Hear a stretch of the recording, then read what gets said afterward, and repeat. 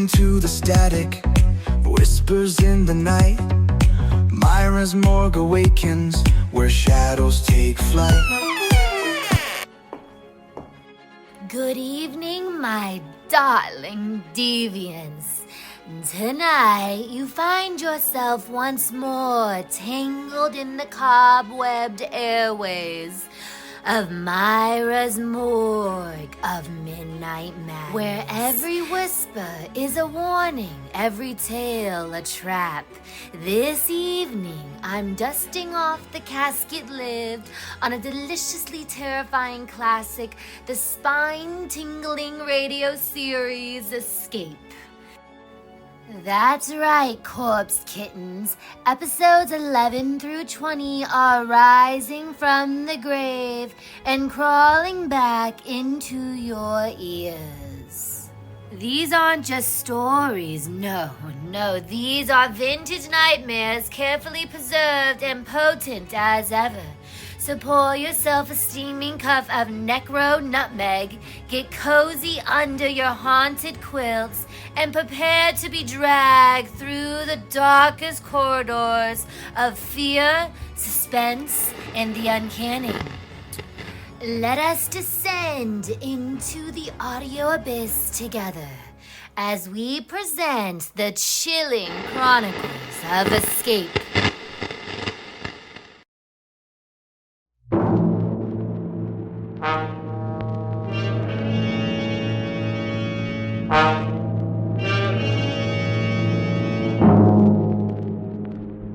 Did you miss out on that big football game last week? Can't get rid of that head cold? Want to get away from it all? CBS offers you Escape.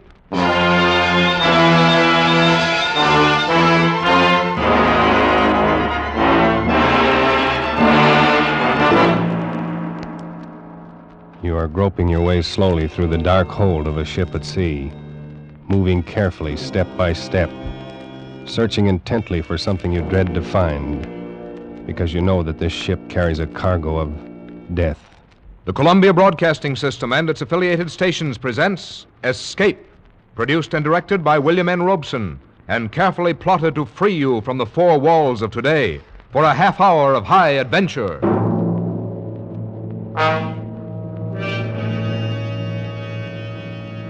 Tonight we escape to a harbor front in Venezuela, and a grim voyage that started there, as told by Martin Storm in his gripping story, A Shipment of Mute Fate.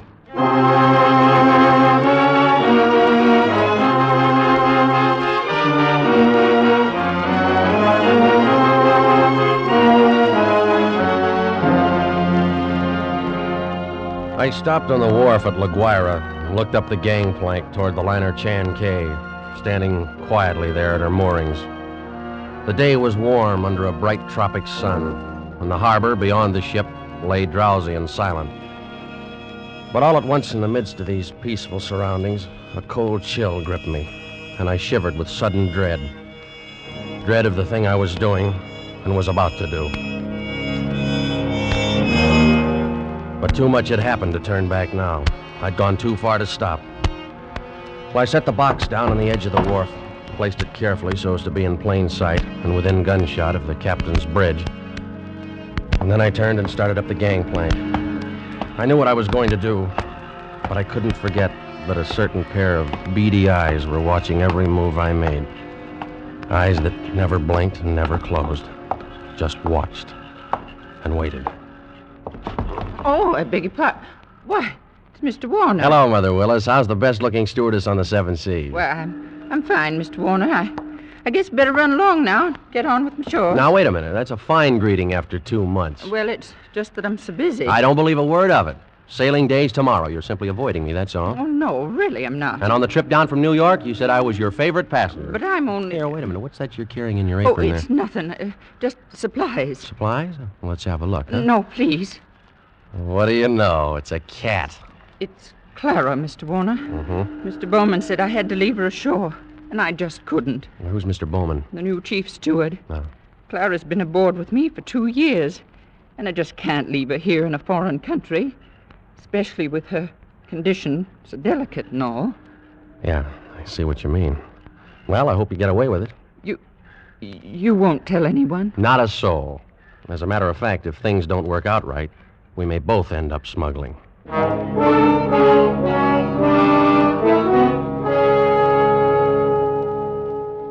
happy to have you on board on the trip down 2 months ago, Christopher.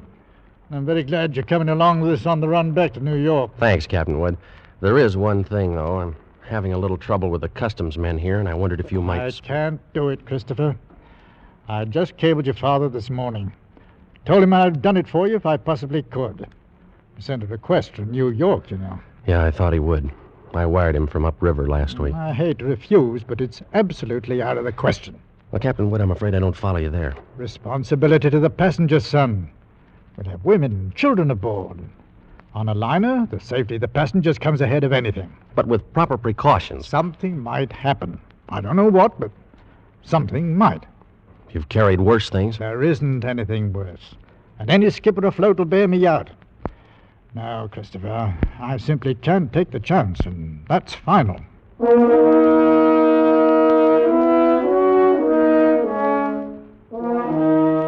Final. Well, it wasn't final if I could do anything about it. I hadn't come down here to spend 2 months in that stinking backcountry and then be stopped on the edge of the wharf. 2 months of it. Heat, rain, insects, malaria. I'd gone clear in past the headwaters of the Orinoco, traveled through country where every step along the jungle trail might be the last one. Oh, Sanchez. Si, Senor Warner. We better start looking for a place to camp. It'll be dark in a little while. Si, Senor.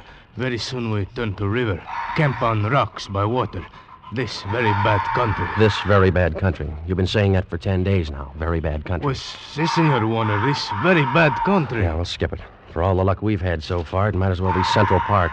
Central Park? I don't understand. Oh, never mind. If we don't find some... Here, what's the matter? Quiet now. Sanchez, what's wrong? They're in the path. See? Bushmaster. Bushmaster. The deadliest snake in the world. Bushmaster. Its Latin name was Lachesis muta. Mute fate. It lay there in the center of the path, a 10-foot length of silent death, coiled loosely in an undulant loop, ready to strike violently at the least movement. Here was the one snake that would go after any animal that walked, or any man. It lay there and watched us, not moving, not afraid, ready for anything. The splotch of its colors stood out like some horrible, gaudy floor mat lying there on the brown background of the jungle, waiting for someone to step on it. Here was what I'd come 2,000 miles for, a Bushmaster. Sanchez! I didn't want that snake killed. He no kill, Senor. He gone. Bushmaster very smart, very quick. Must always see bullet in time to dodge. Well, anyway, he's gone, and the only one we've seen in 5 weeks. Oh, we find other. This very bad country. Well, lay off that gun the next time. Don't shoot, you understand? Why you say no shoot? You want Bushmaster. Sure, but I want it alive. Hombre sacristo. Senor Warner, you tell me you want Bushmaster, but you no say alive. You're getting $200 for it. For dead man, what is $200?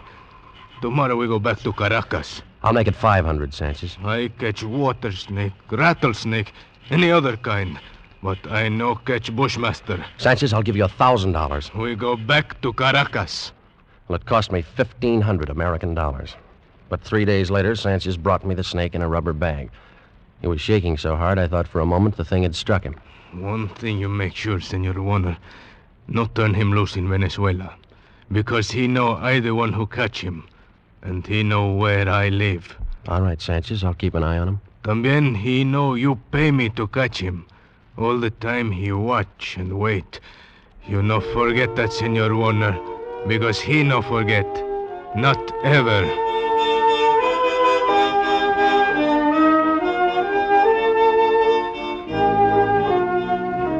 Well, after going through all that trouble and danger and laying out $1,500, I wasn't going to let a pig-headed ship captain stop me at the last minute. At least not as long as the cables were still in operation between La Guaira and New York. Morning, Captain Wood. The boy at the hotel said you wanted to see me. That's right, Christopher. Sit down. Thank you. It seems you weren't willing to let matters stand the way we left them yesterday. Well, sorry to go over your head, Captain Wood, but I had to. The museum sent me all the way down here for it. And I'm not going to be stopped by red tape. This will be the only live Bushmaster ever brought to the United States. Yes, and if I had my way, but... well, orders are orders. I got a cable from the head office this morning. All right. I suppose we talk about precautions. I'll handle it any way you say. Got to have a stronger box. That crate's too flimsy. Well, it's stronger than it looks. And that wire screen on top would hold a wildcat. But anyway, I bought a heavy sea chest this morning. I will put the crate inside of it. Sounds all right. You got a lock on it? Heavy padlock. It's fixed so that the lid can be propped open a crack without unlocking it. The snake's got to have air. But in dirty weather, that lid stays shut. I'll take no chances. Fair enough. I will keep the thing in my inside cabin where I sleep. I can't have it in the baggage room. And nobody on board's to know about it. Whatever you say, Captain. But we won't have any trouble. After all, it's only an animal. It doesn't have any magical powers. I saw a bushmaster in the zoo at Caracas once. Had it in a glass cage with double walls. It'd never move. Just lay there. Look at you as long as you were in sight. Gave a man the creeps. I didn't know they had a bushmaster at the Caracas Zoo. They don't. Now. Found the glass broken one morning and the snake gone. Night watchman was dead. They never found out what happened. Well, the watchman must have broken the glass by accident some way. The way they figured it, the glass was broken from the inside.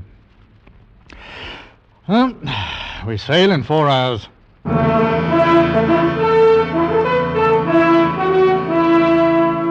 We steamed north into the Caribbean with perfect weather and a sea as smooth as an inland lake. The barometer dropped a little on the third day, but cleared up overnight and left nothing worse than a heavy swell. But in spite of the calm seas and the pleasant weather, I found myself feeling more and more often an ominous foreboding. I was developing an almost unnatural fear of that snake. Well, I stayed clear of the passengers pretty much. Got the habit of dropping into Captain Wood's quarters several times a day. He kept the heavy box underneath his berth. I'd approach it quietly and shine my flashlight through the open crack. Never once could I catch that 12-foot devil asleep, or even excited. He'd be lying there, half-coiled, his head raised a little, staring out of those beady black eyes, waiting. He'd still be like that when I'd turn away to leave. Maybe that's what bothered me, that horrible and constant watchful waiting. What in the name of heaven was he waiting for? Well, hello there, Mr. Warner. Oh, how are you, Mother Willis? Aye, but you and the captain spend an awful lot of time around this cabin. I'm beginning to think the two of you must have some guilty secret. Oh, no, nothing like that, Mother Willis. I don't know about Captain Wood, but I certainly don't have any guilty secret.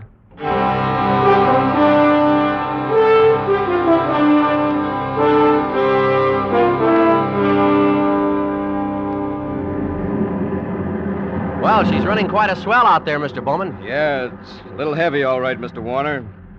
Guess a storm passed through to the west of us yesterday when the glass dropped. Think it missed us then, huh? Yeah, that's what the mate figures. Sure stirred up some water, though. This'll put half the passengers in their bunks. Makes it great for my department.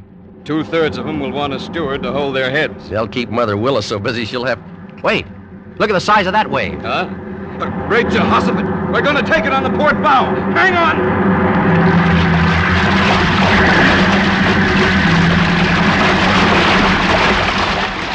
Well, that was a freak if there ever was one. Not another wave in sight. You see them like that sometimes, even in a calm sea. Well, I gotta get below, Mr. Warner. That water probably did some damage on the officer's deck. Yeah, I suppose it... What did you say? The wheel companionway was open on the port side. Bridge cabins must have taken a pretty bad smashing up.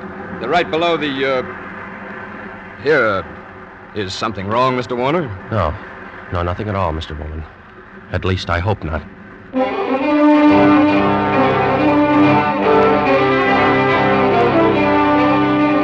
I looked first for Captain Wood and couldn't find him. Of course, I knew it was only one chance in 1,000, but the chances against that freak wave were 1 in 1,000, too. Well, I couldn't waste any more time, so I stumbled down the companionway and along the passage to the captain's cabin. Oh, come on in, Mr. Warner. Mother Willis. Why, isn't this cabin a mess? Trying to get some of these things out to dry. Yeah, well, I just wanted to check. Where's that box that was under the captain's bunk? Threw it out on that. But where? We didn't know. It was nearly dark when we met together again in the chart room. I don't get the thing There's at no all. other way around it. We've risked all the time we can. We've got to warn the passengers. Well, how'll we do it, Captain? Call them all together in the lounge? No, if we did anything like that, we'd be asking for a panic. We'll get one, whether we ask for it or not. Pick a few men and go through the cabin decks. Tell them individually, inside their cabins. Watch for any act that looks as though it might cause trouble. And we'll keep an eye on them. Handle the crew the same way. Right, All right, Captain. Okay. We'll take care. As soon as you've finished, arm all the deck officers and start searching again. Our only chance of preventing a riot is to find that damnable snake.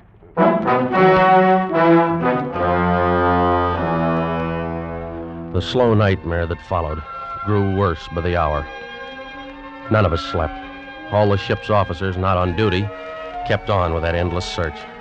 Passengers locked themselves in their cabins or huddled together in the lounges, knowing all the time that no spot on board could be called safe. Fear was a heavy fog in the lungs of all of us, and every light on the vessel burned throughout the night. Morning came and brought no relief. Terror and tension mounted by the hour. There now, Mrs. Crane, stop getting yourself all worked up and go back to your cabin. The horrid thing's probably crawled overboard anyway. You're just saying that. You're paid to say it. You don't know. Nobody does. Now, everything's gonna be all right. Oh, if you could only do something.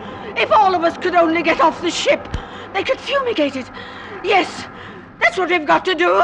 We've got to get off the ship. Now, wait. We've Mr. got to Bowman. get off the ship. Mr. Bowman, she's gonna jump. No, you don't, lady. Let me go. Let me go. Nice work. Let me go. Nice work, Mr. Bowman. Get her down to her cabin. Whatever you do, don't turn her loose.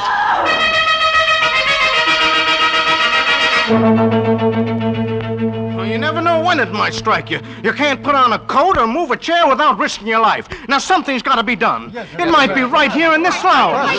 All right, Miss Steve. You better quiet down. Take it easy. Take it easy, huh? Well, you're a great officer. Why don't you do something about it?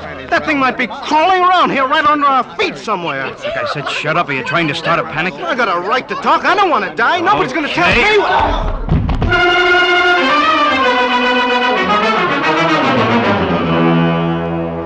The second night passed and morning came around again. A gray and rainy day, just as grim and tense, dragged past, and the night came down again. Third night of the terror. Again, every light burned and the whole ship seethed in the throes of incipient panic. Faced by a horror they'd never met on the sea before, crew and officers alike were on the verge of revolt. Passengers sat huddled in a trance-like stupor, ready to scream at the slightest unknown sound. At 7 bells, I made my way forward to the chart room and found Captain Wood bent over a desk. Hello, Christopher.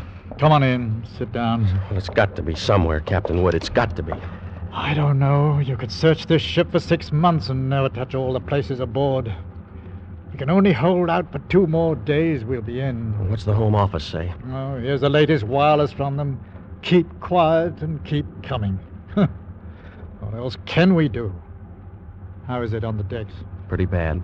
Anything could happen. Yeah, that's why I took the guns away from the men. 1 pistol shot and we'd have a riot on our hands. Oh, the whole thing's my fault, Captain Wood. That's what I can't forget. Oh, take it easy, lad. There was only some way I could pay for it myself, alone. No, I know how you feel, but it's no more your fault than mine or the man who asked you to bring the snake back alive. Nobody planned this. You'd better try and get a little sleep. Sleep. Mr. Bowman made some coffee down in the steward's galley a while ago. You better go down and get yourself a cup. And then rest up for a couple of hours. Rest? I can't rest. Christopher, it's no good going... What are you going to do? You can't help anything if you stumble through a hatch half asleep and break your neck. Go on and get some coffee. One way or another, we've got to hold out for 2 more days.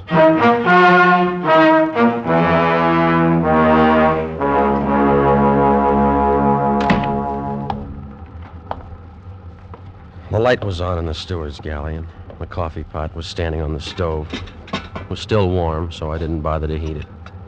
I poured out a cup, carried it over, and set it on the porcelain tabletop in the center of the room. I started to light a cigarette. The door of the pan cupboard beneath the sink was standing slightly ajar, and I happened to glance down toward it. Out from the dark interior of the cupboard shone 2 glittering points of light 2 inches apart.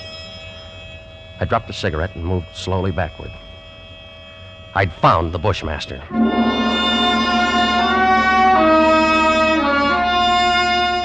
As I moved, the snake slid out of the cupboard in a single sinuous glide and drew back into a loose coil on the galley floor, never taking his eyes off me. I moved slowly back, waiting any moment for that deadly, slithering strike.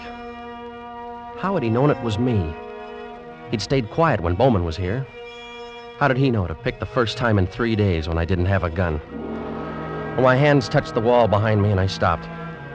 Only then I realized in terror what I'd done. The call button and the door were on the far side of the room. I'd backed into a dead end. I stared at the snake in fascination, expecting any moment the ripping slash of those poison fangs. The horrid coils tightened a little, and then were still again. 10 million years of evolution to produce this moment. Homo sapiens versus Lachesis muta. Man against mute fate, and all the odds were on fate. I knew then that I was going to die. I could feel the sweat run down between the painted wall and the palms of my hands pressed against it. My skin crawled and twitched, and the pit of my stomach was as cold as ice. There was no sound but the rush of blood in my ears. The snake shifted again, drawing into a tighter coil, always tighter. Why the devil didn't he get it over with?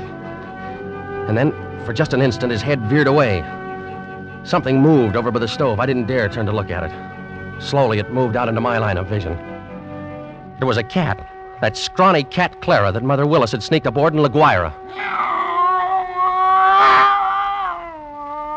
Its back was arched and every hair stood on end. It moved stiff-legged now, walking in a half circle around the snake. The Bushmaster shifted slowly and kept watching the cat. He tightened. He was going to strike at any second. He struck and missed. The cat was barely out of reach. Now she was walking back and forth again. She was asking to die.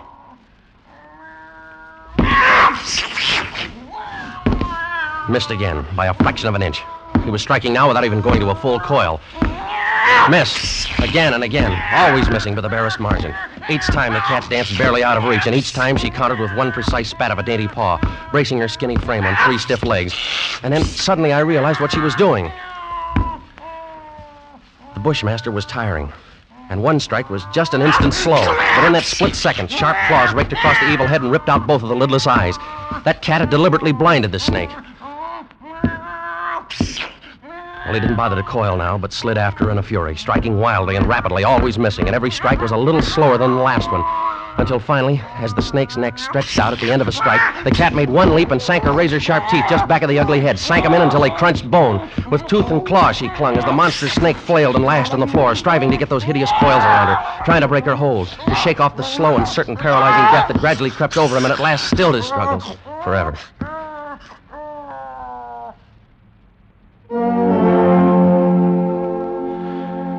I took a deep breath. The first in minutes. The cat lay on her side on the floor, panting, resting from the fight just over. And she had a right to rest. That mangy, brave, beautiful alley cat had just saved my life. And maybe others as well. But as I turned toward the stove, I suddenly became very humble. And I knew all at once what a small thing a human being really is. I and others aboard were still alive only by the merest accident. There were 3 reasons why that cat had fought and killed the world's deadliest snake. And those 3 reasons came tottering out from under the stove on shaky little legs. 3 kittens with their eyes bright with wonder and their tails stiff as pokers. Up on the decks, hundreds of passengers were waiting for the news that the days and nights of terror were ended. Well, I could wait a little longer.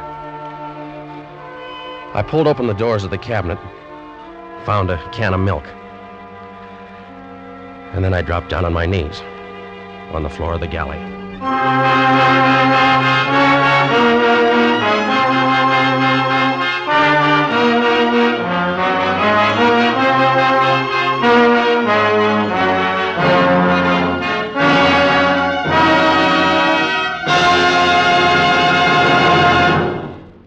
Escape is produced and directed by William N. Robeson, and tonight brought you A Shipment of Mute Fate, by Martin Storm, adapted for radio by Les Crutchfield, with Jack Webb as Chris Warner, Raymond Lawrence as Captain Wood, and D.J. Thompson as Mother Willis. The special musical score was conceived and conducted by Cy Feuer. Next week, at this same time, when you're tired from a hard day at the office, or leaning over a hot stove all day, when you want to get away from it all, CBS again offers you Escape.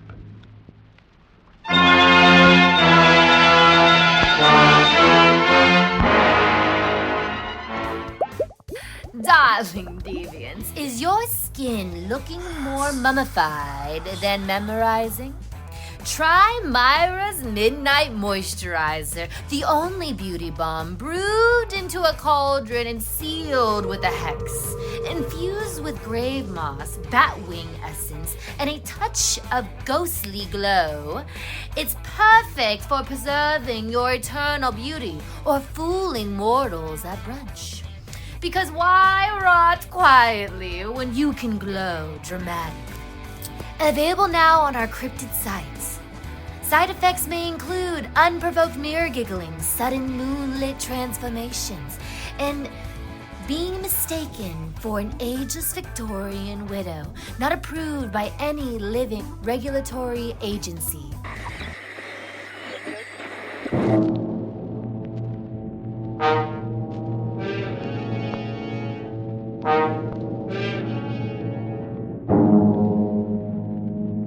Are you upset with today's headlines? Worried about the high cost of living? Want to get away from it all? CBS offers you Escape.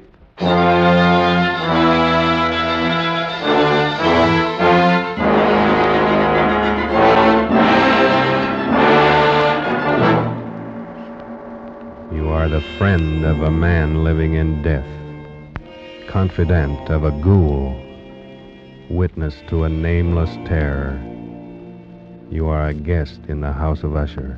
The Columbia Broadcasting System and its affiliated stations present Escape, produced and directed by William N. Robeson, and carefully plotted to free you from the four walls of today for a half hour of high adventure.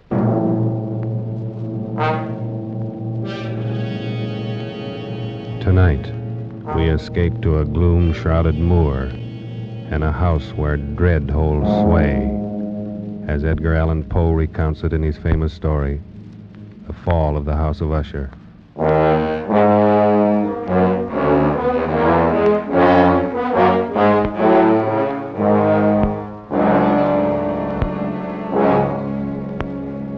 It is with some regret, but I believe advisable that I identify myself only as a friend of Roderick Usher. Certainly the last and perhaps the only friend of that unhappy man. Having only one sister, he was the last male descendant of the ancient house of Usher. Roderick had been one of my boon companions in boyhood, but many years had elapsed now since our last meeting.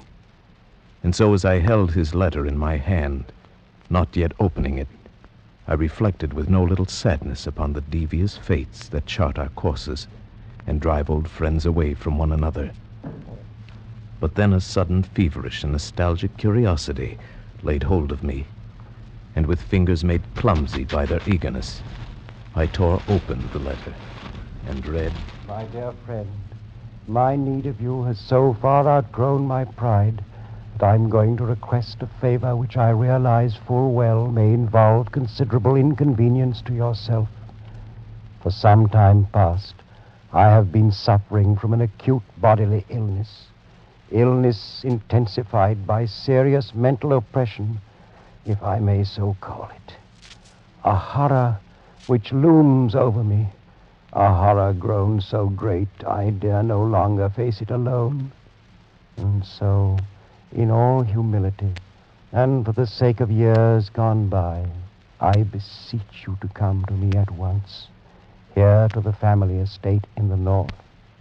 Should events conspire to prevent your coming, then only God may know the consequences. Your friend in desperation, Roderick Usher.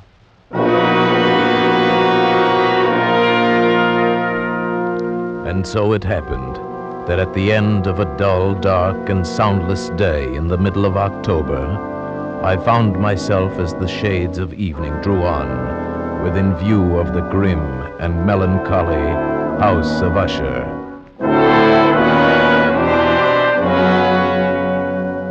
I confess that the first sight of the house, the fungus-covered walls of stone thrusting their crumbling ramparts against the darkening sky, rising out of the sullen, sluggish waters of the black tarn at their base, the bleak and vacant windows staring blindly, the bone-white trunks of decaying trees, these things filled me with a nameless and desolate terror, so that I reined in my horse and sat trembling, half fearing to cross the wooden bridge that led over the waters of the moat and up to the entrance of the House of Usher.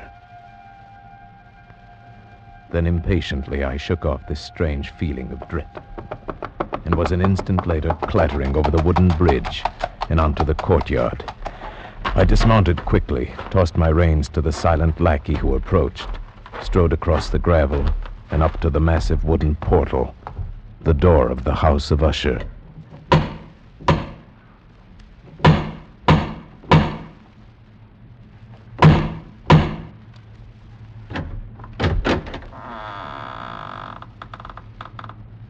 Good afternoon. My name I is... know. You're the friend of Master Roderick. Please come inside, sir. Thank you. But may I inquire how it happens you know me? You have been expected for some time, sir. Yes, true. But also I'm a stranger to you and could be some other visitor. That you could be anyone other than the friend whom Master Roderick expects, sir, would be impossible. You see, no one else would ever come to this house.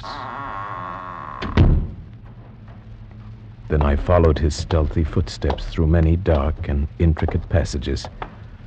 My earlier foreboding heightened and was made fearful by the somber aspect of the hallways by which we passed. The many unused rooms reaching out with their vast emptiness like some hideous jungle creeper. But at length we stood before the door of the master's studio, and there the servant left me, departed and left me to go in alone.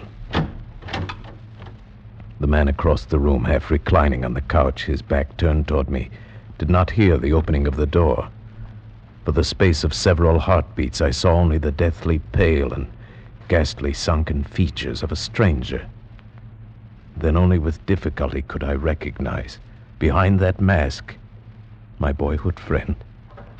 For surely, under light of heaven, no man had ever before so terribly altered in so brief a time as had Roderick Usher.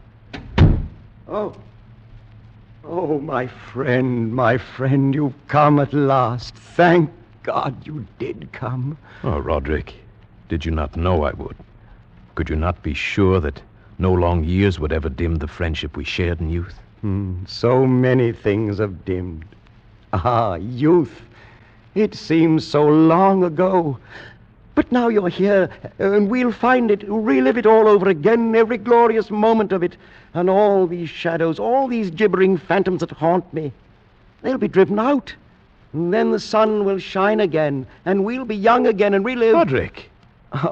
Oh, but forgive me, my friend. My excessive joy at the sight of you after so many years drives me into a frenzy of talk. How many years has it? Oh, no matter. It is enough that you are here, and brought with you all the lost, all the happy days of my boyhood. But I'd expected from your letter to find you in serious straits indeed. Instead, you seem in the best of spirits. You have the right to know. But in all frankness, here in your presence, I find it difficult to credit importance to those things which only yesterday filled me with terror. True, I've been ill. A nervous affliction, something in the nature of a family weakness, probably. It has affected me with a morbid acuteness of the senses, such that quite often the least sounds and odors and colors become irritating beyond endurance. Then I've eaten but little, as you can see. But surely you've retained the services of a physician. A physician? Oh, yes, of course. He calls almost daily, though it is more often Madeline that he attends. You remember my twin sister, Madeline? For her I fear more greatly than for myself. Even today she's taken to her bed, and I have no doubt will never rise from it again. Oh, what tragedy. The sympathies of my heart go out to you. Oh, but leave it for the present. Leave it to dream of all those happy days we left so far behind. Everything will be different now that you're here. Do you remember when we were 12? But the happy forgetfulness which Roderick found in my coming was short-lived, and in a few days he had sunk into a morose torpor, from which only occasionally with frantic difficulty could he reach the joy of our first few hours of meeting. More often his mental apathy was broken by bursts of vicious temper and violent ill humor, fits I could only excuse on the basis of his illness. And that illness began in my mind to assume a most mysterious character. Being unable to divine its true nature from Roderick's hesitant offerings, I took the liberty of questioning the physician a few days later when I chanced to encounter him in a hallway. Yes, she's resting as well as might be expected. But she continues to decline. Is that not correct, Doctor? That would seem to be the case. And the malady, the illness which has stricken her, is it the same as that which affects her brother Roderick? I may venture that it is. Might I inquire the nature of this illness? As to that, I am unable to say. You imply, then, that I have no right to the information? Not at all. I am confessing to you quite simply, sir. I do not know what afflicts Madeline and Roderick Usher.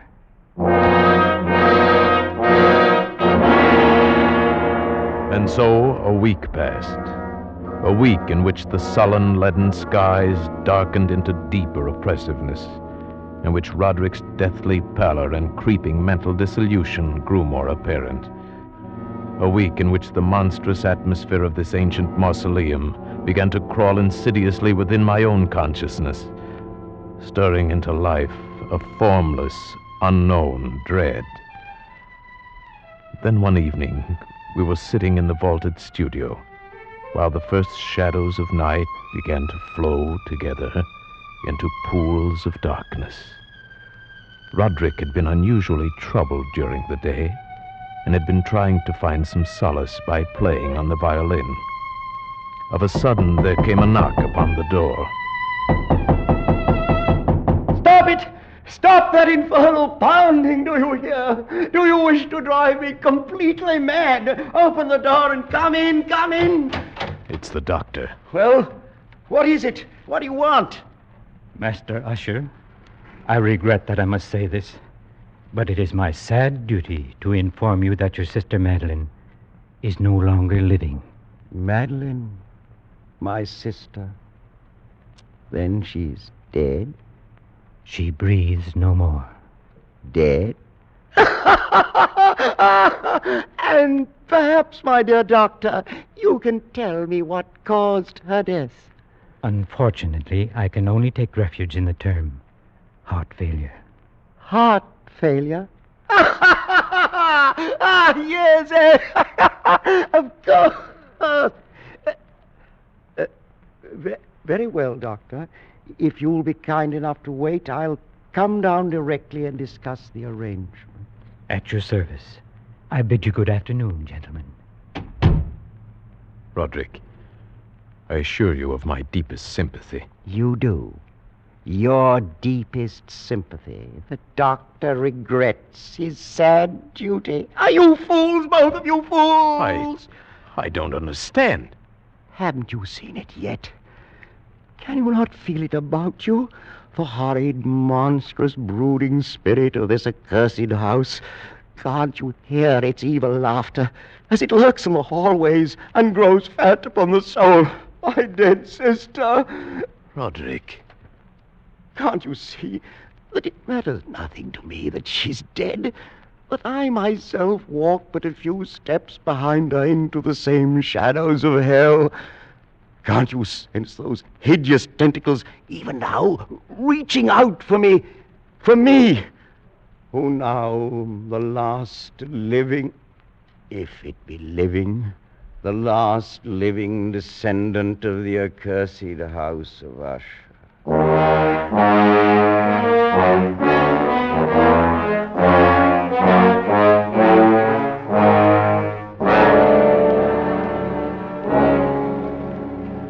Such was the passing of Madeline Usher, once living, now dead.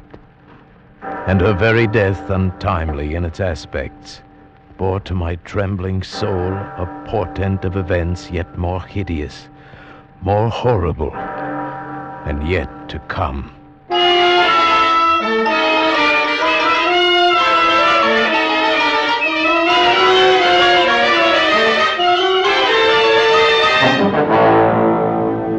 At a later hour of that same sad night, Roderick came into my chamber to voice an intention so morbidly unnatural that for the moment I could only feel that his tottering reason had at last failed him entirely. Then you refuse? But Roderick, this is madness. I tell you, before this night is over, the coffin body of my sister shall rest in the vault beneath this house, and if you will not help me, I shall do it myself. But why? Why? I could not stand to think of her buried out there in the dark graveyard, alone among the dead. Roderick, she too is dead. It's fantastic how little we know of death or of life. The doctor says she no longer breathes. She is dead. She was so lovely, was my sister. Roderick. I must keep Madeline near me. Nothing but evil would come of such an act. I can trust no one but you. Not even the physician himself. He hates us because he can't discover what it is that kills us. Even he might steal the body of my beloved sister, that he might learn our secret. You understand, don't you, my friend? Yes, Roderick. Yes, I understand.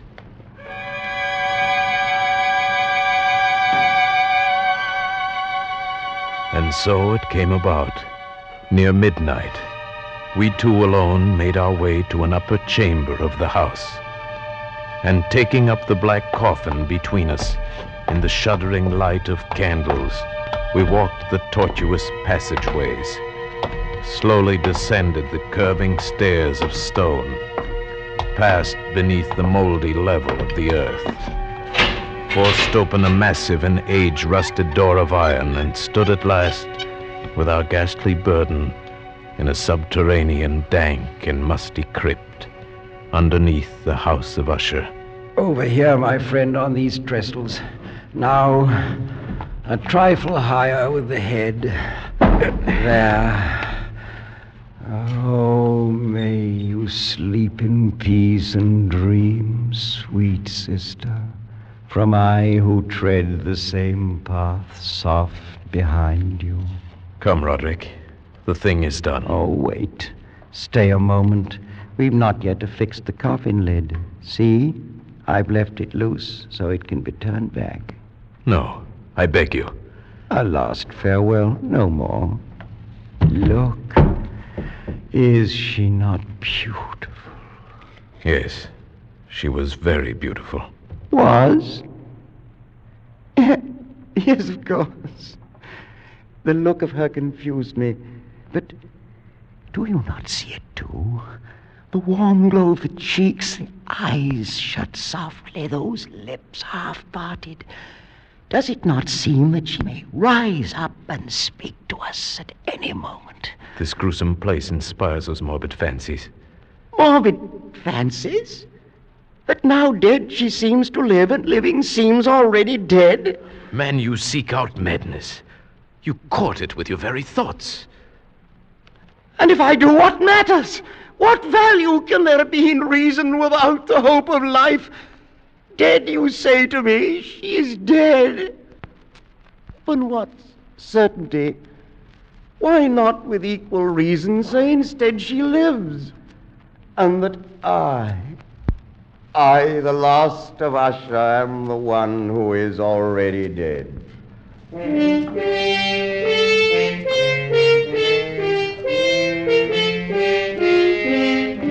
I prevailed upon my friend at last to leave that mournful place.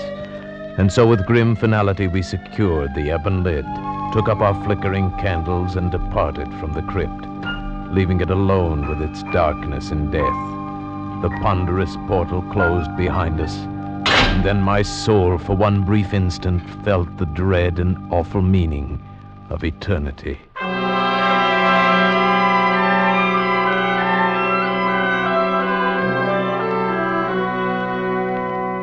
There followed then a week of such dreary gloom and melancholy that my own spirit quavered at the menace of the nameless thing enshadowed in that house.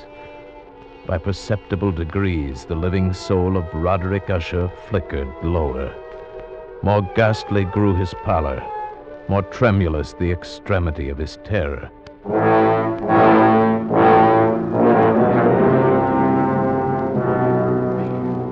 The 8th day following the death of Lady Madeline fell upon the last day of grim and gray October, and brought with it, as the curtains of night descended, the fitful breath of a rising tempest, uneasy gusts of sodden rain, and the sound of sullen thunderous rumbles born of the dim flares of sheet lightning somewhere behind the lowering pall. I retired at a late hour, but found sleep impossible. At length, overpowered by some strange presentiment of evil, I found my reposeful inaction no longer endurable. And so I arose, threw on my clothes in haste, and fell to pacing the floor of my darkened chamber. Then in one instant, a soft sound in the blackness froze my steps in paralysis of terror. The latch of my chamber door was being lifted from without. Who is it? Who is it, I say? It is I, Roderick. Oh, Roderick. What are you doing up and about at this hour, in pitch blackness? Wait, let me light the candles. No, I am quite used to darkness. I heard your footsteps and knew that you must be awake, even as I was. But can it be that you've not seen it? I don't understand you. I've seen nothing. Then stay. You shall see it, even as I've seen it for these past 2 hours. Wait. I'll throw open the casement window. There. Look!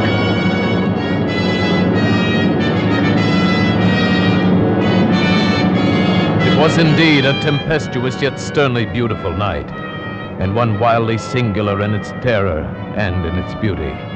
The exceeding density of the clouds which hung so low as to press upon the turrets of the house did not prevent our perceiving the velocity with which they flew careening from all points against one another.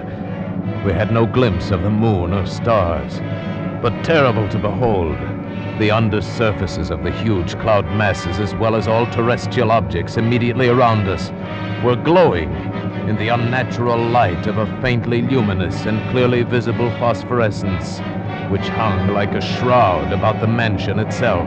You see, my friend, tonight the thing grows bolder, gathers strength from the storm and from the dead soul it's eaten. No, Roderick, you must not look at this.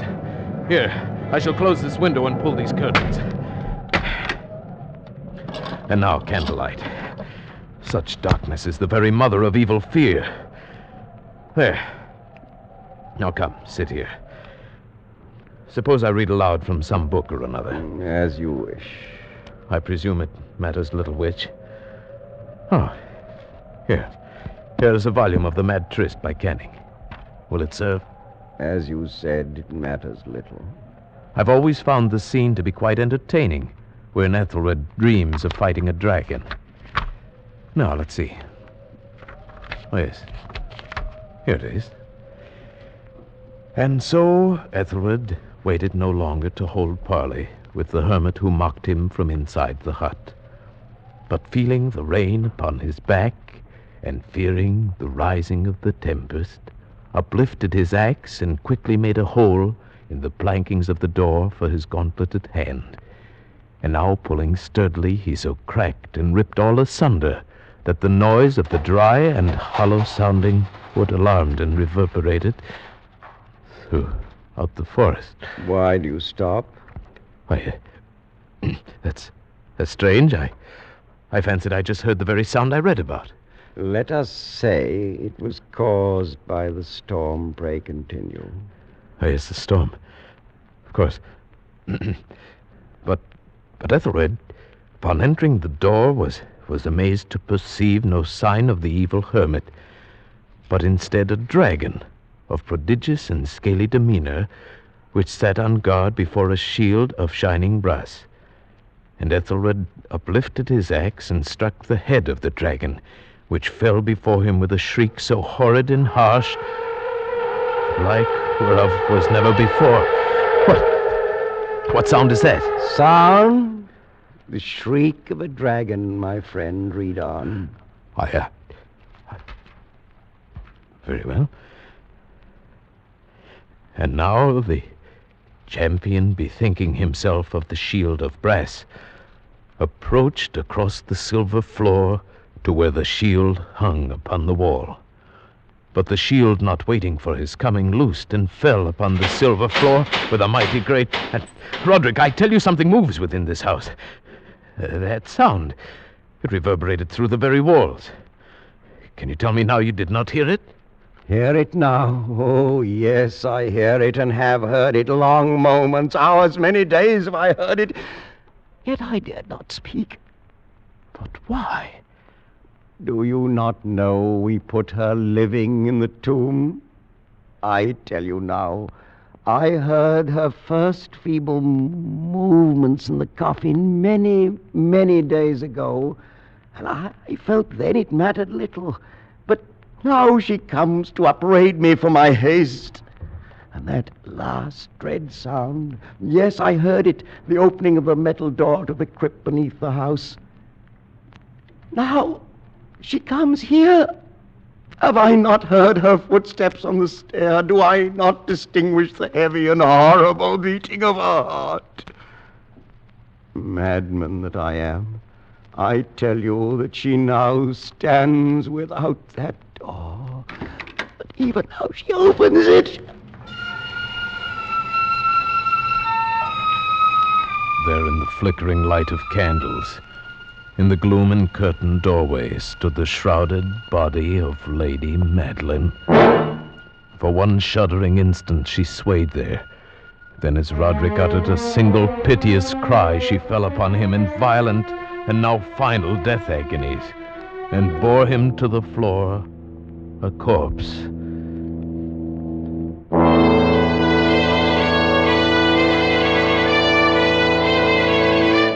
From that chamber and from that mansion, I fled aghast out the massive portal over the causeway into the night.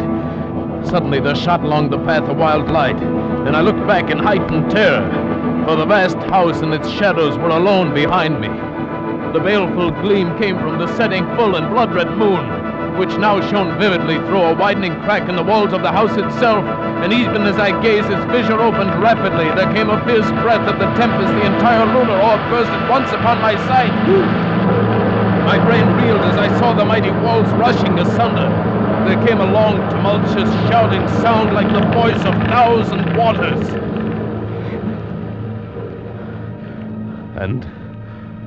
And the dark, deep tarn at my feet closed sullenly and silently forever over the pitiful ruins of the ancient house of Usher.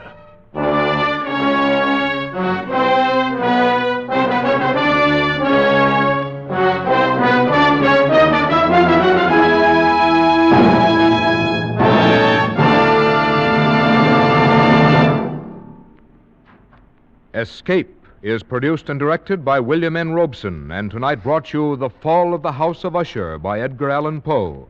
Adapted for radio by Les Crutchfield, with Paul Frees as the narrator, Ramsey Hill as Roderick Usher, and Sheridan Hall as the physician. The special musical score was conceived and conducted by Cy Fuhrer. Next week, you are the victim of a poorer man, pursued from the west coast of Africa to the west end of London by a dead man's head, which grins at you upside down.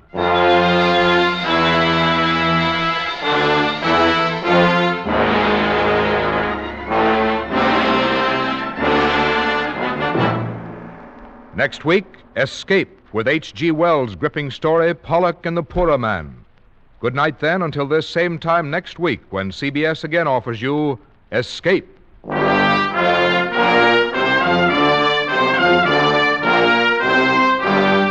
This is CBS, the Columbia Broadcasting System.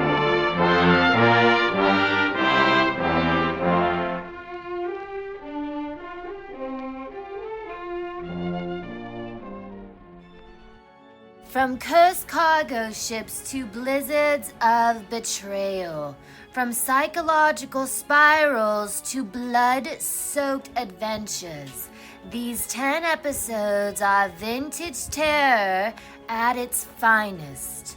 Episode 11 drops us into a frantic escape from a war-torn island where survival depends on trusting the wrong man. Episode 12, a psychological cat and mouse game where one wrong word could be your last, set against the backdrop of a crumbling colonial outpost. Each episode twists the knife a little deeper. There's one that will leave you chucking under your bed for days, and another that makes you wonder if your best friend might just be a fugitive in disguise. There's something uniquely terrifying about these old recordings, isn't there? The way the sound design slinks into your subconscious, the pacing, deliberate and sinister. And those voices so calm, even when describing the most horrid fates. And did I mention the jungle drums? Because there will be jungle drums. Whether you're trapped in a snowbound cabin or your own haunted conscience, Escaped has one promise, my darlings. Escape, carefully planned to free you from the four walls of today. Free you for a half hour of high adventure. Keep your ears open, darling deviants. The darkness deepens from here.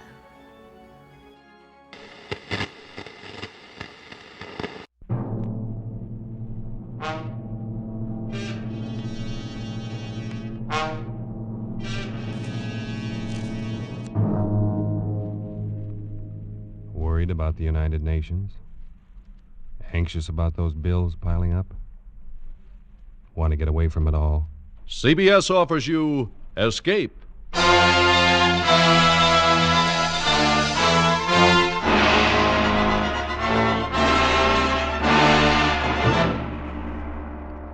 You are the victim of a native witch doctor, pursued from the west coast of Africa to the west end of London by the grinning face of a dead man. You are under the curse of a poorer man. The Columbia Broadcasting System and its affiliated stations present Escape, produced and directed by William N. Robeson and carefully plotted to free you from the four walls of today for a half hour of high adventure.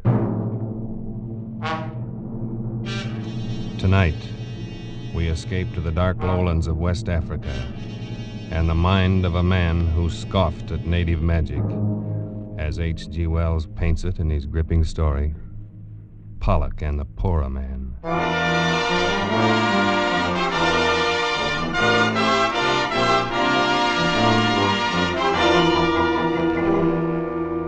I had spent considerable time in Africa, but I have given little credence to the many superstitions of the natives there. Voodoo curses, weird incantations of witch doctors, and the like had always seemed a pretty silly business to me. But that was before the affair of Pollock and the Poorer Man. Even then, while the thing was happening, I took little notice. It was only when I got back to England some months later and went to see Pollock climbing up the 3 flights of stairs to his lonely bedroom that I began to realize the ghastly truth of it. One look at him was enough.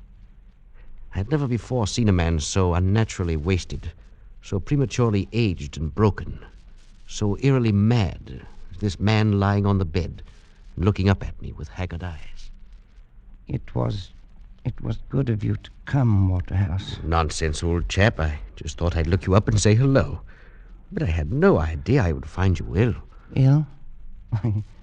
Yes, I suppose I am ill. I suppose that's what you'd call it. But what in heaven's name is the matter, Pollock? I say, come closer, will you? I can barely see you. Why, yes, of course. I'll just draw up a chair and... Oh, no, no! Pollock, man, what's the matter? Oh, no.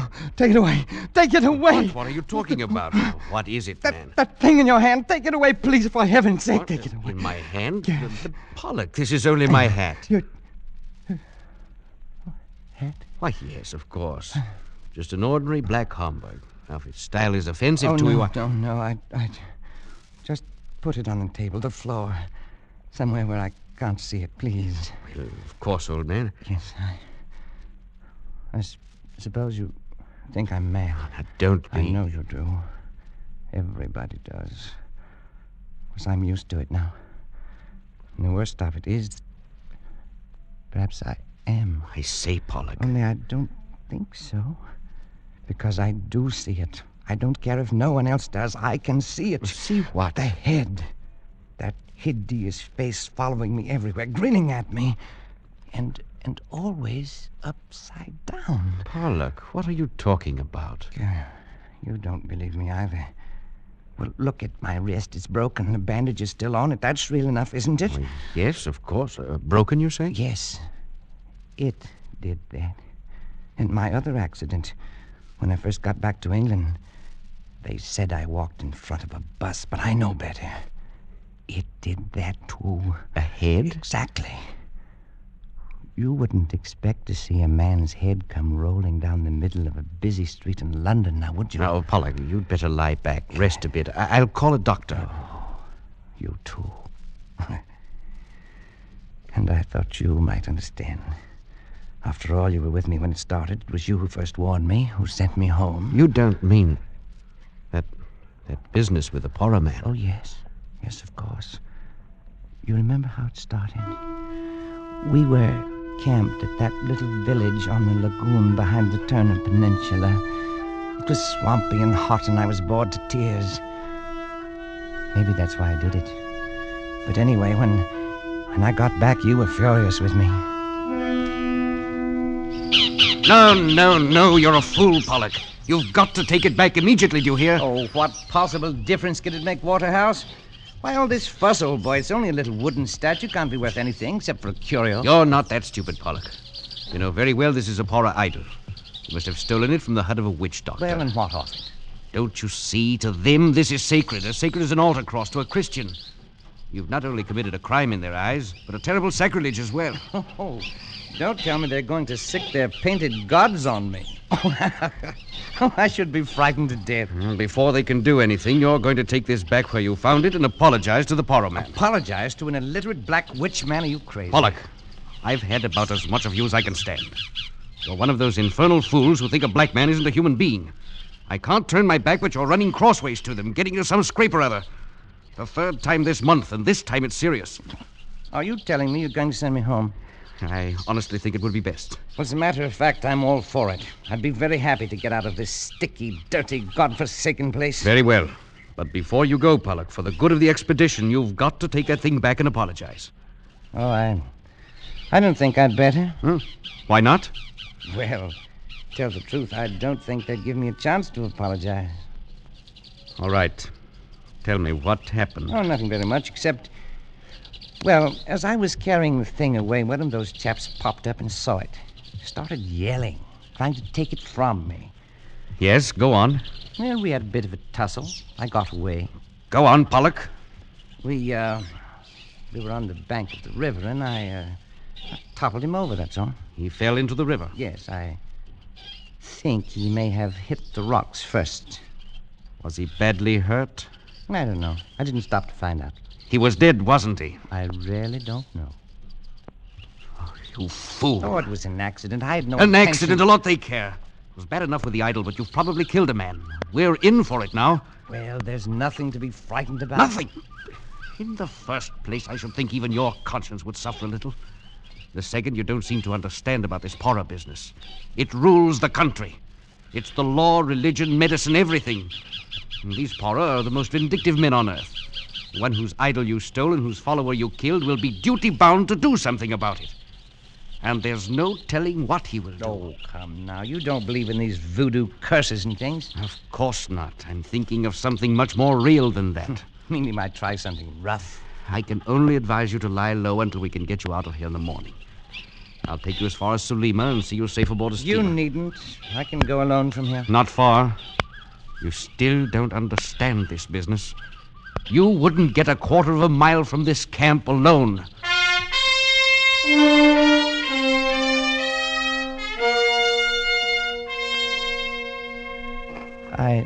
I still thought you were making a mountain out of a molehill, Waterhouse. But I must admit, I didn't sleep much that night. I lay there on the mat in my hut and listened to the sounds of the village.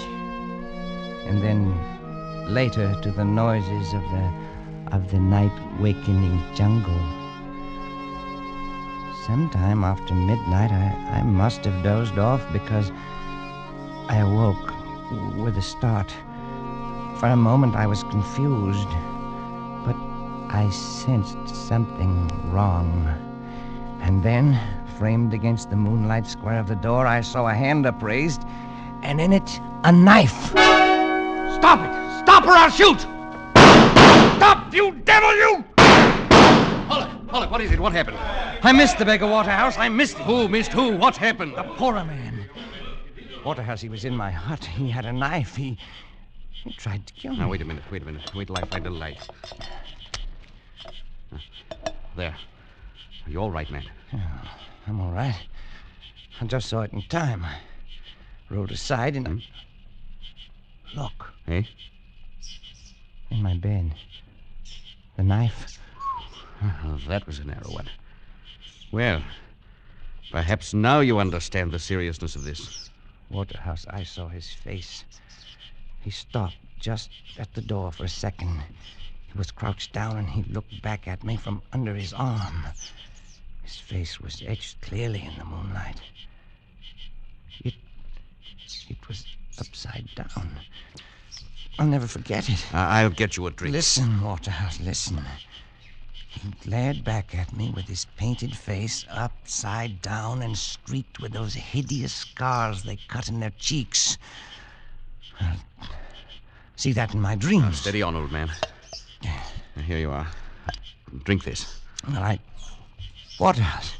The idol's gone. I've just noticed the idol's gone. He took it. It's gone. Yes. Well, then it's all over. He got what he wants. He won't bother me again, will he? I'm afraid there's more to it than that. But he's got the blasted idol back, and he won't try it again. Oh, will he? I've just noticed something too, Pollock. There's something here on the floor. One of your shots clipped off the tip of his little finger. It's too bad you aren't a better shot. Why? Why'd you say that? Because I'm afraid we haven't seen the last of this business yet.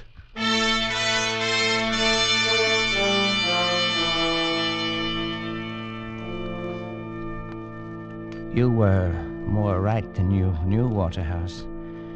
The next morning was only the beginning. We were standing by the river and supervising packing. I'm glad we're getting out of here. There's something brewing, or things wouldn't be so quiet. Oh, what would be brewing? A stink in a copper pot, probably. Dancing in a circle of skulls, putting curses on you. Oh, that. What can he do? How the devil should I know? They're versatile people. They know a lot of rum dodges. The best thing to do... Look out! Oh, man, that was close. What was it? One of their beastly poisoned arrows in the tree behind you. Missed your head by inches. No. It came from over there in the bush. Well, let's do something. Let's chase him something. No use now. Never find him in there. Best thing for us to do is to get out of here quick.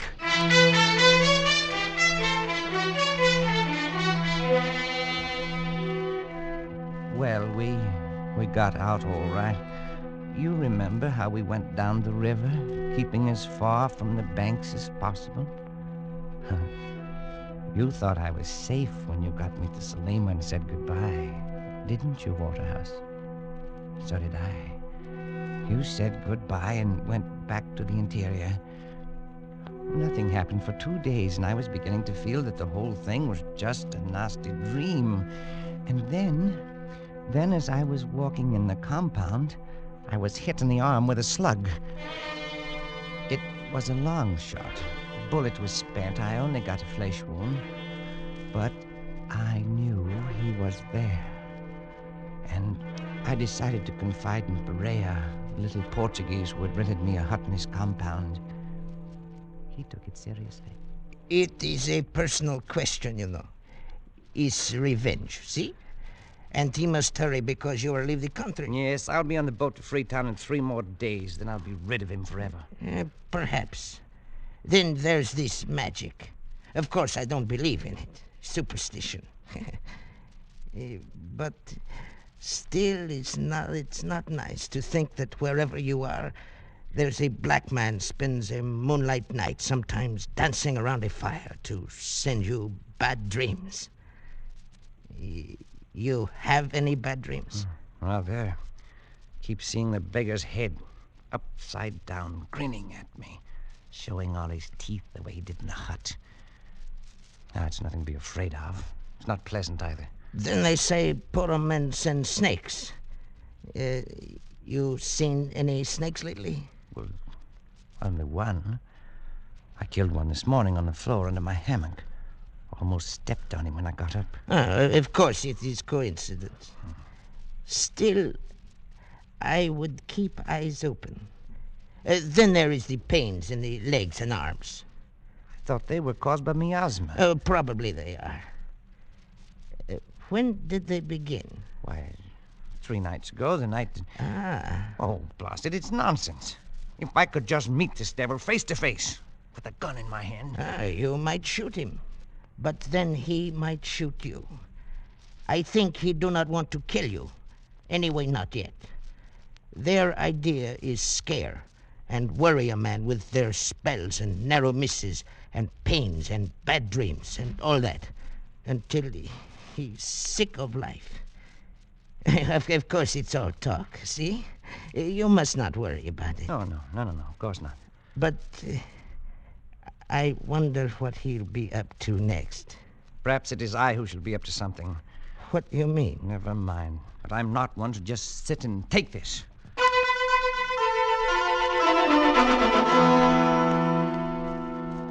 That very afternoon, I had a conversation with a roughneck Mendai tribesman I found there in Salima.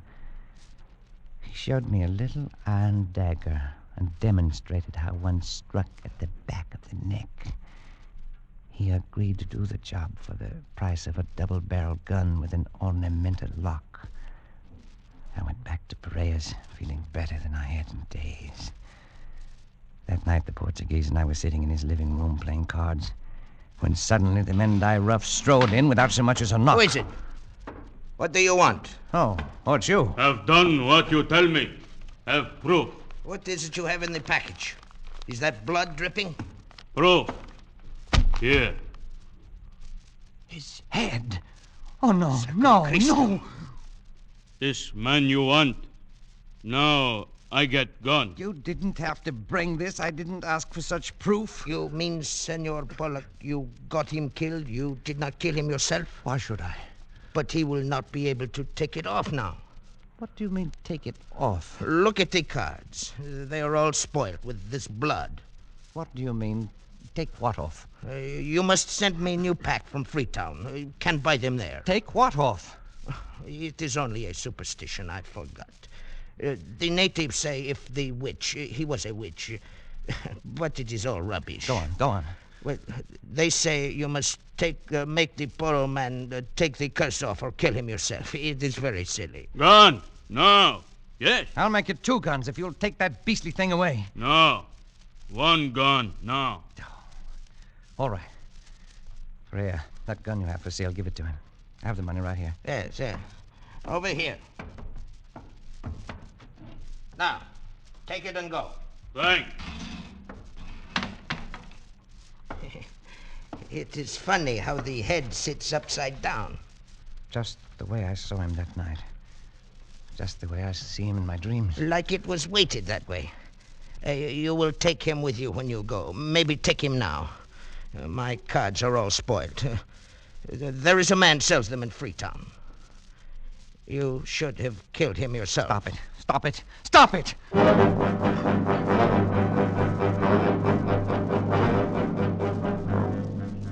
I took the thing to my hut, and no matter what I did, it always came to rest upside down and glaring at me. I got a shovel. I buried it in the soft earth behind the hut. But in the middle of the night, I was awakened by some sound in my room. Oh, what is it? Who's there? Speak up or I'll shoot. Oh, a dog. Only a dog.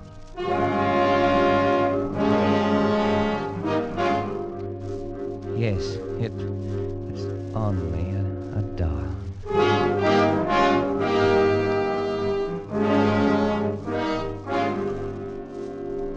But in the morning, when I awoke and started to get out of bed, there it was, in the center of the floor, glaring at me upside down. It was uncanny until I remembered the dog. I found his paw prints in the dug-up earth outside, and I knew how it got there. I took the thing down to the river. I threw it as far as I could into the current. At last I'd be rid of it. That morning, I killed 2 snakes. But late in the afternoon, a little steamer arrived that would take me away from this insane land of the Pharaoh and Freetown and civilization. I had almost begun to feel gay as that boat carried me swiftly away from the shores of the Pora land. At last I would be free, and soon I'd be back where Pora and curses and nightmares would be forgotten. I was standing at the rail, sighing with relief, when the captain of the steamer, whom I'd met before, strolled up and began to make conversation. After the usual exchange of pleasantries, he said, I picked up a rum curio on the beach this go. It's a thing I never saw done this side of India before. Why is that so? Yeah, the head of one of these Pora chaps, all ornamented with knife cuts. What? I see, what's the matter, old chap? You're green in the face. I wouldn't have took you for a bad sailor. Oh, I'm quite all right. Well, this head I was telling you about is a bit queer in a way. I've got it in a jar of spirits in my cabin, and I'm hanged if it don't float upside down. What? Here I see, old chap. What's the matter? Stuart! Stuart!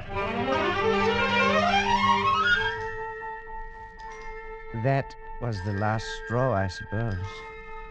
Something seemed to snap in my brain. And for the rest of the voyage, I lay there in the bunk, staring at the ceiling. And I had the strange sensation that the boat was made of glass, transparent, and that I could see up through the ceiling into the captain's cabin, see the poor man's face floating in a jar of alcohol upside down, grinning at me. I suppose the actual head is still in the captain's cabin in Freetown, but it didn't matter. The poor man's work had been done by then, because now I carried it with me everywhere, in my brain. I saw it everywhere, anywhere. Any object that was round, like a hat or a pillar or a vase, suddenly developed features when I looked at it. Ugly, scarred features with a grinning, mocking mouth. Features turned upside down. When I docked in London, I went straight to my banker's office in Cornhill. And the security is all in order, Mr. Pollock. You shall have to watch things, of course, but all in all, you shall have enough to live quite comfortably and to enjoy a reasonable amount of freedom. Then, too, I say, Pollock, what are you staring at so fixedly? That thing. Hanging from your mantelpiece. Oh, yes, I see. The potted fern. Rather pretty one, isn't it? Oh, yes. Yes, very pretty. I must do something about it, though. It's always dripping water down on the fender of the fireplace. Makes it rusty. I was wondering about that. It looks red, almost like blood. Rust, you know. Yes. Oh, by the way, that reminds me. Can you recommend a physician for mental troubles? I've got a little, what do you call it? Hallucination. The poor man grinned at me fiendishly, and I stared back at him. The banker watched me very curiously for a moment, and then he gave me the address of a doctor, and I left his office. That's when my accident happened. To a man who's been many months in the jungle of busy London streets, confusing enough. But when a head comes rolling down the middle of the street, and between your legs... No!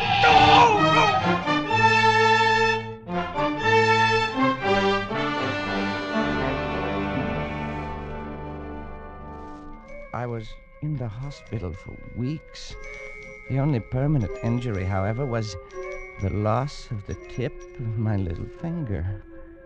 By strange coincidence, the same fingertip of the left hand that I'd shot off the poorer man that first night. Well, even in the hospital, the poorer man was with me all the time, everywhere. The doctors couldn't help me. My friends couldn't either. So I tried cycling in the country.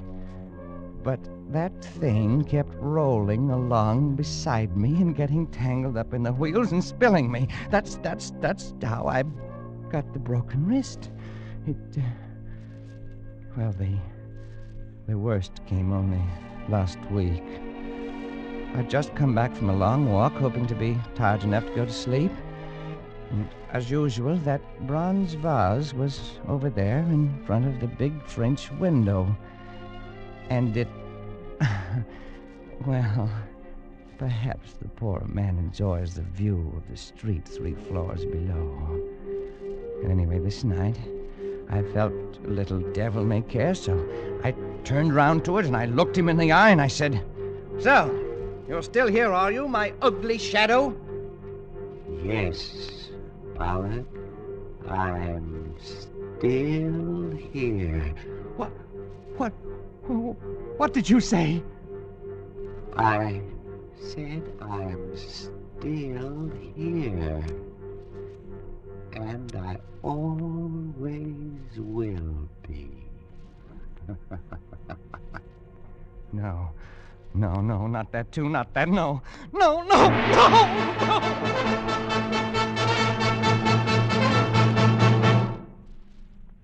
So, now you understand, Waterhouse? I not only see the poorer man, I hear him, too. Pollock, old chap, this is frightful. Oh, it is rather, isn't it? I mean, you are ill, man, very ill. Now, surely there's something someone can do, some doctor. What can any doctor do? Can he take off the poorer man's curse? Now, Pollock, that's nonsense. And you know it. Oh, is it? Of course, man. It's all in your mind. All, what do they call it? Suggestion. The power of suggestion is strong. You're impressionable. You've let these stories prey on your mind, and you've got to snap out of it. Oh, I should have killed him myself. Pollock.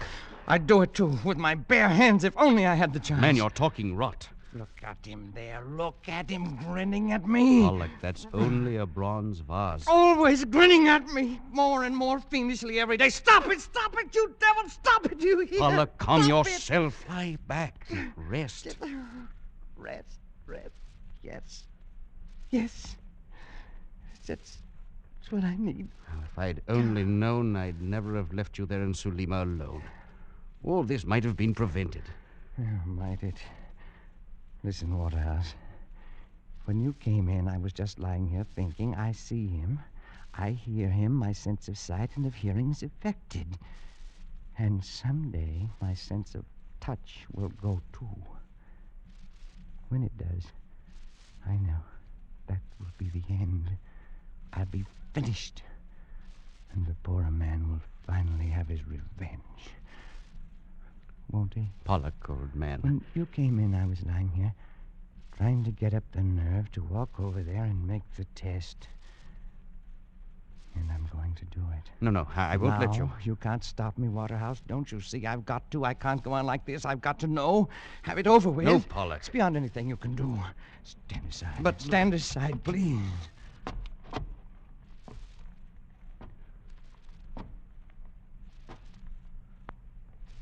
Now.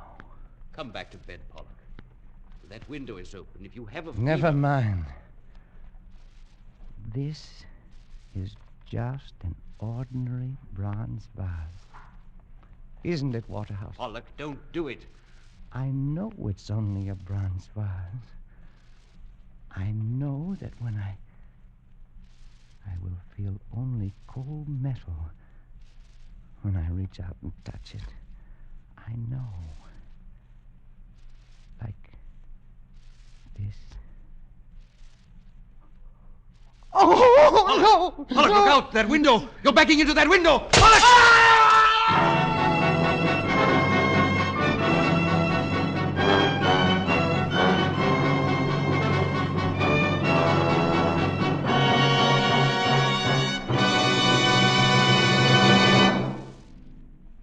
Escape is produced and directed by William N. Robeson, and tonight brought you Pollock and the Poorer Man by H.G. Wells, adapted for radio by John Dunkel, with Barton Yarborough as Pollock, Louis Van Rooten as Waterhouse, and Bill Conrad as Perea. The special musical score was conceived and conducted by Cy Fuhrer. Next week... You are groping through the darkened corridors of a gigantic department store in the dead of night. And suddenly you realize you're not alone. That 100 eyes are glaring at you from the shadows. 100 hands reaching for your throat.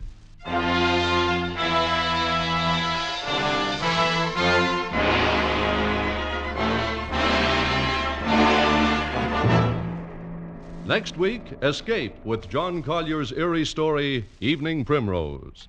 Good night, then, until this same time next week when CBS again offers you Escape. This is CBS, the Columbia Broadcasting System.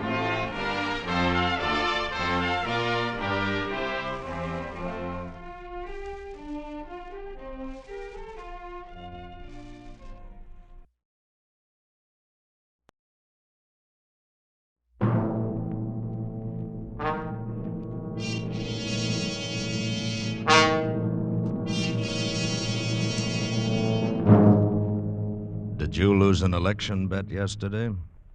Feel a bad cold coming on? Want to get away from it all? We offer you Escape.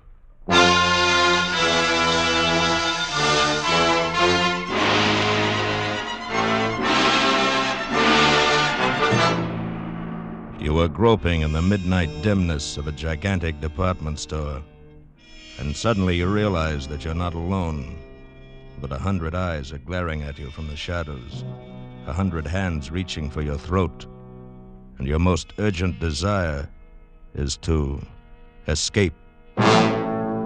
Escape, produced and directed by William N. Robeson, and carefully plotted to free you from the four walls of today for a half hour of high adventure.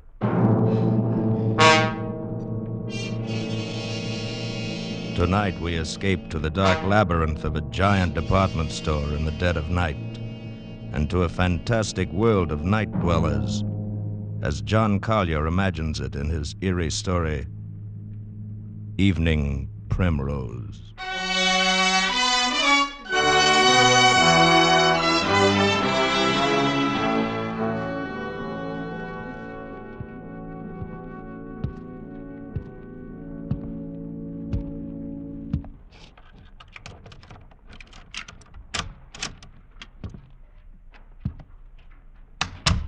Sadie? Sadie, hey, what's the matter? It's me. Oh, Sam, you nearly scared me to death.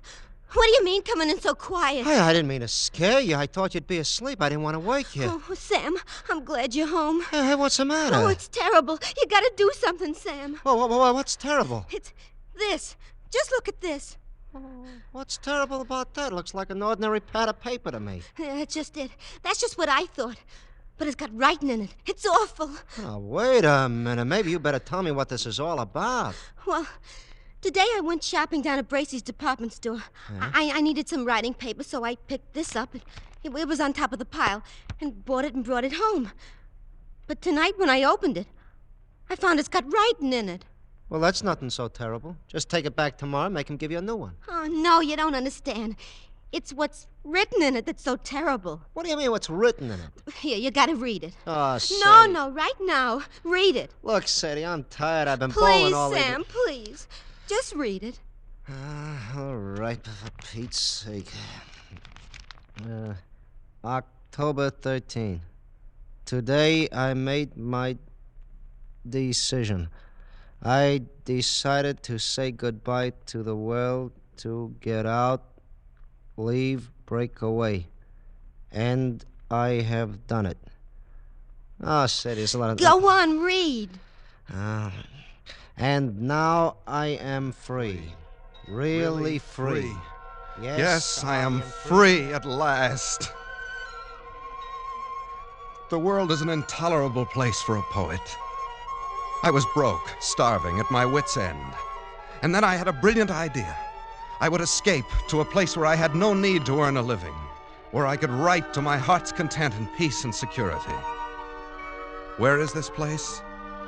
Right under your nose. So close you'd never think of it. I am now living in Bracey's department store. I have everything within arm's reach that anyone would need or desire. And it's all free. Absolutely free. I arrived this afternoon. I'd spent 3 days looking over all of the department stores in town. I decided on Bracey's because of the completeness of their food department. Therefore, this afternoon, I entered the store and went immediately to the 4th floor, to the rug department, and hid myself in this dusty, out-of-the-way corner behind a pile of carpets. Once I'm settled, I'll furnish it with the best of modern pieces from the furniture department. It's small, but I'll be cozy enough. And safe. After the store closed, I made my first venture out. I tiptoed as far as the stationery counter and got this paper, the writer's primary need. Now, after making my initial entry, I'll go out and get food, wine, the pillows for my bed, perhaps a fancy dressing gown. This is perfect. I'll be able to write here. Dawn, October 14th. I'm almost too unnerved to write this. The whole thing is unbelievable. After the store was dark and completely quiet, I crept out and started for the food department. One's footsteps echo hollowly in an empty department store at night, and I found myself gliding along the floor on tiptoe, moving as silently as possible. But the sound of footsteps persisted. Suddenly I realized they were not my own. The night watchman. I was in the Salon Moderne. Quickly I seized a mink coat from a hanger, draped it about my shoulders, and stood stock still.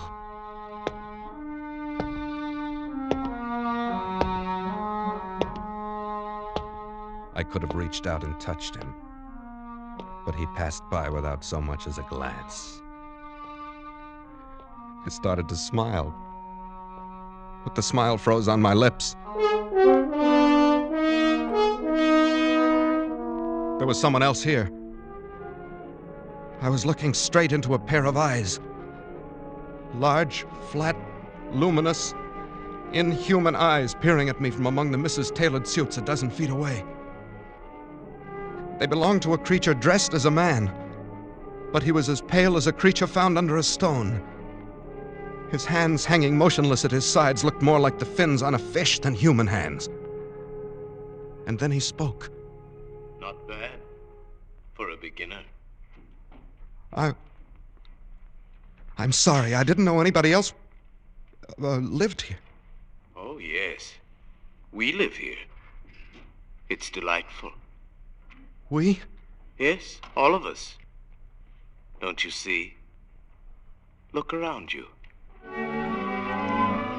I looked around. I saw nothing.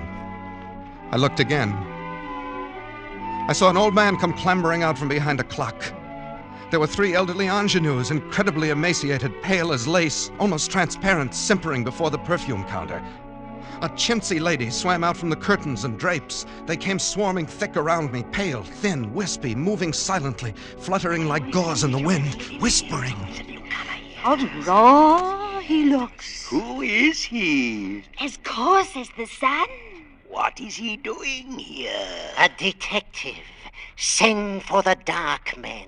Yes, send for the dark men. The dark men. They were pressing around me, clawing, holding me, their pale faces contorted with venomous, inhuman hatred.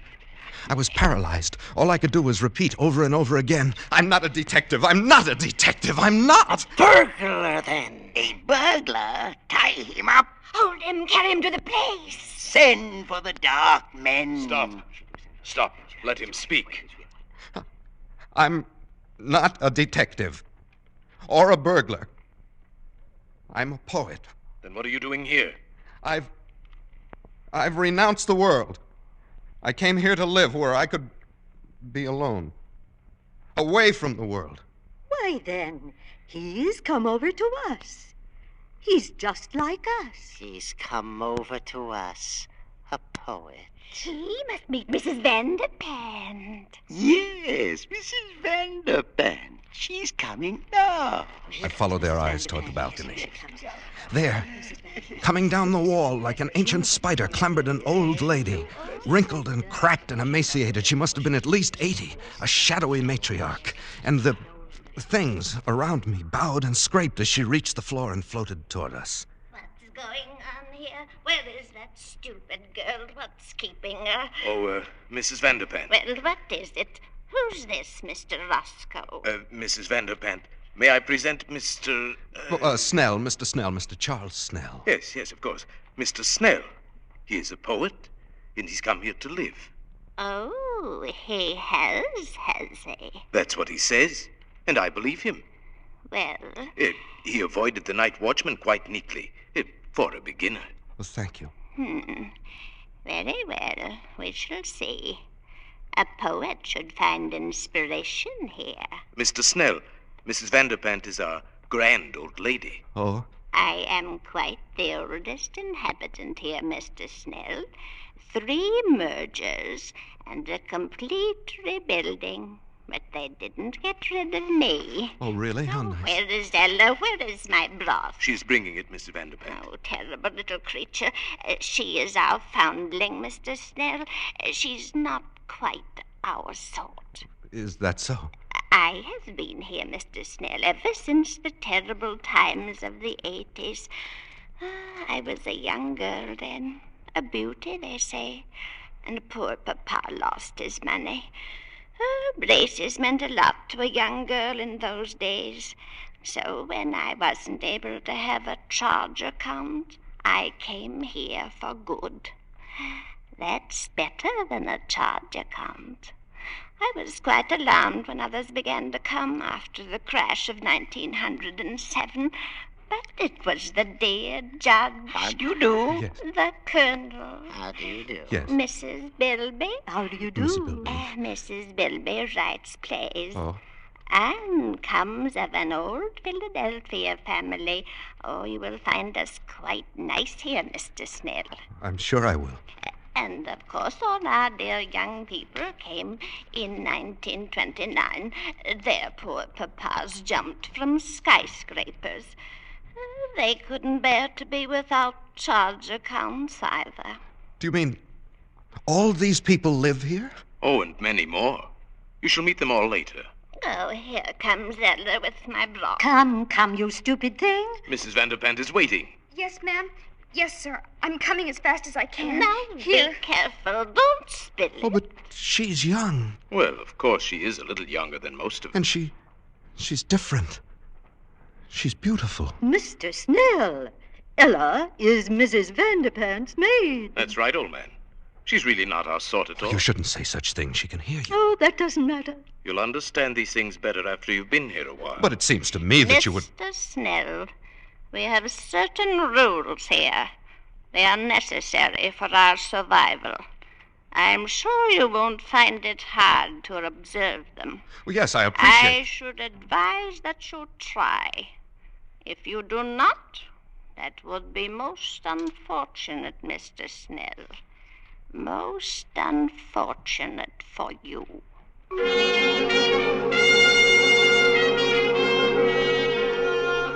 October 15th. You can imagine my feelings last night. My first thought was to escape as quickly as possible. In fact, I planned to wait till morning when the store opened, then quit my hiding place, mingle with the crowds, and leave Bracey's forever.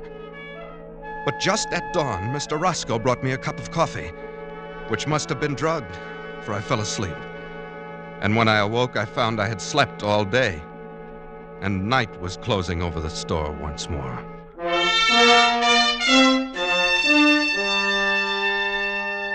Later, I've spent my second night here. I saw Ella again. Ella, the pearl of this remote, fantastic cave. She's not like the others, a trifle pale, but otherwise normal and human and beautiful. A child of perhaps 18. She's the only thing that makes this nightmare bearable.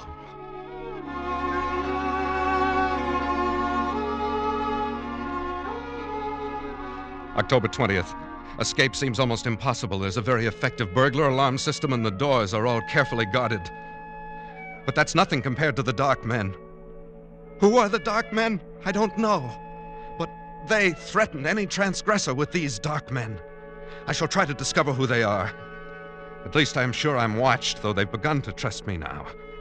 Speaking to the night watchman would be suicide.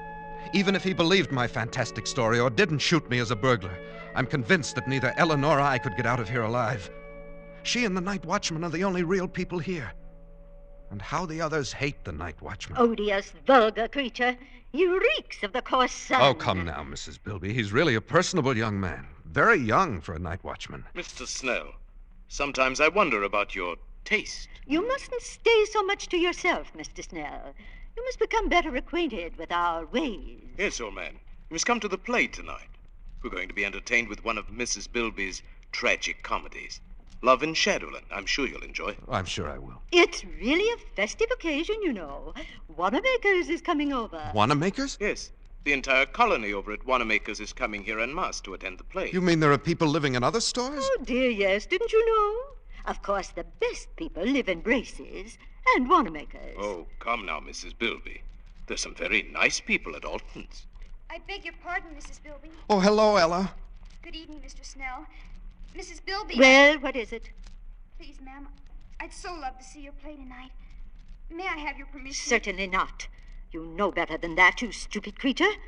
You know where you belong. In the basement with the garbage cans. But Mrs. Bilby Hush, couldn't... Mr. Snell. Ella, you're becoming entirely too forward of late. I'd advise you to watch your step. Remember the Dark Men. Oh, no, please, Mr. Roscoe. I'll be good. I promise I will. No, please don't send for the Dark Men. I'm sorry, Mrs. Bilby. Excuse me. Ella, come back. Mr. Snell, you forget yourself. Let her go. But how can you treat her like that? Why do you always frighten her? And what is all this about the Dark Men? Well, the Dark Men... Oh, please, Mr. Roscoe, not now. You'll spoil our whole evening. And I do so want Mr. Snell to enjoy my play. Very well. Later, Mr. Snell. But I want to know about the Dark Men. Later.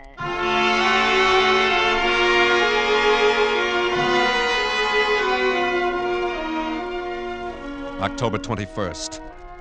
At last I found an opportunity to speak to Ella alone. I hadn't dared to speak to her before. Here one has a sense always of pale eyes secretly watching. But last night at the play I induced a fit of hiccups. As I anticipated, I was sternly reprimanded and told to go and secrete myself in the basement where the night watchman wouldn't hear me. This was exactly what I had planned. I went to the basement. There in the darkness, among the garbage cans and the rats, I heard sobbing. Ella! Ella! Oh. Ella, is that you? Yes? Why are you crying? What is it, Ella? They wouldn't even let me see the play. Is that all? Oh, Mr. Snell, I'm so unhappy. There. You mustn't cry. You're the only one who's kind. Ella, why are you here? Why do they treat you so differently? Because I'm not like them. I didn't choose to come here. You mean you're held prisoner? Yes. You see, I was only 6. I came here on a shopping tour with my mother. I got lost and fell asleep behind a counter. It was dark when I awoke, and they found me. Some of them wanted to send for the dark men because they were afraid I would tell on them. But Mrs. Vanderpant said no, I could stay and be her maid. I've been here ever since. Since you were 6? Haven't you ever tried to get away? Oh, no. I don't know anything about out there. I wouldn't know what to do. Besides, I'm afraid if anyone tries to get out, they send for the dark men. Ella, who are the dark men? Don't you know? Oh, it's horrible. Tell me. You know how people live in all the stores, at Gimbel's and Bloomingdale's. Yes, I know. Well, the dark men live at the Undertaker's. Good heavens. And whenever someone dies or breaks the rules, or when a burglar gets in and sees these people and might tell, they send for the dark men. Oh, horrible. They put the body in the butcher shop in the food department. And then the dark men come. I saw them once. It was terrible. What do they do? They go in where the dead person is. They have wax with them and all sorts of things. And when they're gone, there's just a wax model left on the counter. Then people put a frock on it, or a bathing suit, and mix it up with the other wax models in the windows. And nobody ever knows. Ella, you mean all these dummies around us? Oh, not all of them. But if you displease these people, the same thing will happen to you.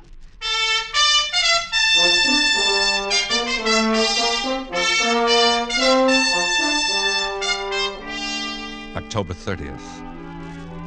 I haven't kept up my journal. Writing has been out of the question. Once more, I'm frozen with terror. But not for myself now. For Ella. They hate her. Any time they might turn against her and send for the dark men. My mind is filled with her. I dream of her every day. I'd live to see her at night. We've managed it several times. They trust me now and let me roam about without interference. Finally, tonight, I met her again and said it. Ella, I love you. Oh, Charles. I love you, Ella. Let's get married. Or whatever they do here. Then we can live together in my home in the carpet department. They wouldn't dare hurt you then. Oh, Charles, Don't look so dismayed.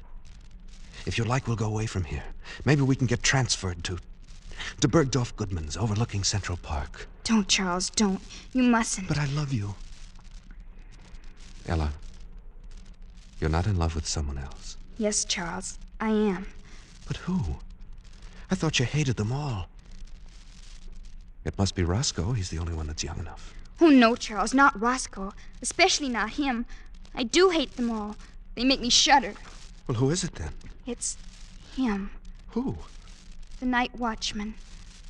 No, impossible. I love him. He smells of the sun. Ella. Oh, it was wonderful the way it happened. Don't tell on me, Charles, or they'll punish me. Oh, no. I was careless, and there he was, coming around the corner in the ladies' lingerie department. I was caught. There were only some wax models in their underthings. There was nothing else to do. I slipped off my dress and stood still. Oh, I see. He stopped and looked at me. And Charles, he spoke to me. He said, "Say, honey, I wish they made him like you on 8th Avenue. Charles, wasn't that a lovely thing to say? Personally, I should have said Park Avenue. It doesn't matter what street. It was a lovely thing to say. But what can you do about him? Ella, he belongs to another world. Yes, to 8th Avenue. I want to go there. Charles, are you really my friend? Yes, of course I am. Then I'll tell you. I'm going to stand there again in the lingerie department, so he'll see me. And then? Perhaps he'll speak to me again. Ella, you're only torturing yourself. No, because this time I shall answer him. He'll take me away. Take you away? Oh, no, Ella, I couldn't bear that. You don't love him. You only think you do because you think he'll take you out of here, but you don't know that he will. And I will, Ella. I've made up my mind. No, Charles, I couldn't let you do it. Even if I loved you, you couldn't do it, Charles. Why not? Because you really belong here. You've become one of them now. Ella, you mustn't say that. It's true. And, Charles, I've got to go. There's someone watching us. I feel it. No, wait, Ella. Goodbye, Charles. No, Ella. Come back. Ella! Please, old man. You'll arouse the night watchman. Roscoe. Yes, Oh, love can be very upsetting, can't it? You heard? Yes. Just the last moment or so. Very touching. Yet it's understandable. I've been attracted to Ella myself. So she loves another, Too bad, old boy. Who could it be? Could it be that I am the cause of your heartbreak? You flatter yourself too much, Roscoe. Well, then whom? The old judge? Oh, certainly not. The colonel? Hardly. None of those. Oh, not one of the customers. The staff? She loves the night watchman. Can you imagine that? She loves the... Oh? Roscoe, I shouldn't have said that. It's not true. At least I don't think it's true. You wouldn't... Roscoe, you said you loved her too. You wouldn't do anything. Tell anybody. This is a secret between us. Between friends, isn't it? Of course, old man. As secret as the grave. She's young. Perhaps he'll leave and she'll forget him in time. Who knows? Perhaps she'll learn to love you. Or me. Of course. In time.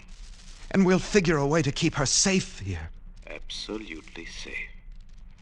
Now don't you worry about it. It's almost dawn. Time for bed. Good morning, Mr. Snell.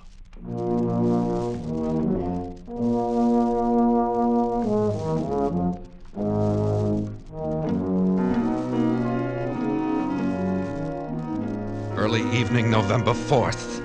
I was a fool. I should have known he couldn't be trusted. He must have gone straight to Mrs. Vanderpant because this evening the atmosphere has changed.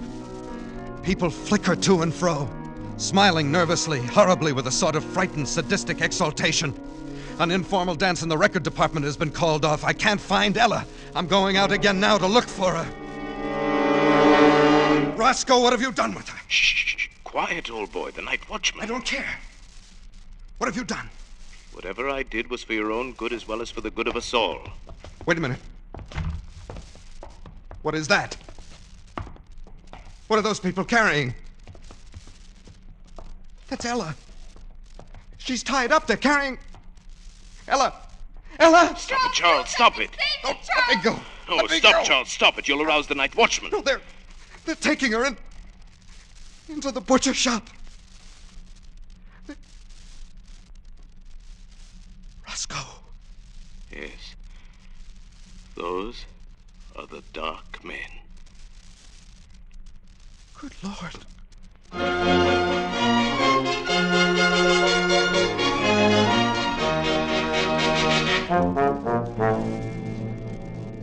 Midnight.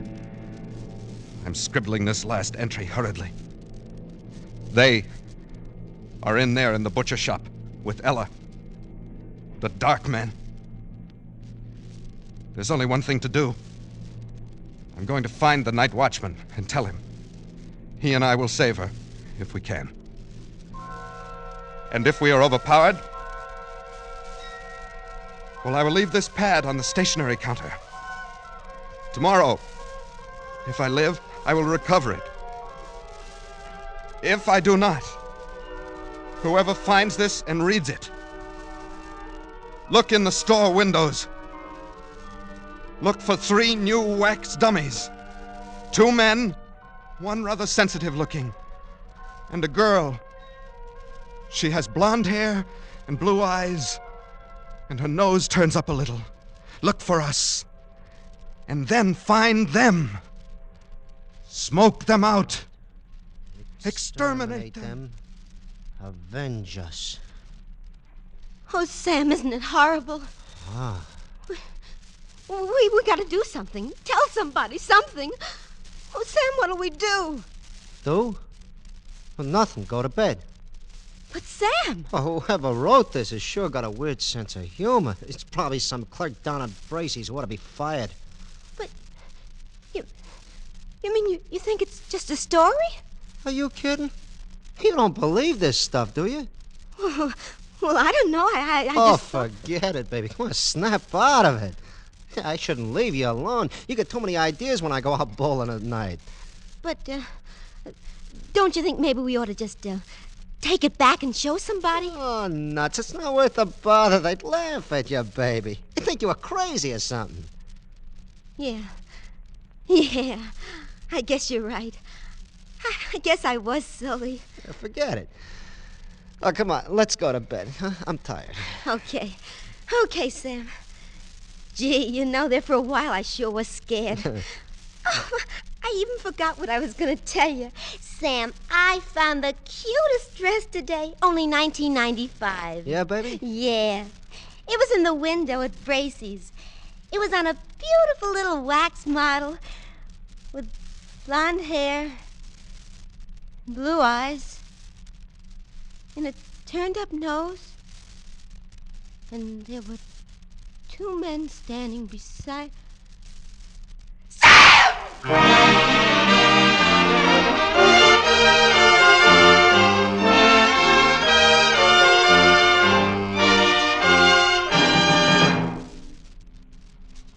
Escape is produced and directed by William N. Robeson, and tonight brought you Evening Primrose by John Collier, adapted for radio by John Dunkel, with Elliot Lewis as Charles Snell, Paul Frees as Roscoe, and Pat Lowry as Ella.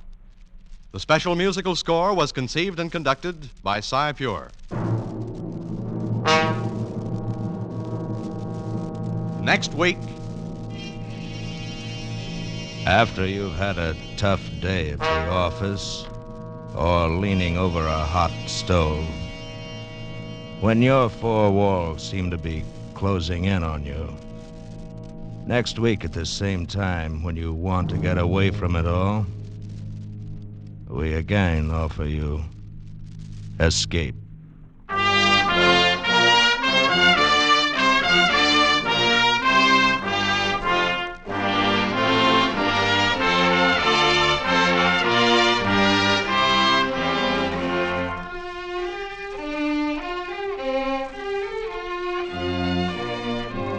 This is CBS, the Columbia Broadcasting System.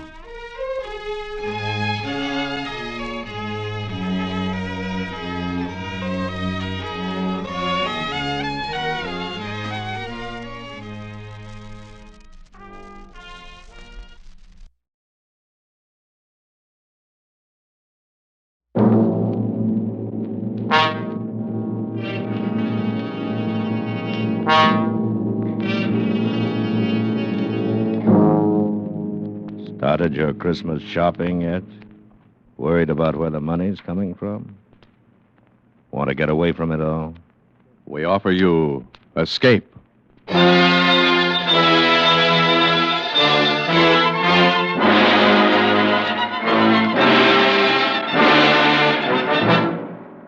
You were seated around a green felt table with a dozen desperate men, waiting for the turn of a card. If it's the ace of spades, you will be next, and you desperately desire the impossible. Escape. Escape, produced and directed by William N. Robeson, and carefully plotted to free you from the four walls of today for a half hour of high adventure. Tonight we escape to London of the last century, a London of gas lights and hansom cabs, a London where a gentleman still valued his word of honor above his life, a London of which one terrifying incident is recorded by Robert Louis Stevenson in his unforgettable story, The Young Man with the Cream Tarts.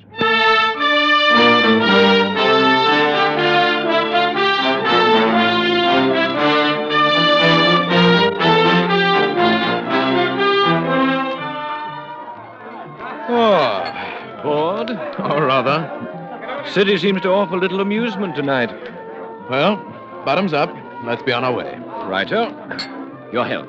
And yours. Gentlemen, please have a cream tart. It's absolutely free. My compliments. Madam, will you honor me? Sir, will you honor me? Well, now, what's this? A young man with a tray of cream tarts. He's giving them away. Perhaps one of the turns on the bill. Perhaps. Shall we go? Yes, let's. I pray you accept this confection, for if you do not, I'm bound to eat it myself. You must be crazy. I was never more sane. You refuse? I do. Then there's nothing for it but my 27th tart since 5 o'clock. Now there are but two left. You, sir. Yes? Will you so far honor an entire stranger? It's really excellent pastry. I should know. I've eaten enough of them. It is not the nature of a gift that is important, but the spirit in which it is offered. The spirit, sir, is one of mockery. Mockery?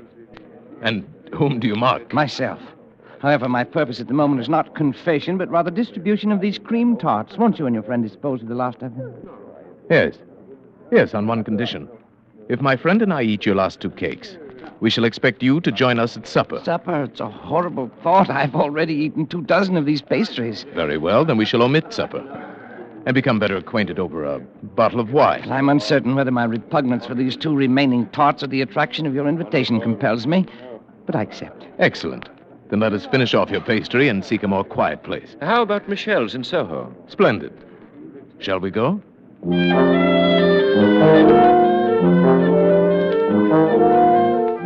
An excellent restaurant, excellent wine, and 2 excellent friends. I drink to your health. And we drink to yours. I'm sure you will understand my curiosity, But you are curious. Naturally. Although I suspect that your story is probably a silly one. Oh, indeed. You may rest assured that we are 2 of the silliest men in England. My name is Goodall, Theophilus Goodall, and my friend here is Major Alfred Hammersmith. I like you, Mr. Goodall.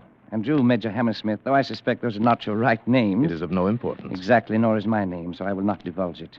Although I see no reason why I should deny you my story. It's brief and foolish. Pray tell us, then. It's an oft-told tale. A modest fortune which I squandered in the usual ways at cards, the horse races in Paris. Then 2 months ago, I met a young lady exactly suited to my taste in mind and body. My heart melted. I was in love too late. Yesterday, my solicitor warned me that I had but £100 left in the world. 40 of these I used last night for a special purpose, and I have agreeably spent the day disposing of the remaining £60 in as foolish a manner as I could devise.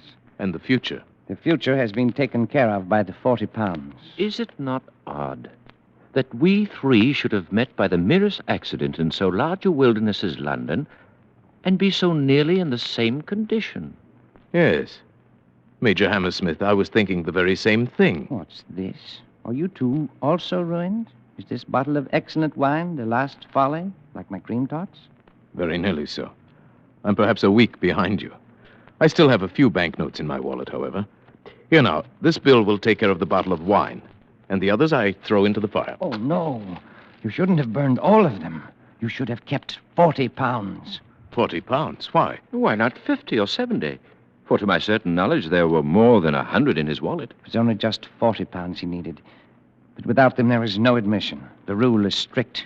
What do you mean? I have not yet completely emptied my pocketbook. You are not fooling me. You are indeed ruined men, like me. Oh, indeed. Could you muster £80 between you? Well, let me look in my wallet. Yes, 80 and a little over. Then you're indeed most fortunate. £40 each is the initiation fee of the Suicide Club. The Suicide Club? What the devil is that? The Suicide Club is death's private door. It's the ultimate convenience in our modern world. It exists for unfortunates like us. Those to whom the painful agony of corrosive poison is distasteful. For those whose courage fails them when the cold muzzle chills the forehead. For those whose fear of drowning is greater than their compulsion to die. For these sensitive misfits, the Suicide Club arranges every detail. If you're truly tired of life, I will introduce you tonight to a meeting, and I can assure you that within the week you will be relieved of the burden of living. What do you say? It's more serious than a cream tart, and I suspect more palatable. More serious, certainly. So I wonder if you would give Mr. Goodall and me 5 minutes alone to discuss it. Certainly. I shall wait outside. Your Highness, this adventure must stop here. Nonsense, Colonel Geraldine. I propose to see this through. See it through to what? Death? You forget your obligations, not only to yourself, but to your country. Prince Florizel of Bohemia cannot risk... Tonight I am plain Mr. Goodall, and so I propose to remain. And please remember, Colonel Geraldine, under no circumstances are you to betray my incognito. But, Your Highness... We have survived graver adventures than this one promises to be. And now, Colonel Geraldine, let us pay our bill and accompany our young wastrel to death's private door.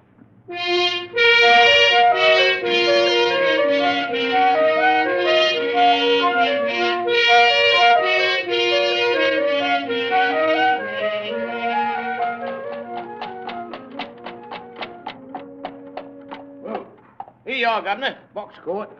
Gentlemen, we have arrived. Here you are, cabby. Keep the change. Oh, thank you, sir. Come on. Well, Mr. Godal, Major Hammersmith, there is still time to change your minds. Lead on, sir. My mind's made up. And mine. Follow me, then. As dark as a tomb. An apt and concise simile.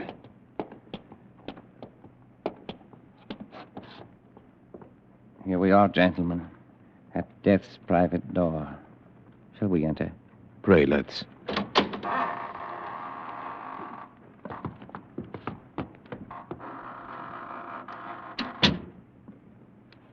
You may hang your things in here. If you'll be good enough to wait, I shall call the president. Of all our follies, this is the wildest and most dangerous. I'm beginning to believe you're right. Let me beseech your highness Do not forget you are my aide-de-camp. Not your father.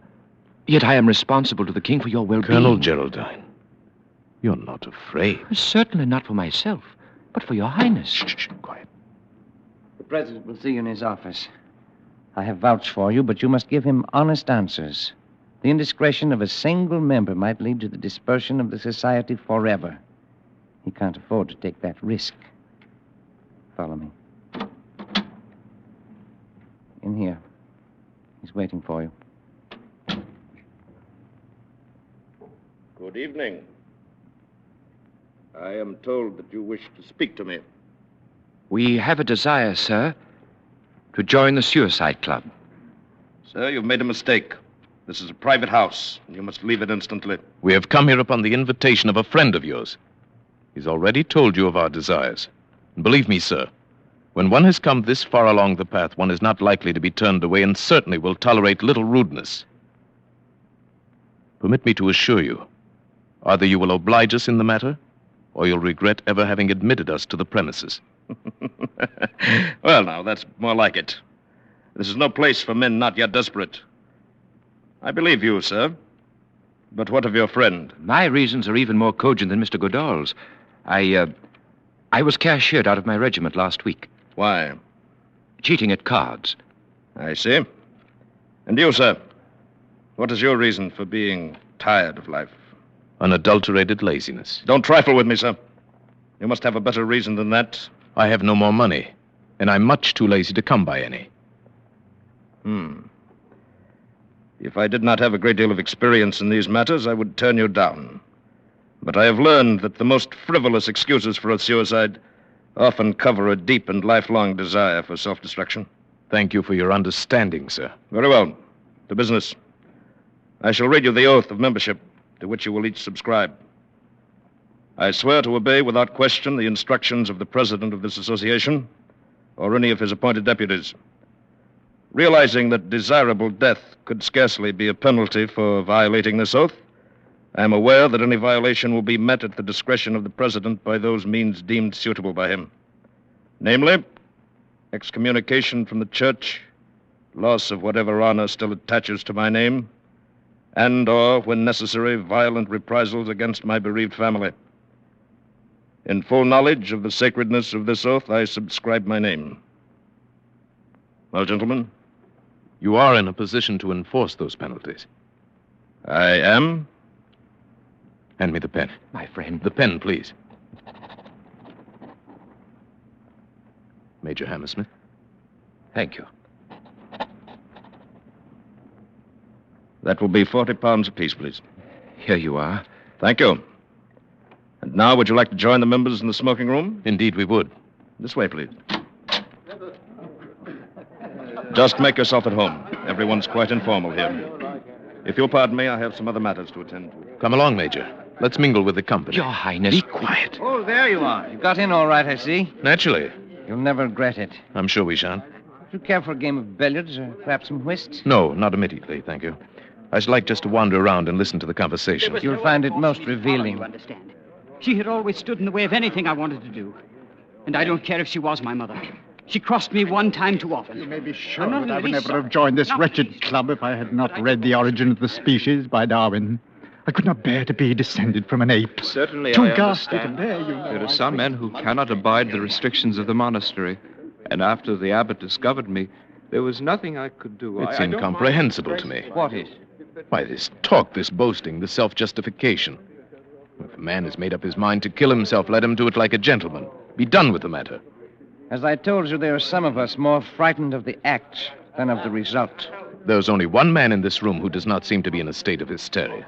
Who is that, Mr. Godal? Why, the gentleman sitting on the divan. Oh, yes. Yes, Mr. Malthus. Would you like to meet him? Yes, please. These others are too obvious. There's nothing very subtle about Mr. Malthus. He looks like death himself, wearing thick eyeglasses. Let us discover for ourselves the reason for his relaxation. Mr. Malthus.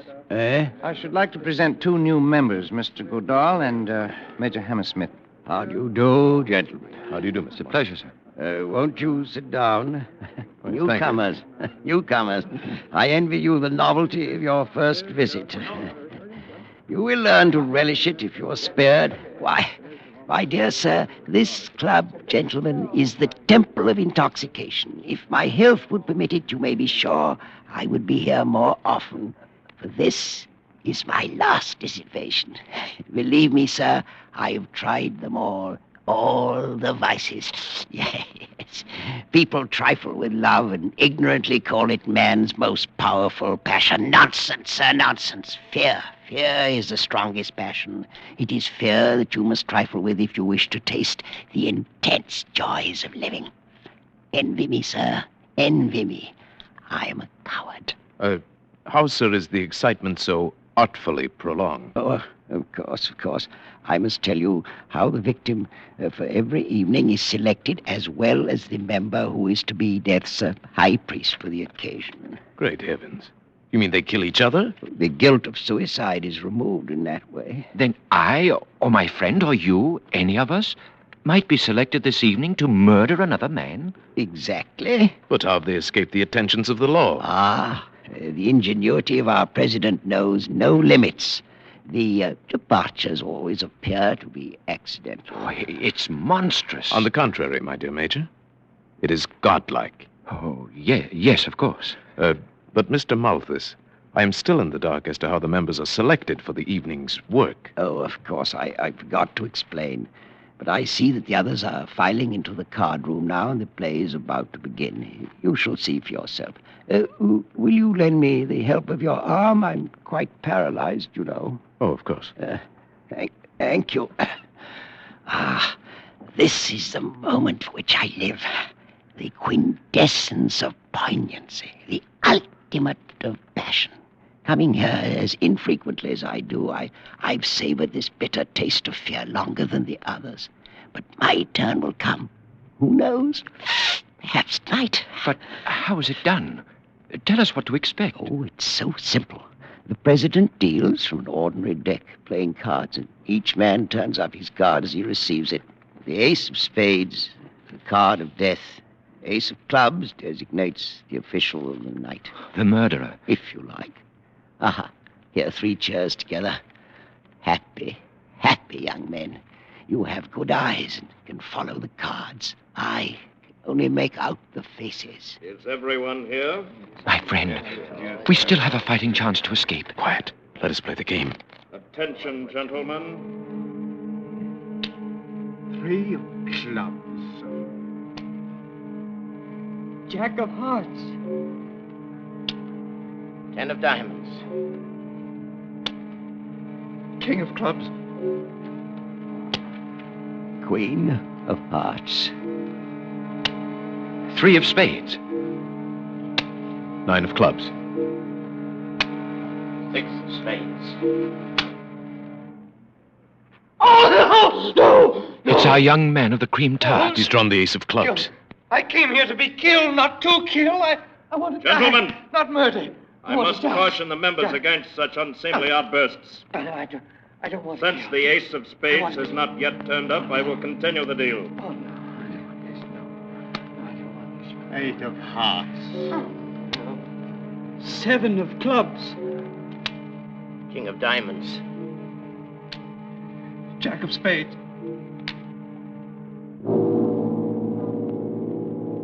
Ace of spades. Mr. Malthus. That concludes the play for the night, gentlemen. Will the member who drew the ace of clubs come to my office for his instructions?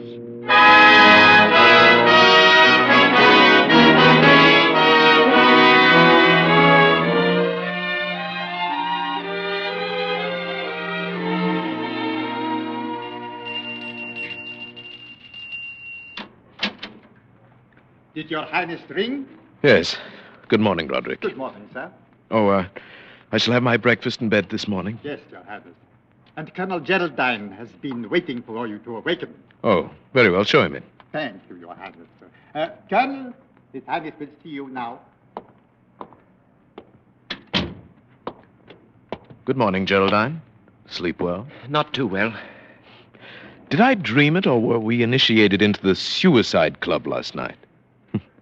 Seems like a nightmare. It was a nightmare, but you didn't dream it. Here, look at this, the morning paper. Huh? Melancholy accident. This morning, about 2 o'clock, Mr. Bartholomew Malthus of 16 Chepstow Place, Westbourne Grove, on his way home from a party at a friend's house, fell off the upper parapet in Trafalgar Square, fracturing his skull. Death was instantaneous. Mr. Malthus, accompanied by a friend, was engaged in looking for a cab at the time If ever a soul went straight to hell, it was that poor paralytic. Yes, at least he's dead and out of it. But think of our young man of the cream tarts. Last night that lad was as innocent as you and I. This morning he is a murderer. Well, thank heavens we're safely out of it. Are we? Oh, no. You're not going to return. I must. You are infected with a passion of fear just as poor Malthus was. Perhaps. Whatever it is. Tonight, once more, we take our places at the table of the Suicide Club.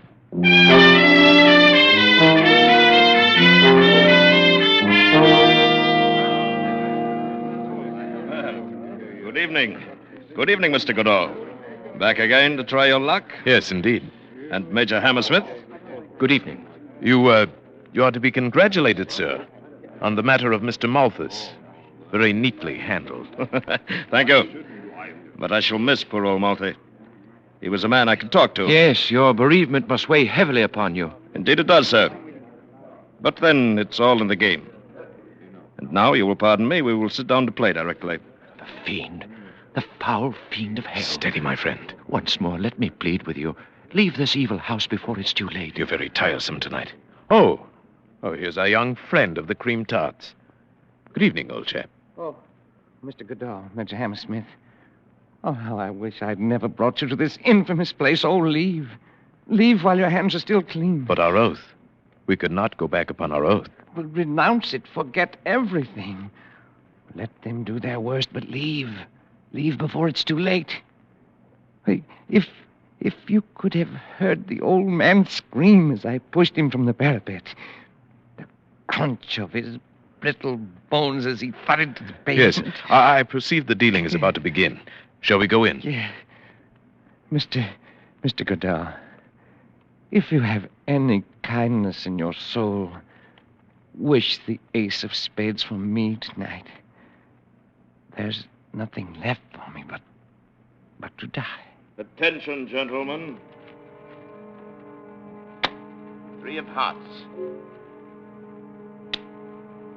Queen of spades. Ace of diamonds.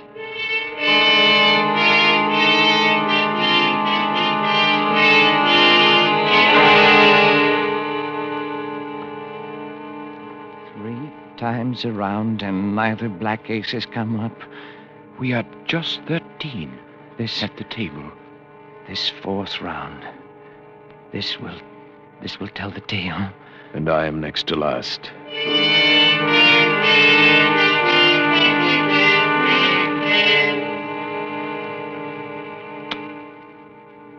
Ace of clubs!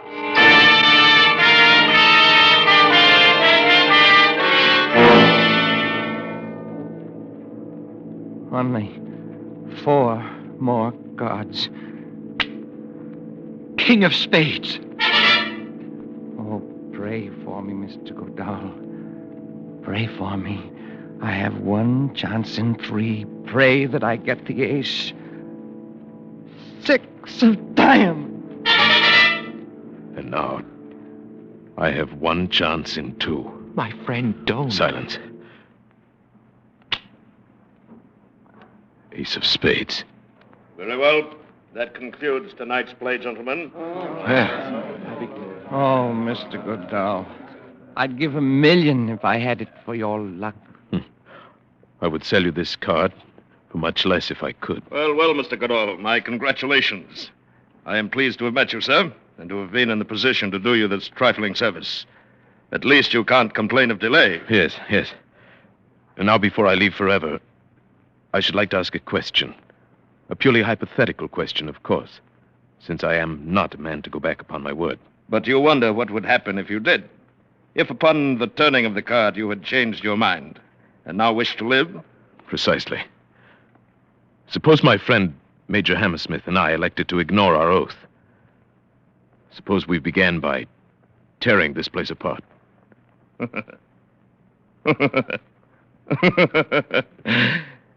You wouldn't even get started.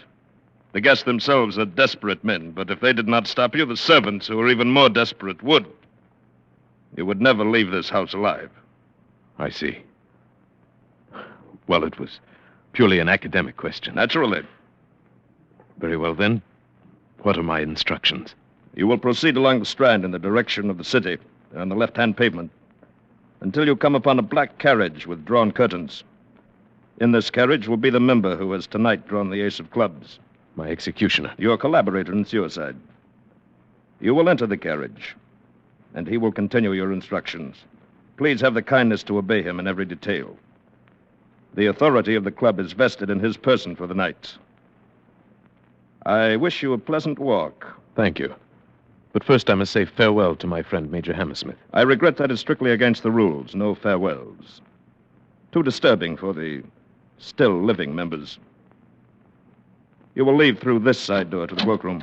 But I must have... We won't have any trouble now, will we, Mr. Goodall? No. No, of course not. Your coat? And hat? Your stick. Thank you. Again, Mr. Goodall. A most pleasant walk. Death's private door. Why didn't I listen to Geraldine before it was too late?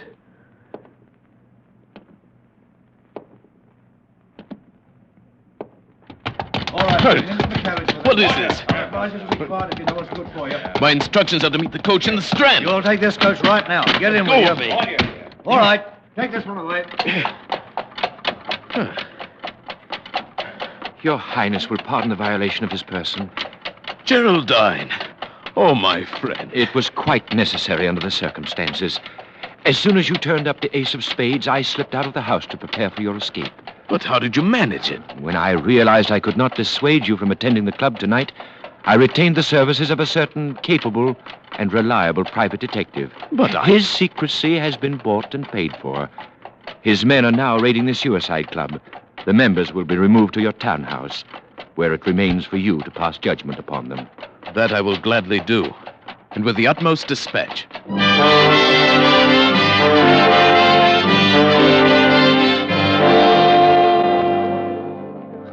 What have they brought us here for? They didn't look like Scotland Yard men to me. What difference does it make? Perhaps this will be a quicker way out. Gentlemen. Why, that's my friend, Major Hammersmith. His Royal Highness, Prince Florizel of Bohemia. Why, that's Mr. Godal. Always thought there was something odd about those two. Gentlemen, tonight we have removed you from a house of death to a house of life and hope. Those of you who have come to your present condition through lack of fortune will receive employment and remuneration from my treasury. Those who have been driven to this unnatural solution of their problems by the agonies of guilt must find amnesty from a power greater than mine. power that eternally promises the forgiveness of sins, no matter how grievous. Only one of you is truly evil, and him I shall deal with myself. Where is he? Where is the president of the club? Colonel Geraldine. Why, he should be here, Your Highness. Begging your Highness' pardon. Who's this man, Geraldine? The chief of the detectives. Yes? What is it? Was you referring to the sallow chap with the sword whiskers and the black suit? Yes, that's the one. The president of the Suicide Club. Where is he? He aren't here. Why not? Well, when we broke into the little office down there at the club, we found him sprawled over the desk with a little empty bottle in his hand. He'd committed suicide.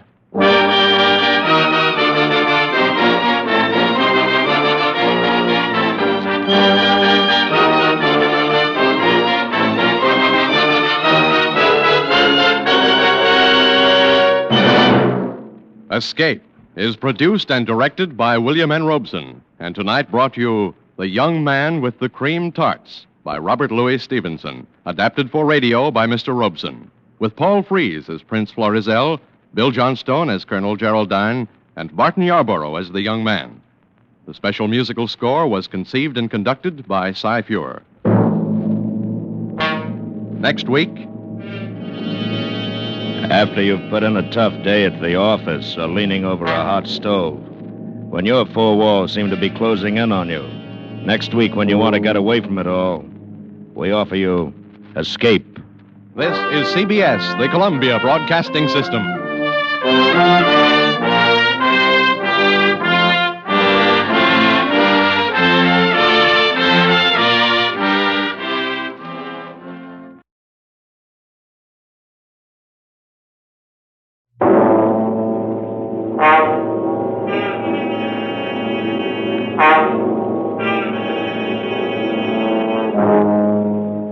Had a hard day at the office?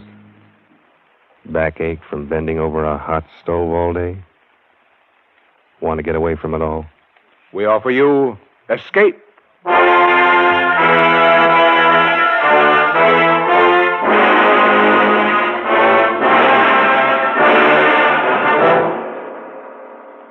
It is midnight, and you are alone.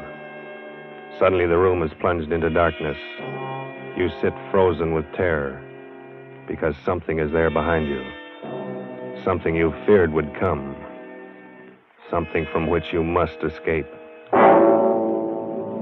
Escape, produced and directed by William N. Robeson, and carefully plotted to free you from the four walls of today for a half hour of high adventure.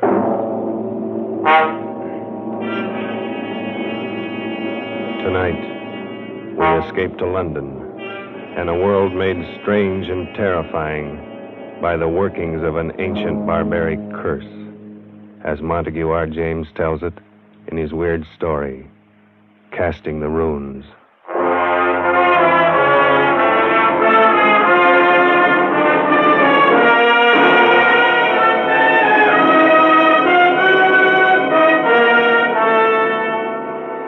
My name is Edward Dunning. I'm a scientist. I'm used to dealing with facts, not fairy tales. I'm regarded as Britain's leading authority on medieval life. And as such, I've studied much of the ancient fears and barbaric superstitions of those times. I should have been the first to scoff at any suggestion that the ancient powers of evil, the black magic of Teutonic days, could be believed and practiced in the 20th century. A few weeks ago, I should have laughed had you told me that a curse, a hex, could kill a man. Today, I cannot laugh. It has happened to a man I know of.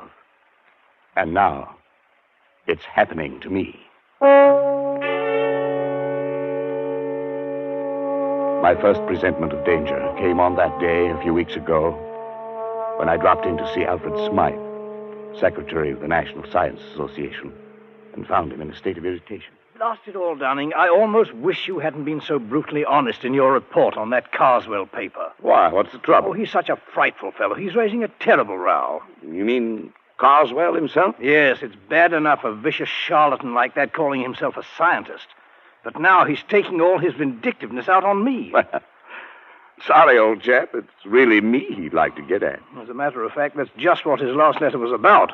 He wants to know what supposed authority wrote the report rejecting his paper. You didn't give him my name. Heavens, no. As a matter of fact, Dunning, I haven't and I won't, and for a very special reason. Call it silly, call it crazy, call it what you will. I have an uncanny feeling about that man Carswell. Why? Do you know anything about him? Nothing. I've never seen him. I only know that he wrote a paper called The Truth of Alchemy. It was hopeless. Precisely. And why was it hopeless? Well, besides being abominably written, it was supposed to prove that alchemy, black magic, and such rot actually exists. I think the man really believes it. Undoubtedly he does, and that's what I mean. He lives in an isolated old house in Warwickshire. He's rarely seen elsewhere, and in his whole career he's written only two things. This paper and a history of witchcraft published 10 years ago. Yes, of course. I remember now. So that's the man. Yes, and that book was even worse than this paper. The man has a warped mind. I'm sure he's tried every unhealthy experiment in alchemy, witchcraft, and black magic. There's no telling to what lengths of vindictiveness a man like that might go. Well, it does sound a bit queer, but... Not queer, Dunning. Evil. Oh, come. Man has a right to believe what he likes. He has a right to be angry with me. Here I've glibly scoffed at the man's life's work. Well, perhaps I'm being overly suspicious and imaginative, but I think there's more than anger involved here, Edward. This may sound fantastic to you, but, well, John Harrington wrote the report condemning that witchcraft book of Carswell's 10 years ago. 3 months later, Harrington was dead. But, Alfred, what's the connection? Harrington died under very peculiar circumstances. He was walking home alone late one night, and suddenly he screamed, broke into a run, lost his hat and stick, and climbed up a tree.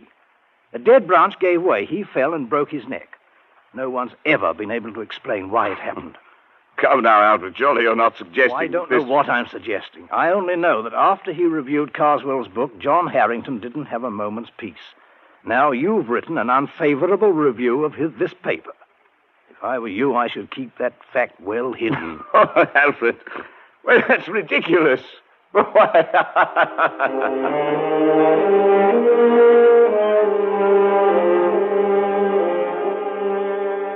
Yes, I laughed at Alfred Smythe's fears. How could I have known then that I was to feel the same terror, the same agonized fear which gripped the heart of John Harrington as he crouched, panting, on the branch of a tree, with another moment or two of life, while beneath him the thing came closer and closer. I'd almost forgotten the incident when, a few nights later, I was riding home on a late train. I was half drowsing in my seat, barely keeping awake by looking idly at the car card advertisements. The man directly opposite me must have been doing the same, because suddenly I heard him say, "Here now, what can that one be advertising?" I followed his eyes to the window beside my head. What I saw brought me bolt upright in my seat. In memory of John Harrington, died September 18th, 1937, by falling from a tree. 3 months were allowed. Blimey, what do you say that means, sir? Well, I don't know. But I did know. Smythe had been right. The affair with Carswell was not over, but only begun. I asked the conductor about the card, but he was as puzzled as I was. He had never seen it before. The card must have been put there expressly for me. That meant that Carswell knew it was I who had reviewed his paper. How had he found out? I got the answer the next day. I was in the select manuscript department of the British Museum doing some research in the quiet, almost deserted room. I'd been working steadily for an hour, oblivious to my surroundings, when suddenly, just at my shoulder, I heard a voice. "Edward Dunning, you are allowed 3 months. I swung around in my seat.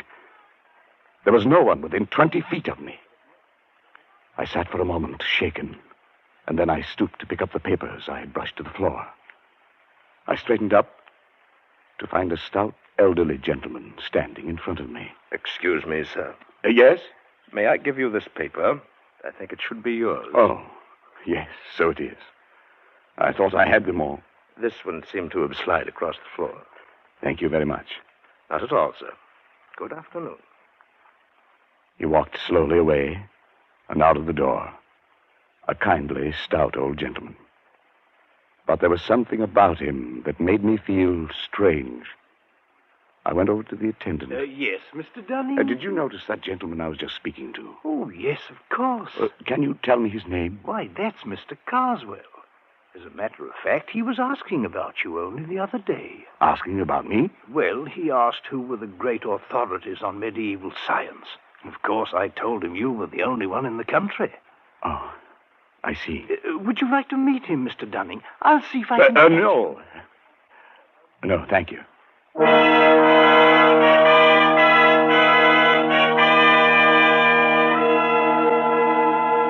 It was as simple as that.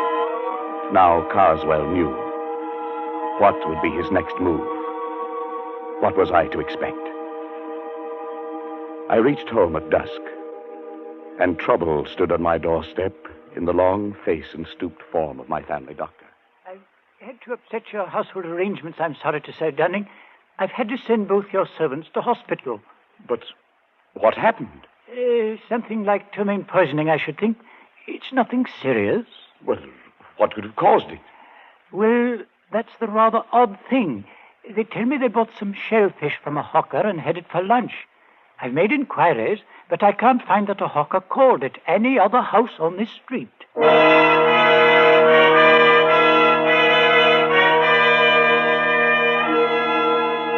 Was this the next move?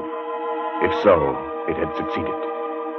I was alone in the house, and my nervousness increased as darkness closed in and the hours advanced toward midnight. I went to bed, but almost immediately I thought I heard something. My study door opening downstairs. I went out and leaned over the banister. There was nothing moving, nothing visible. There was only a sudden, surprising gust of warm air playing about my legs. I went back into my room and locked the door. Suddenly, the lights went out. No doubt it was only a blown fuse, but the chills were playing up and down my spine. I went over to the bed and reached for my watch under the pillow. I suppose I wanted to find out the time. I don't know why. But fumbling on the pillow, my hand touched something far different from a watch. It was like a mouth with sharp teeth and hair around it, not human at all. I fled from my bedroom and spent a long and miserable night locked in a spare room, my ear to the door. But nothing came. I was not disturbed again. In the morning, I searched the house and found nothing unusual. But the mark of fear must have been stamped on my face, for Smythe noticed it next day. Dunning, you look as if you hadn't slept for weeks. Is anything wrong? I don't know, Alfred. Yes, there is. Carswell knows. How? They told him at the museum. Of course, we should have thought of that. Has anything happened yet? I don't know. It's too fantastic. It's probably my mind, hypnotic suggestion or something, but like that man Harrington, I have 3 months left. Edward. Must have been hearing things. I'm all on edge. I don't know what to think. John Harrington had a brother, Henry. Perhaps I'd better get you in touch with him. He might know more about this man, Carswell. Yes, do it. And quickly. 3 months is not a lot of time.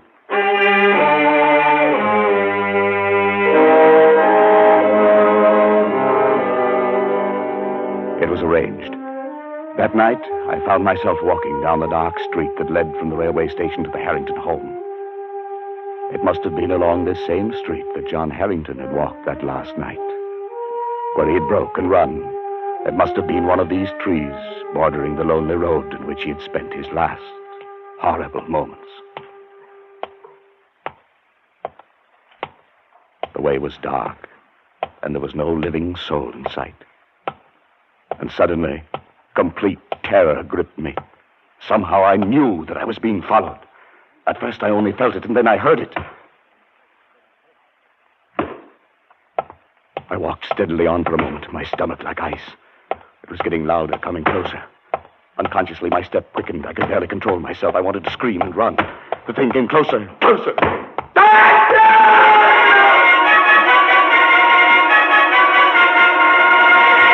I confess, I broke and ran madly for my life. I was at a little side street. I turned down it, doubling back toward the railway station. I thought I would never make it. But finally, bright lights loomed before my eyes, and I think that I never have been so grateful for human companionship.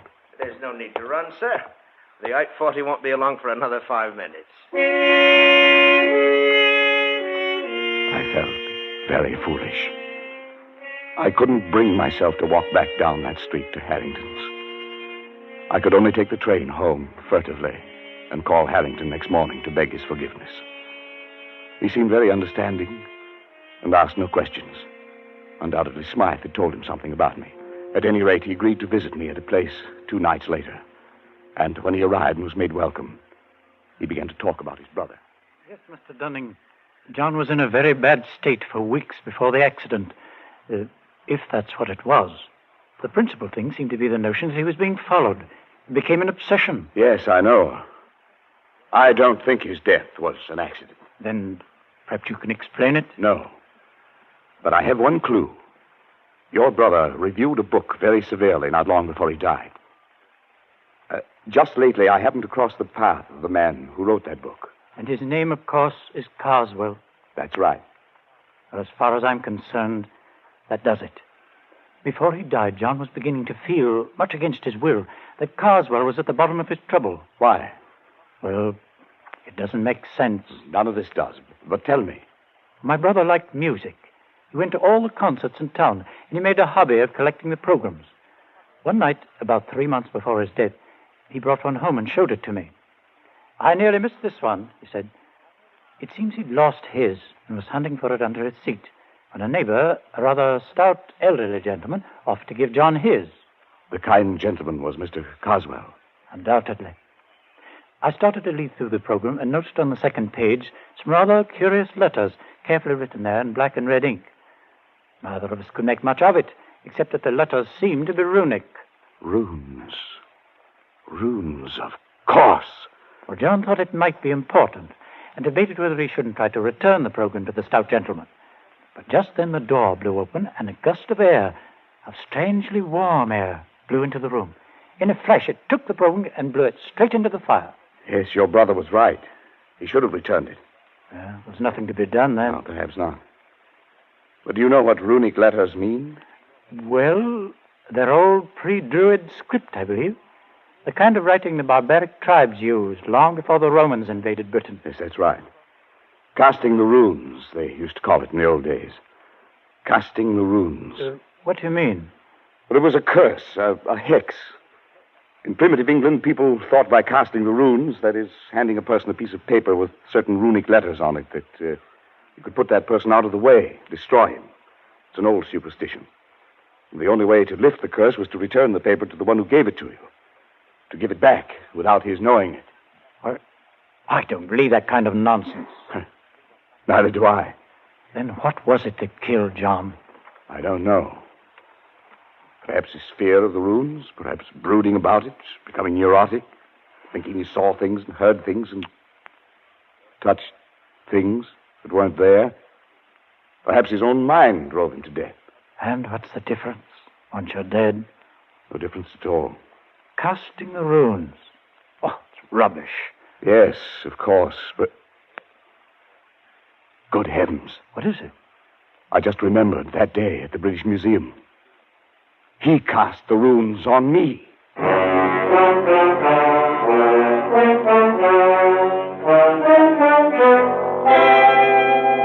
I went swiftly to the writing table, Harrington close behind me. My portfolio was there, full of the scribbled notes I'd been working on that day in the museum.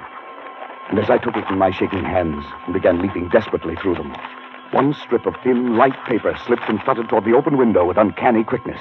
But Harrington was even quicker and slammed the window shut just in time. Got it? Oh, thank heavens. If it were lost or destroyed, like your brother's... Then you wouldn't be able to return it to Mr. Carswell. Yes. Look at it. It's identical with the one John got. I looked at the flimsy paper. The characters, carefully traced in red and black, were runes, all right. That ancient language used by the Aborigines of prehistoric Britain. I couldn't decipher them. But as Harrington and I stood looking into each other's eyes, each of us could read the other's thoughts.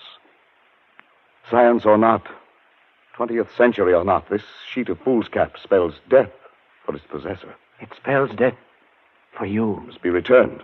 Yes, I know.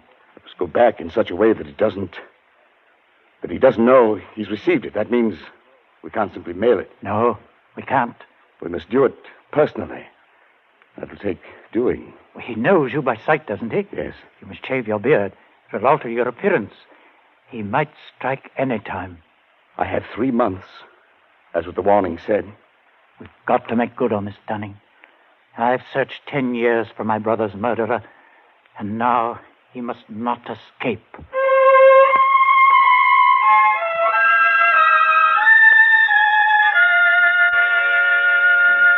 I dare not go near Carswell, so Harrington volunteered to keep a watch on him, to let me know when our chance came to return the rooms, if it was ever to come. It was only a night or two after Harrington was there that I arrived home and found a calendar had come in the mail. When I examined it, I found everything after November 19th had been torn out. The next night, I had another envelope of the mail. This time it was a woodcut, an illustration torn out of a book, showing a dark, moonlit road and a man walking on it.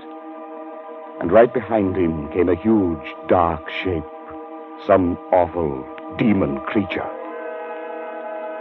Under it were written some lines from the Ancient Mariner, and as I sat alone and read them aloud, I felt that now familiar gust of warm air playing about my legs. The man walks on and turns no more his head, because he knows a frightful fiend doth close behind him tread.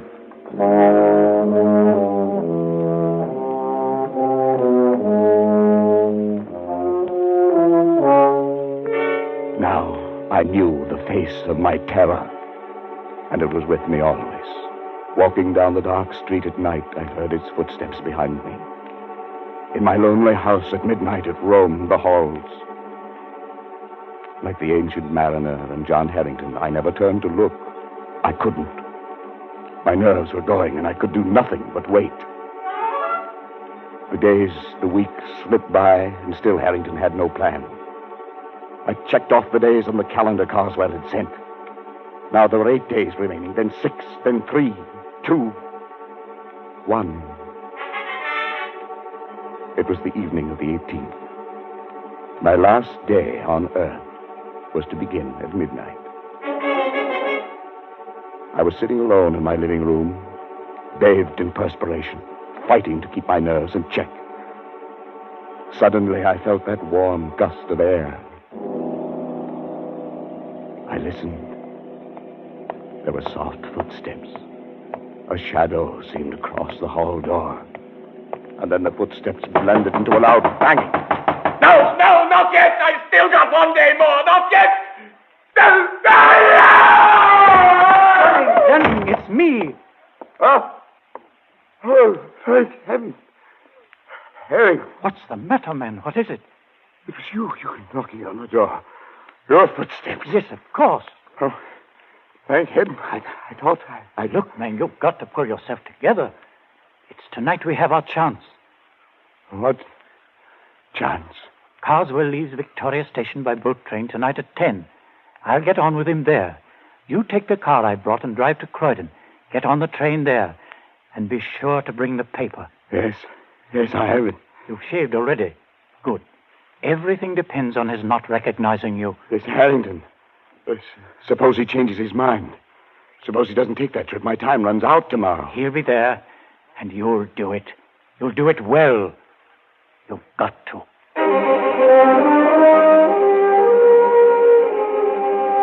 I stood on the platform at Croydon, my mind in a daze. I thought the train would never come, but it did. I saw Harrington at the window.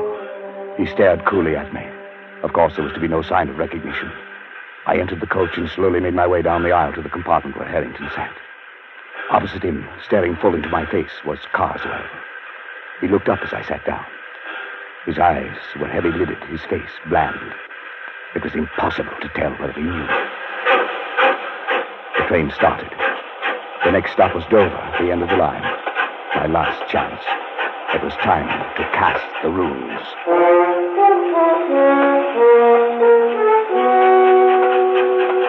It was a strange ride. Carswell and I seated face to face, staring into each other's eyes. Harrington off to the side, pulling at his face with twitching fingers. If I could have only had a few whispered moments with him to plan our strategy, but that was impossible. The moments dragged tortuously. No one moved. Then, suddenly, Carswell leaned forward. I beg your pardon, sir. Haven't we met? Met? Well, I don't think so, sir. Not unless you're in the plumbing business. Plumbing? No, hardly. I hadn't planned it that way. The words, the accent, just seemed to come by themselves. And Carswell sat back, an enigmatic expression on his face. I wished desperately to know what he was thinking. Then suddenly he got up and went out into the corridor. Was this my chance? I was about to slip over to his bags to see if there were ways to secrete the runes within them, when I caught Harrington's eye and read a warning in them. Carswell from the corridor was watching, waiting to see if we recognized each other. I muttered a prayer of thanks I hadn't moved. Carswell came back and took his seat. As he did so, wild, exultant hope surged up in my throat, for something slipped off his seat and dropped noiselessly to the floor. It was his ticket case, and he didn't see it. It was a small cardboard ticket case with a pocket on the cover. If I could just get to it and slip that tiny piece of paper into that pocket. For 15 agonizing minutes, I sat there and stared at it. If only Carswell would go out. But he sat stolidly staring straight ahead. We were coming into the outskirts of Dover, the train slowing down. Suddenly, Harrington stood up, reached up to the rack above Carswell to get his coat and bag. I stared at him blankly for a moment, surprised by his sudden clumsiness.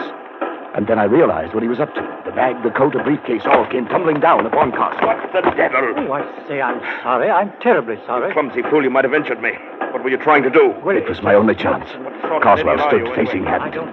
I reached down, got the ticket case, and with trembling fingers slid the paper into the pocket. He turned sharply to me, and I extended the case toward him. Excuse me, sir. Is this yours? Yes, it's my ticket case. Where'd you find it? Here on the floor. Must have dropped off when... Yes. I'm much obliged to you, sir. Not at all. Not at all. He looked at me fiercely, his rage at Harrington still twisting his face into a devil's mask. Then he glanced briefly into the ticket case and put it into his pocket.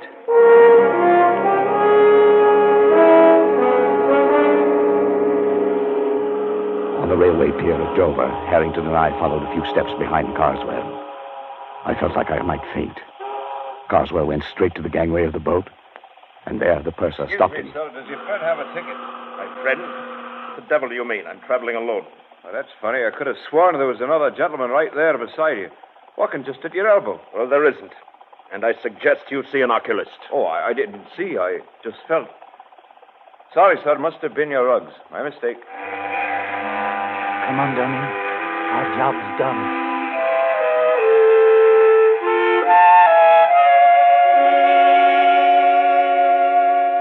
I didn't sleep that night.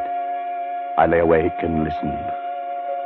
But there were no footsteps, no warm gusts of air, nothing to disturb me. All day I felt remarkably free, although this was to have been my last day on Earth. But only just now, when Harrington came in, could I really relax. Oh, Dunning, have you seen the afternoon paper yet? I know, not yet. Well, here, look at it. On the second page. There. Abbeville, France. An English traveler examining the front of St. Wolfram's Cathedral today was struck on the head and killed instantly by a stone falling from the scaffolding. A note of mystery was added by the fact that although the cathedral was undergoing repairs, no workman was on the scaffolding at the time of the accident. The traveler was identified by papers found on him as a Mr. Carswell of Warwickshire. Of course, it could have been an accident. Yes. Yes, it could have been.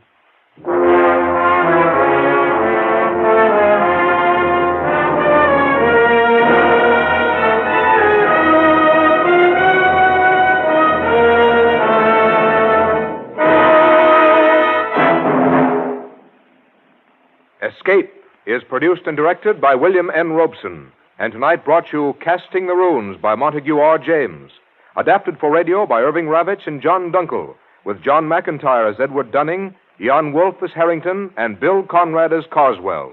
The special musical score was conceived and conducted by Cy Fure. Next week, you are trapped in a hidden valley, high in the Andes, walled in by sheer rock precipices, and surrounding you, closing in on you, is a band of blind men who want your eyes.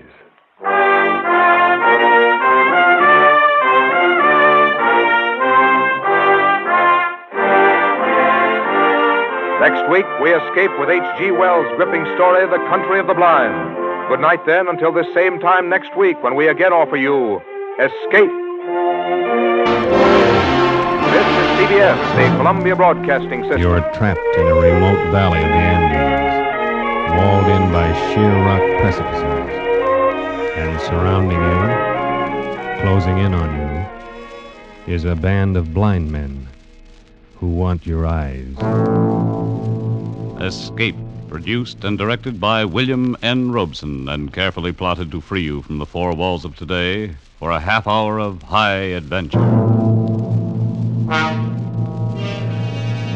Tonight, we escape to the high mountains of Ecuador and to a remarkable world where sight is unknown, as H.G. Wells imagined it in his curious story, The Country of the Blind.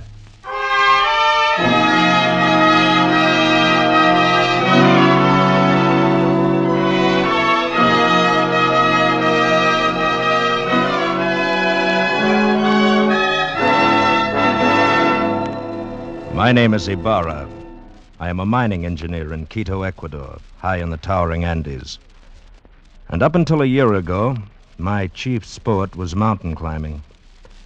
My last climb was an attempt to scale the remote and forbidding peak of Parascotopetl, a 20,000-foot crag unconquered by man.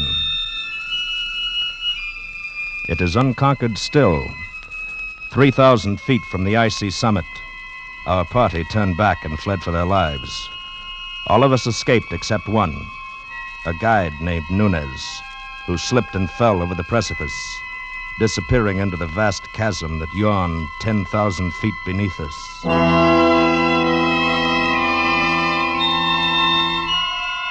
The horror of that man's fall has haunted my dreams for a year. Because of it, I have forsaken mountain climbing for the rest of my life. And that decision still stands, even though today I have seen Nunez. He was sitting on the steps of my shack when I arrived at the mine this morning. At first, I didn't recognize him. He was so much changed. I thought he was a ragged beggar asking alms. Is it you, Senor Ibarra? My name is Ibarra, yes. What do you want? You do not know me, senor. I know. You look like a man I knew once, but he is... Dead? Dead on the slopes of Parascotopetl? Nunez. No, it couldn't be you. Nunez. That is my name, senor. At least that is the name I remember. But you fell. I saw you fall. Yes. It's impossible that you could have lived. Perhaps the gods of the mountain had some reason to spare me. Nunez, if we'd had any idea that you were alive, but you went down thousands of feet. We couldn't even attempt to find your body. I know. I do not blame you. You could not have reached me. And if you had, I should not have welcomed you at first. But then later. What do you mean, Nunez? Senor, you will not believe what I have to tell. I can hardly believe that I'm seeing you, talking to you. But what has happened to you? You remember that night, the night I fell? Yes. We had been toiling all day, inching our way up a steep ice wall. And as darkness came, we found a narrow ledge, barely 3 feet wide. It's not very wide, but we can get our shoulder wall up, cut off some of this wind. Hal, that'll be welcome. Yes, but first we'll rest a moment. Look at that icy devil up there glistening in the moonlight. There's another 3,000 feet of sheer ice wall to the top. Well, I can see why no one's ever made it. Think we should go on? I don't know. Nunez, what do you think? It is not my place to say, senor. I was hired to guide you to the top. I agreed. What do you really think? If I believed in the gods of the mountain, as the Indians do, I should be frightened now. Why? Because we have invaded the Forbidden Circle. This part of the Andes is unmapped and unknown, senor. And therefore shrouded in superstition, eh? It is an easy thing to believe strange things in this white loneliness. Some of the legends are really fascinating. I've heard of one, something about a hidden valley called the Country of the Blind. Yes. It is supposed to be somewhere down there below us. A fertile valley which was settled many centuries ago, and then cut off by the great landslide of Arauca. But why the Country of the Blind? Well, even before it was isolated, the people developed a strange illness. All of them slowly went blind. After that, their children were born blind. And the legend is that the valley was the home of the mountain gods. It was too beautiful for human eyes. It's odd. Well, it's all nonsense. Yes, of course. Would be pleasant to find it, though. You know the old proverb, in the country of the blind, the one-eyed man is king? I doubt that we could ever find it. I even doubt if it exists. Of course not. I was only joking. Yes. Well, now if you're arrested, we'll make the shelter wall. Right. I'll give you a hand in a minute. Believe me, Ibarra, for 2 pesos, I'd give up this climb. I never realized Senors, I'm slipping! Hang on! Nunez! Nunez!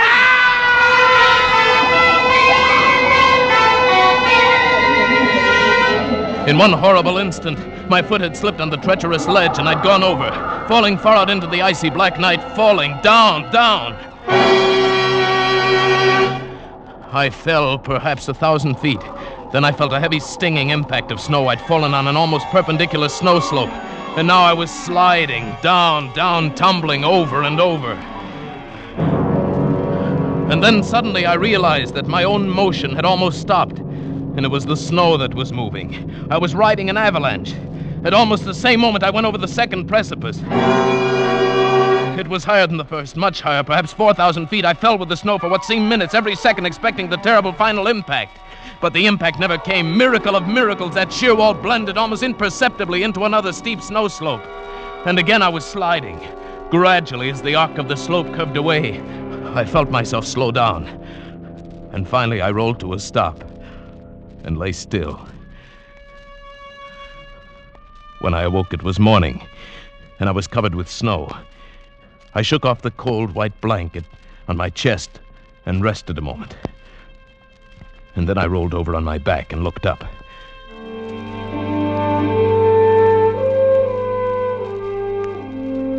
My heart almost stopped as I saw from where I'd fallen. Why, the mountain towered 10,000 feet above me. Then carefully I felt of myself. My clothes were torn. I was bruised and bleeding. I ached in every muscle, but I had not a single broken bone. I lay there and offered up a prayer to the gods of the mountain.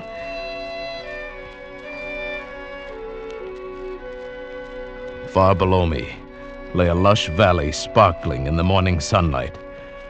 I could see the stately trees and the green meadows fresh with dew. I started down the mountain, but it was still an arduous descent. The farther down I got, the more I realized the beauty of the scene. Why, this was a hidden paradise I'd fallen into, and I was the first man ever to see it. So I thought, but I was wrong.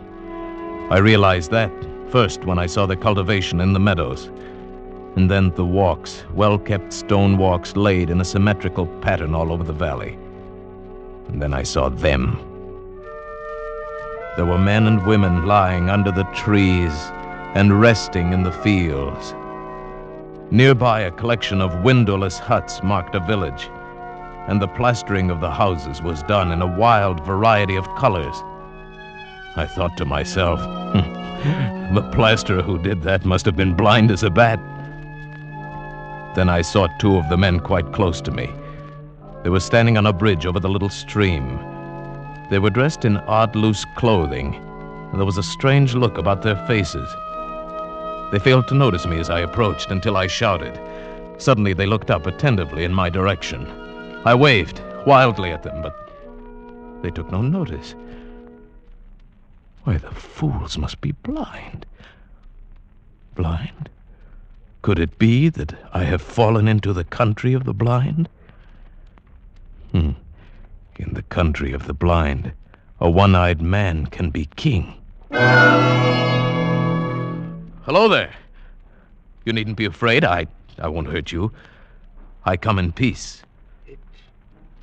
It is a man, or a spirit come down from the rocks. Oh, I'm a man, all right. Just like you, but I've had a miraculous escape, and now I find myself here in your valley. Valley? Valley? Come hither. Let me feel of you. Yes, certainly. Here, my arm. Is my face? You see, I am a man, like yourself. Here, feel my lips. They move with speech. Oh, careful there. Gently, those are my eyes. Eyes? Eyes? That is strange. Feel this chorea. Yes, I feel. Careful. Feel the eyelids flutter? He is but imperfectly formed. Some strange bulge there. Unseemly. No. You see, your eyes are shrunken in, but mine are whole. I can see. See? Pedro, he is a strange wild one. Where does he come from? He must have come down out of the rocks. No, from over the mountains, out of the country beyond there where men can see.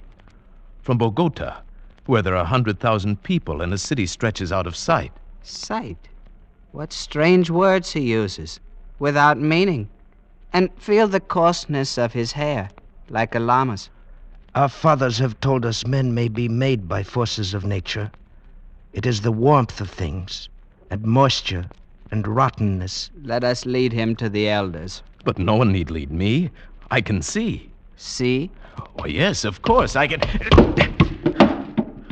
I didn't see your water bucket. His senses are still imperfect. He stumbles and talks unmeaning words. Lead him by the hand, Pedro. But look, Oh, well, all right. These people had been blind for centuries. They had forgotten even the words associated with seeing. And they thought I was an idiot, only half-formed. Especially when they led me into the pitch blackness of one of their windowless huts, and I stumbled over someone. 1,000 pardons, Medina Sirota. He is a clumsy one. I'm sorry I fell down. I couldn't see in the darkness. Who is this? And what is he saying? He is but newly formed, good father. He has come down from the rocks. He stumbles as he walks and mingles words that mean nothing with his speech. He is a wild man out of the rocks. No, I come from Bogota, over the mountains. You hear? Bogota. He uses wild words. His mind is hardly formed. He has only the beginnings of speech. Bogota? Yes. I come from the great world where men have eyes and see. That must be his name, Bogota. He stumbled twice as we came thither. He must be taught. No, you don't understand. I can see, but not in the dark. To you, darkness or light is all the same, but to me, to us who can see, to us outside in the world beyond the mountains... Mountains? What are mountains? Very well, then, beyond the rocks. There is nothing beyond the rocks. That is the end of the world. Oh, but surely you must realize the sky above covers more than just this valley. Sky? Above? There is nothing above but the roof of rock. He is very raw, my children. He shall have to be taught from the beginnings. Now take him away. Feed him. It shall be done, good father. But guide him. See that he does not stumble over my daughter again. Do not fear, Father. I shall guide him myself. and feed him. Very well. Come. Take my hand. Thank you. It'll be a pleasure to get outside again, out of this darkness. Come this way. Yes. What is your name? Medana Sarote. Mine is Juan Nunez. Oh, sunlight. Oh, this is better. And now I may look at you. Why, you're beautiful. I cannot tell you what a wonderful thing you are to see. Please, you must be careful. Why? If you do not learn quickly and cease speaking such strange words, they may not be so kind to you. They might be angry. They might even destroy you.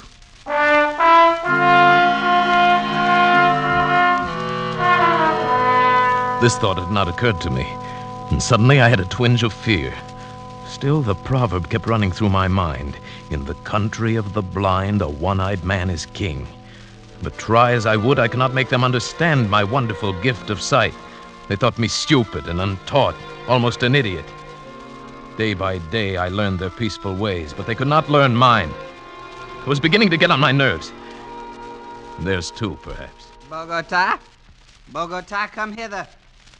Bogota, you move not. No, and I won't, you old beetle. I'll show you. I'll leave the path. Bogota, trample not on the grass. It is not allowed. How did you know I stepped on the grass? I heard, of course. Heard, but I didn't make a sound. Why do you not come when I call you? Can you not hear the path as you walk? I can see it. There is no such word as see. Cease this folly and follow the sound of my feet. Oh, my time will come. You will learn. There is much to learn in the world. Has no one ever told you in the country of the blind, the one-eyed man is king? Blind? What is blind? Oh, never mind. Bogota, I must warn you. Just keep quiet and learn. And stop this nonsense about seeing. Nonsense, is it? I'll show you I've taken enough of your insults. Unformed mind, got no sense yet. I'll be king here. I can see and I'll be king. Bogota, stop it. No, I'm through with your orders. I'll show you what an advantage sight can be. I can hit you and hurt you, and you can't see me to strike back. Bogota, put down that spade. You devil, your ears are sharp, aren't they? Bogota, there must be no violence. By heaven, I'll hit you if you come any closer. I swear I will. Put down that spade and come off the grass. You don't understand. You are blind, and I can see. I can see. Bogota. I'll hurt you. I swear I will. Put down that spade. Leave me alone! I hit him with a spade and ran. Over the wall, outside the valley, back to the rocks, back to the cliff I'd come from. When I reached that sheer rock wall, I knew there was no place to go.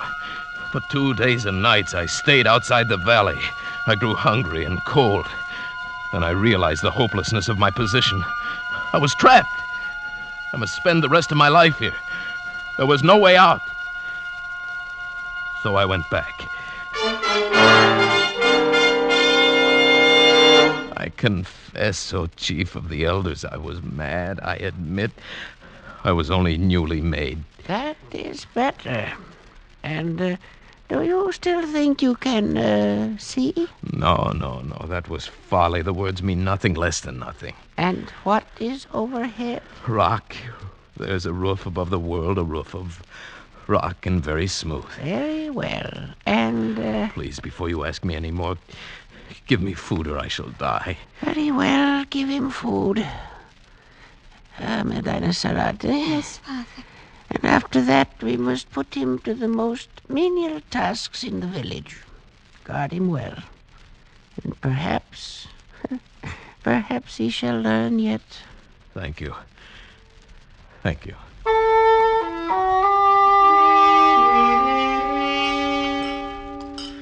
Oh, that is better. You are kind, Medina Sarote. Very kind. I am glad you came back.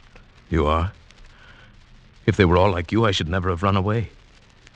What was that word you said I was? Beautiful.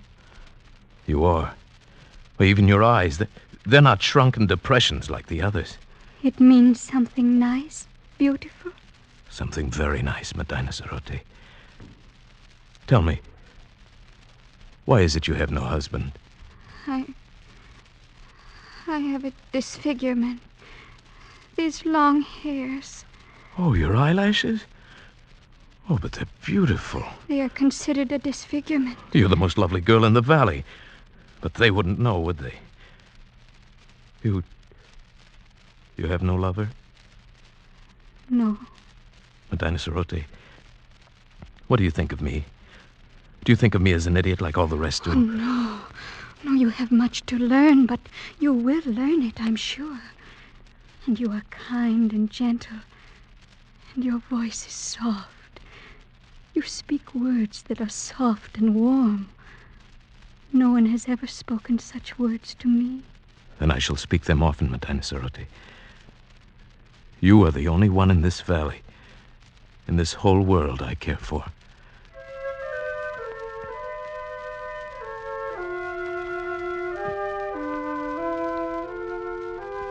And so it began.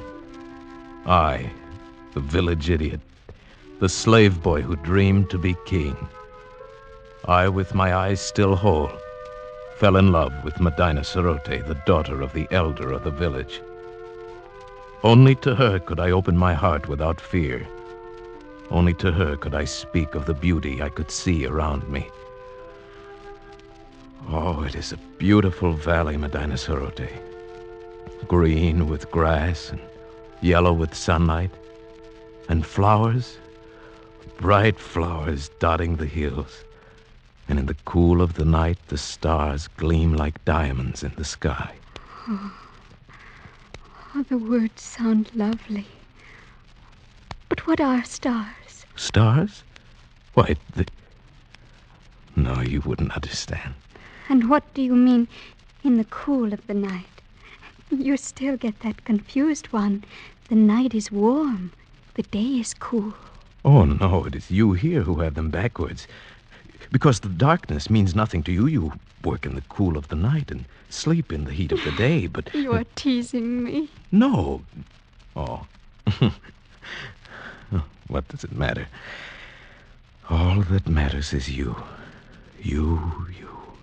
Here beside me, Medina Cerote. I love you. And I love you. I know they still think me an idiot, but you listen to what I say, and you don't think me an idiot, do you? Oh, no. I like to hear you speak. Then, would you marry me? Yes. Yes, Juan. I will marry you.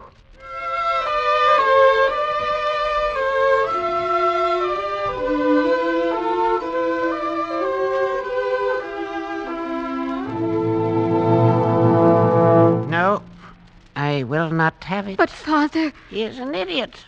He has delusions. He cannot do anything right. But he is getting better. He's better than he was. And he is strong and kind. Stronger and kinder than anyone in the world. And he loves me. And I love him. No, I will not have it. Great sire, if you please. What is it, good doctor? I have examined Bogota, and the case is clear to me. I think very probably he might be cured. Huh? And how might that be done? His brain is affected by something. I believe I know what it is. Those queer things he calls eyes. Where we have but an agreeable depression, he has great lumps, with flaps over them that move and long hairs. Consequently, his brain is in a constant state of irritation. But what can be done to cure him? A very simple surgical operation. Remove the cause of the irritation. We will merely cut out his eyes.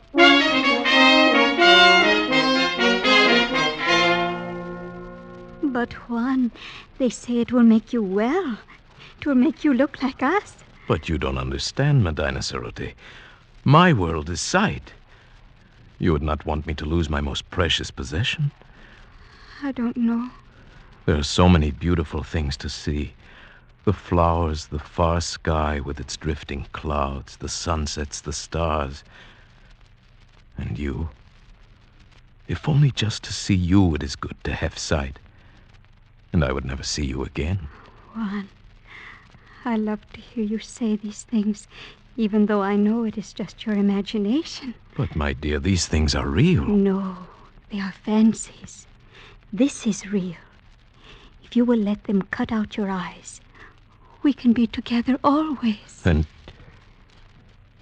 you want me to? Oh, if you would. If only you would. What else can I do? My dearest one. My dearest with the tender voice. I will repay you. Oh, Medina. Be brave. And carry my voice in your thoughts. Now I must go. And tomorrow. Yes. Tomorrow will be forever. Goodbye. Goodbye, Medina.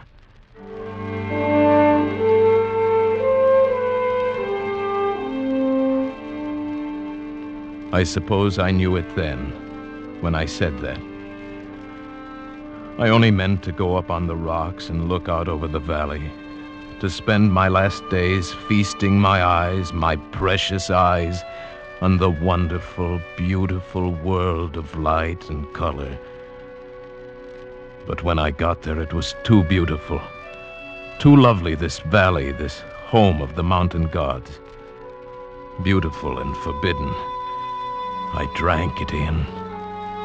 The green of the fields, the blue of the gently curving stream, the orange of the lichen in the rocky crevices. I climbed higher to see the great snow-capped peaks towering above and away to the distant sky, and still higher as the shadows turned the snow to purple and crimson and deep blue. The valley now was far below and as beautiful as a painting. But like a painting, it seemed unreal. Medina Sarote was small and far away, a distant dream. And the world of sight was here, all around, overpowering, wonderful. I turned and began to climb up that sheer rock wall. How many months it took me to make my way out over those mountains, over glaciers and snowfields and sheer precipices, I cannot guess. How I lived through the cold and hunger of it, I cannot tell you. But I'm here at last, back from the country of the blind. Good heavens, man. What an experience. Yes. Terrible and wonderful. But you aren't sorry you came back? Sorry? I see her face clearly now. It is the only thing I see. Nunez, come, you need food. Here, take my hand. Thank you. Where is it, Senor Ibarra? Nunez. Yes. The gods of the mountain have had their revenge. Those months of crawling over the snow and ice, with the sun glaring down. Yes. I am blind.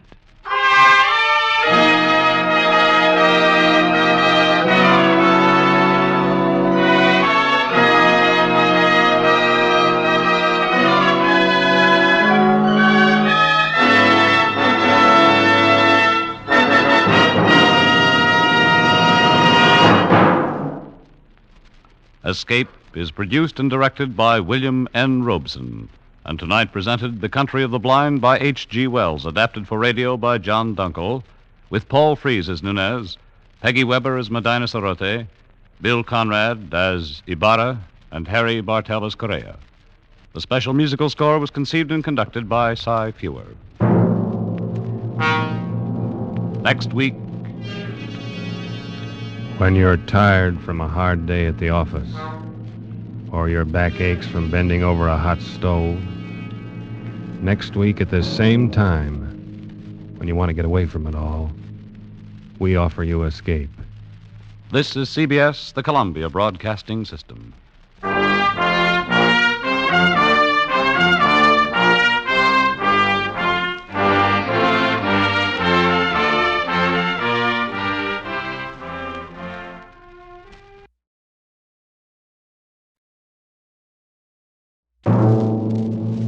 You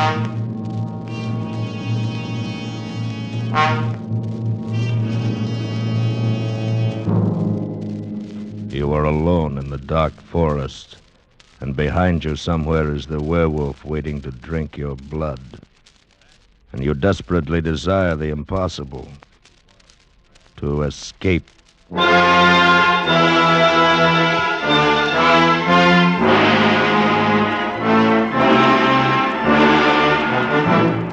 Escape, produced and directed by William N. Robeson, and carefully plotted to free you from the four walls of today for a half hour of high adventure.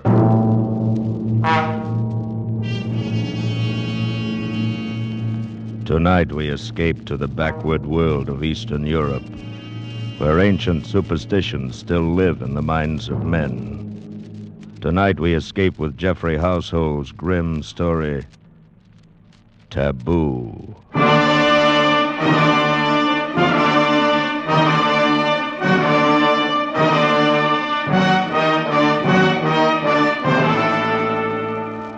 Among semi-civilized peoples, there has always been widespread belief in werewolves, those fantastic creatures supposedly able to turn from man or woman into wolf and back again at will.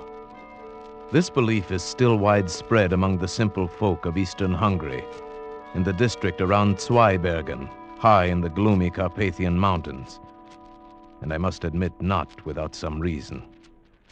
Before the late war, I often spent my vacations in that area, drawn to the dark loneliness by the pool of my Slavic blood. It was the same with her, perhaps, and our kindred ancestry no doubt drew us together. Her name was Kira Vaughan, and she was there with her husband, a pleasant young Englishman. They were obviously much in love, and I felt almost like an intruder when I found myself the only other vacationer in the village. However, they made me welcome and invited me to dinner. It was an excellent dinner. Won't you have some more strawberries, Mr. Shirabiev? Huh? Thank you, no, Mrs. Vaughan. I've eaten far too much already. I cannot say when I've had so excellent a dinner. Thank you. I'm sure I shall get nothing like it at the inn. I should hate to have to stay at the inn. You see, Shirabiev, my wife is one of those delightful creatures who cannot stand to be shut in. She must run free, preferably in the woods, with her hair streaming in the wind. She's quite unusual. Indeed she is, my dear Vaughan. And you may count yourself most fortunate. Oh, I do. Where else should I find so good a cook? Oh, very true. I've never tasted venison quite like that tonight. Delightful. Thank you. Another of her little victories. She delights in outdoing the ordinary housewife. She disdains the village shop and gets her meat right off the hoof. Oh? You do your own hunting? Oh, dear, no. Not that. She's much too kind-hearted and loving a person for that. She's found a new source. The district game warden brings fresh venison to our door. Oh, it's not he, but his son. True. The game warden's slightly moronic son, who is, I'm sure, in love with her. Oh, that's ridiculous. Oh, not so. It's quite understandable. I'm beginning to fall in love with her myself. You see, my dear. Thank you, sir. Seriously, though, I can understand this wild desire to be free. This wish to, as you put it, run in the woods with the wind in your hair. It is some legacy of our Slavic blood, no doubt. Yours and mine and the game warden's moronic son. Somehow we feel at home in these dark forests. Oh, you too. Yes. And I don't. I confess it, I don't. There's something here that frightens me. Something strange and inhuman and taboo. Darling. I'll confess something, Shirabiev. I don't like Kira to go out into these forests alone. Maybe I'm afraid that someday this emotional impulse of hers will get the better of her and she'll just disappear. Like those two men last week. Oh? What was that? Have I missed some exciting happening? No, not really. Though you'd think so to hear the villagers talk. A fellow coming home through the woods after dark just disappeared. Probably got fed up with life here in the village and lit out for Budapest. And, what about the other one? Oh, yes. Well, a search party went out the next day to look for the fellow. When they got back, they found one of their party was missing. Evidently, he'd taken the opportunity to skip out, too. Is that what you really think? Well, why not, my dear? If those men had been done away with, it might have been by something supernatural. And there's no such thing. But might it not have been some wild animal? Oh, the bears around here are harmless and the wolves are not in pack. At any rate, there would have been some sign, some blood, track, something. There was nothing. They simply disappeared, vanished, skipped out. Richard, how can you be so callous? You see the paradox? My wife, who loves the woods, believes the fantastic tales of the villagers. I, who confess to finding the woods strange and frightening, do not believe them. Perhaps it is because you are frightened that you are afraid to believe them. What do the villagers say? Well, you know this district well enough. They're talking of werewolves and such tommy rot. Oh, it's utterly fantastic. Yes, to you, an Englishman, it would be. And it isn't to you? Fantastic, yes, I suppose, but perhaps Mrs. Vaughn and I, who feel at home in this forest, can understand and believe such fantasy a little more easily than you. Yes, I remember many times as a child, I dreamt of being an animal. I thought then that I would love it. The freedom of the forest. Exactly. That primitive instinct is so deep within us all. A heritage of some dim, distant past. In us Slavs, it lies closer to the surface. Takes very little to bring it to light. Yes, that is true. Well, you've placed my wife in a new life, Shiravyev. You'll have me suspecting her of changing into a wolf and running out to the forest to murder people. Oh, please, Vaughn. You take me too literally. And besides, it is a shame to spoil so delightful a dinner with so gloomy a conversation. Right. Shall we go into the living room? There's a cheerful fire in there. Oh, yes? What is it, Frida? Beg your pardon, sir. But a message just came from the village. Oh? What is it? They want you and Mr. Shiravyev to come down there now. They're organizing another search party. What? Yes. There's another man missing. Kira! Catch her, Shiravyev. She's fainted.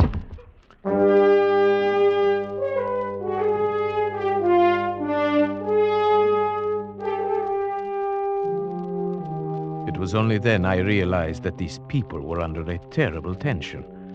I was to learn very quickly that the whole village shared it.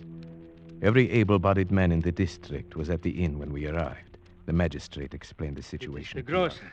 He went into the forest late this afternoon hoping to bag a blackcock for his supper. A little after dusk, a solitary shot was heard. That was 3 hours ago, and he has not returned. But only 3 hours? Isn't there a chance that he might still return? A chance, perhaps, but the other two did not. It will do no harm to search for him. We may still be in time to save his life.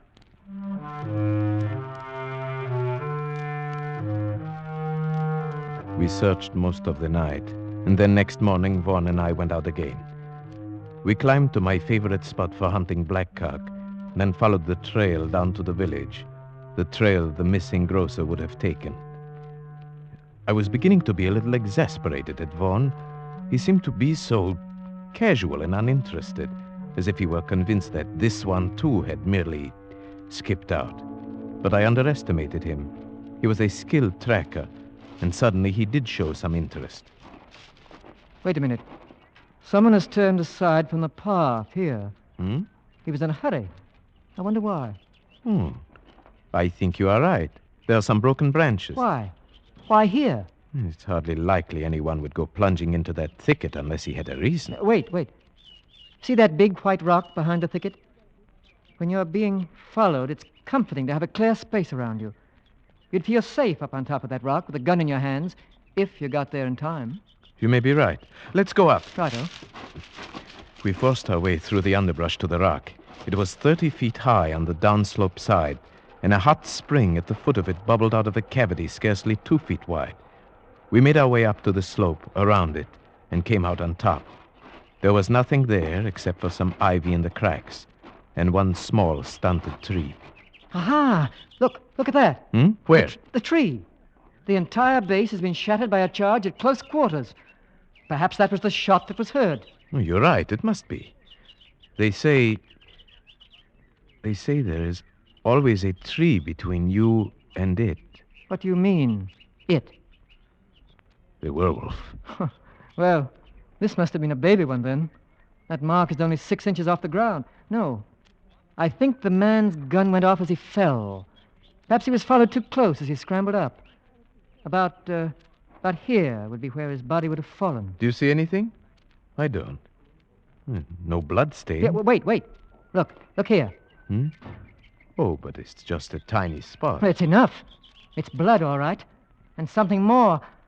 A tiny bit of tissue. Let me see. Yes. Brain tissue. It must have come from a deep wound in the skull. made by something like an arrow or a bird's beak, or maybe even a sharp tooth. Mm-hmm. But where's the body? There is absolutely no other sign. No evidence of its being dragged off anywhere. No, I can't see any either. It's very strange.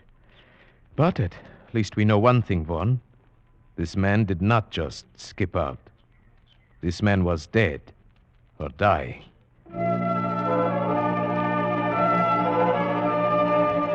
When we brought our information back, the excitement of the village mounted. The peasants crossed themselves, and at the inn, the old tales were being told. That's old Weiss, the game warden, talking now. And Josef Weiss, his son, beside him. The moronic son? Yes. The old man is a character, too. Listen. The biggest one my grandfather had seen, and it followed him in the forest.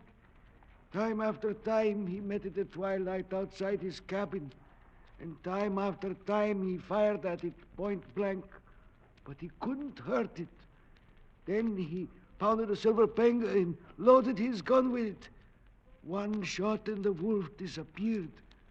But next day, they found Heinrich the cobbler dying in his house with a beaten silver coin in his belly. Oh, fools! You believe such stupid talk? Joseph! My grandfather used to tell the same story. Only when he told it, it happened to his grandfather. Anyone can see it didn't happen at all. Such things can't happen. Joseph, you call your father a liar? I do. Well, far from being a moron, Joseph seems to have more sense than the others. Perhaps. Joseph, you're not afraid of this werewolf, then, eh? I? No. Why not? The whole village is frightened. I'm used to walking alone in the woods at night. You've got to be a part of the forest, then you'll not be afraid of it. You do believe in werewolves, then, eh? I don't say a man can turn into a wolf, no. But I can understand why he'd want to. Your theory again, Sharavyev. Yes. I think I understand that too, Joseph. But what does it feel like? It feels as if the woods had got under your skin, and you want to walk wild and crouch at the knees. Yes. I think he's perfectly right. And you explain it by some primitive urge? Possibly. There may be many reasons. Physical hunger could be one. We sometimes forget that man was once a fleet-footed hunting animal with all the necessary instincts. Hunger? Yes, we all know about that. About what it can do to a man. I've been trapped in a cliff for 5 days, I know. None of you have suffered hunger as we did in the prison camp during the war. None of you knows what it is to eat... Joseph, let's not talk about it. He gets so upset remembering. Well, we'll have to go on searching for the body and for the werewolf. You'll not find it. Not until you arm yourselves with silver bullets. Perhaps it is gone now, whatever it is. The search parties may have frightened it away. It wasn't frightened by the first search party. It simply took one of them. Now it is still here. And it will strike again. You may be sure of that.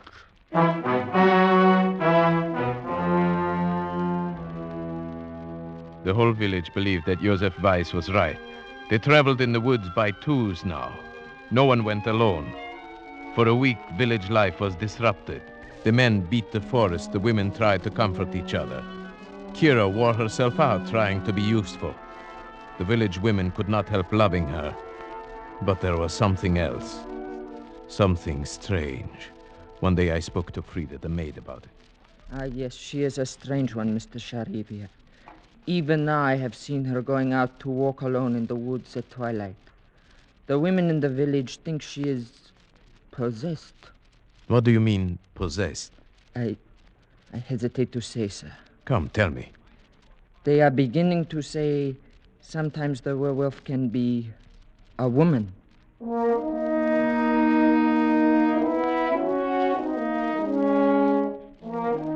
At first, the suggestion seemed so ridiculous to me that I hesitated to speak of it.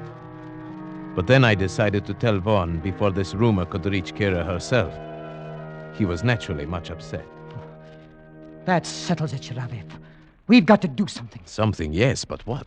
There's only one thing we can do. Track down this supposed werewolf. But that's what we've been trying to do for a week. How can we It's really very simple. We'll offer him bait. Bait? Who will be this bait? You and I, Sharavyev. If you're game.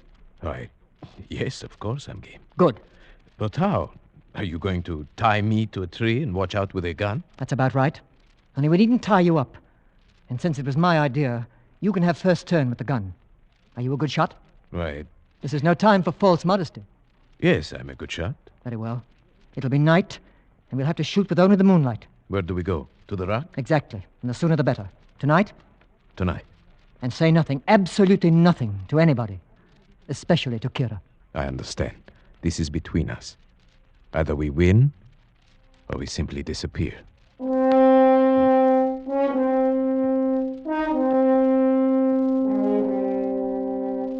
It was difficult getting away without telling Kira what we were going to do.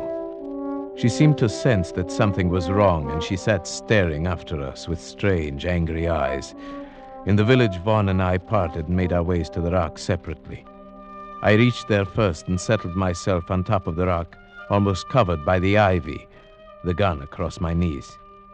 Presently, Vaughn appeared on the path, and I gave the signal that I was there and ready.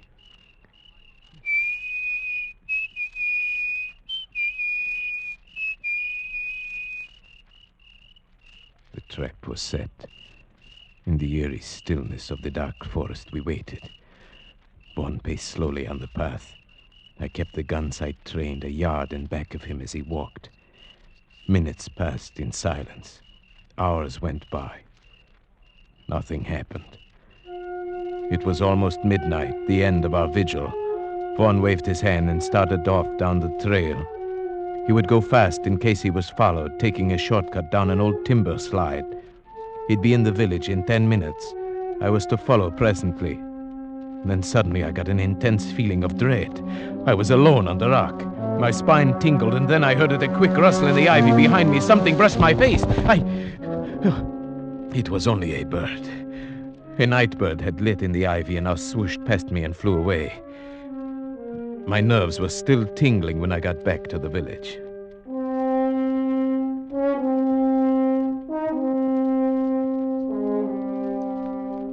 Next day, when I went to see Vaughn, he gave me a warning glance. Kira was suspicious. I could see the question in her eyes when she greeted me. So, here is the other culprit. Which of you is most to blame for keeping such late hours? Why, I suppose to keep peace in the family. I should say it is I. No, you can't get him off that easily. I'm the only culprit, my dear. You see, I've never hunted deer at night. I asked Sharavyev to help me. I suppose you shoot the poor things while they sleep. Oh, no, while they're having their dinner, if possible. You're cruel and heartless, both of you. Oh, it's no use letting her start an argument, Sharavyev. I'll go get us a drink. Oh, yes, thank you. I'd like that. Why do you look at me like that? Was the hunting good last night? No, not very. We didn't get anything, as you see. I'm afraid you'll still have to depend upon Joseph for your venison. Where did you hunt? Why, simply in the forest. Nowhere in particular. You're not telling me the truth, are you? My dear, I don't know what you're thinking, but I assure you... Oh, never mind. I suppose it is best I don't know. But take care of him, please. Of course I will. If anything should happen to him. But what could happen? You know. You understand these things.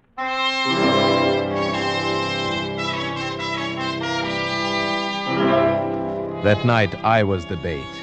And I confess, walking there on the moonlit path, the dense undergrowth pressing close on both sides, the forest all around me, that I felt a strange terror.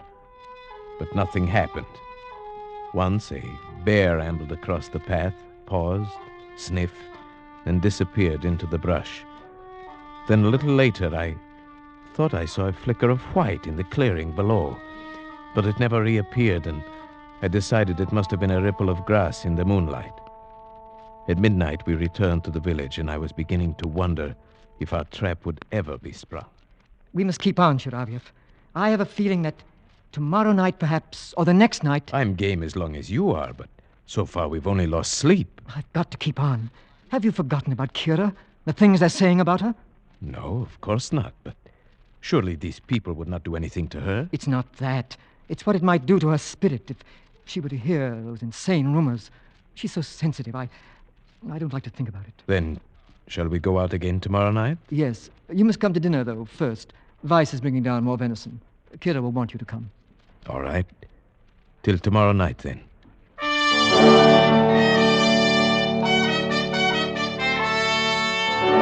After dinner, we went out for our third night on the rock. Vaughn was the bait tonight, and I the watcher. The forest was alive with sound. A deer coughed. The bear came ambling back as woolly and harmless as a dog. I was watching him when suddenly he paused and sniffed the air, then disappeared into the trees. The animal sounds quieted one by one, and a tense stillness fell over the forest. My hand tightened on the gun, and suddenly I saw it.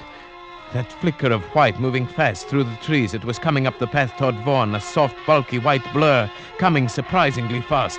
Vaughn's back was turned. He did not see it. My finger tightened on the trigger. It was only a few yards away when he turned. Kira! I started to press the trigger. No, Sheriff, no! Richard! Kira, what are you doing here? Oh, darling, I was looking for you. I looked last night, too. Oh, Richard. Kira, you shouldn't have. It was foolish, terribly foolish. Richard, there was something after me, I know it.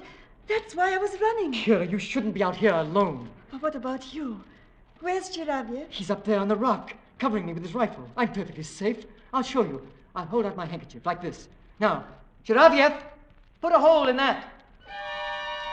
I stared for a moment at the white square of handkerchief, then at the white of her coat. My lips were dry. My finger felt numb on the trigger. Come on, Chiraviev, the handkerchief. Please, God, don't let me miss. There, you see, my dear? I'm perfectly safe. They went down the path together, and I followed after a moment. 100 yards from the timber slide, I knew I was being followed. Even before I heard something in the brush behind me, I stopped and turned around. It moved past me, cutting off my retreat. Now I stood alone in terror, but it was still in the brush. If only I could make the timber slide.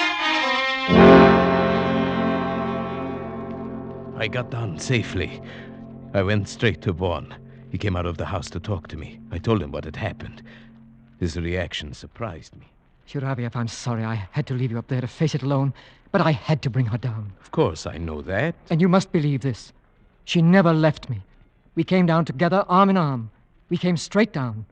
You must believe that. But of course, why should I think differently? Then you must realize, whoever it was up there in the brush following you, it couldn't have been Kira. Good heavens, Vaughn. Do you think I believe that preposterous story? Well, didn't you? Even up there on the rock, when you hesitated about firing at the handkerchief, didn't you believe it might be Kira? No. Why, no, of course not. But I did. Vaughn knew my thoughts almost better than I knew them myself. Yes, that was why my lips were dry and my finger numb when I pressed the trigger. I had refused to admit it even to myself. And now was I sure, even now.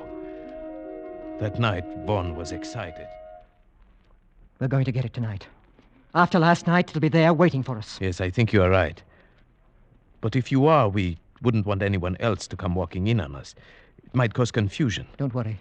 Kira has promised to stay at home. She says we're doing our duty and she won't interfere. Do you think this is our duty? No. Neither do I. I never feel that anything I enjoy can be my duty. And now, I really enjoy this. Tonight, I'd like to be the bait. No, it's my turn. I won't give it up. Besides, if it's the revenge you want, you have the gun. That's so. All right, then. Tonight, you'll be the bait. That night, for the first time, I regretted ever getting into this mess. As I paced up and down the path, my nervousness grew. Tonight, it would surely come. I felt it. But would Vaughn shoot straight and quick enough? The hours went by. Clouds kept scudding over the moon, leaving me in deep darkness for minutes at a time. I was really beginning to be frightened. Then a fraction of a second before it happened, I knew it was coming. There was a hot breath on my neck, a crushing weight on my shoulder, something hard against my skull, and the crack of Vaughn's rifle. Vaughn! Shiravyev, are you all right? Yes, I think so. What was it? A man. I winged him. Come on. I'm going in after him. All right, I'm coming. Vaughn, where did he go? I can hardly believe it. But he went right into this hot spring under the rock. But there's hardly opening enough for a rabbit. He went under the water. Come on. Wait, Vaughn, I'm coming with you. We plunged into the spring, wriggling our way forward, not knowing what to expect. Vaughn held the rifle high above the water, but there wasn't room enough for our heads. We had to hold our breath and plunge forward. Luckily, it was only a few feet. I emerged and took a breath. Then I heard Vaughn fire. Got him. Where? Shine the flashlight. There, at the other side of the cave. Yes. Who would have thought there would be a cave here? Or that anyone could have gotten through that spring. It was a perfect hiding place. Yes, but it does him no good now. Turn him over. Let's see who our werewolf is. Yes. What? It's Weiss. Joseph Weiss, the game warden's son. Well, why didn't we think of that? We all knew he was not quite sane. More than that, he almost told us. Remember, he said, I do not believe a man can turn himself into a wolf. But I know why he'd want to. Yes, and he described the feeling to walk wild and crouch at the knees. He knew that feeling. He knew it too well.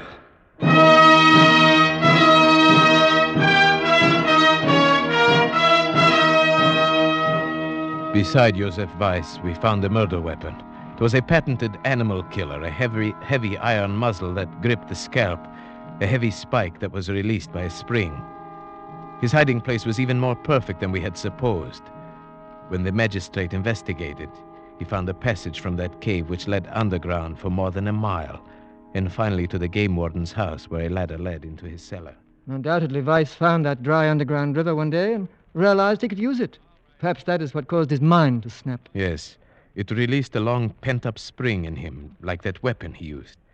He saw that he could run in the woods like an animal, disappearing and reappearing with perfect safety. It even offered a place to bury his victims without a trace. And so your theory proved correct, that there's a murderous, primitive instinct lurking in some people. Yes. Well, it's all explained excepting what he did with the bodies. It would serve no useful purpose to speculate on that now. Yes, I suppose you're right. Kira, you haven't said anything. Why did you have to shoot him? Kira, he was a murderer. He tried to murder Shiravyev. Is it murder when a wolf kills? A dumb animal?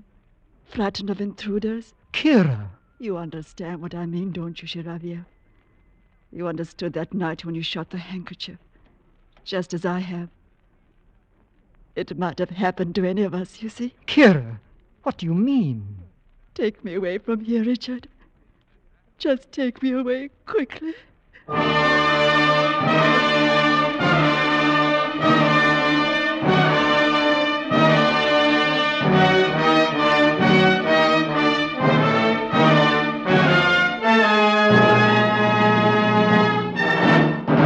Escape is produced and directed by William N. Robeson, and tonight brought you Taboo by Jeffrey Household, adapted for radio by John Dunkel with Paul Frees as Shiravyev, Marta Mitrovich as Kira, and Morgan Farley as Vaughn. The special musical score was conceived and conducted by Cy Fure. Next week... You were standing on a bridge over Owl Creek with a noose around your neck. You have only a few seconds left to live. A few seconds left to plan your escape.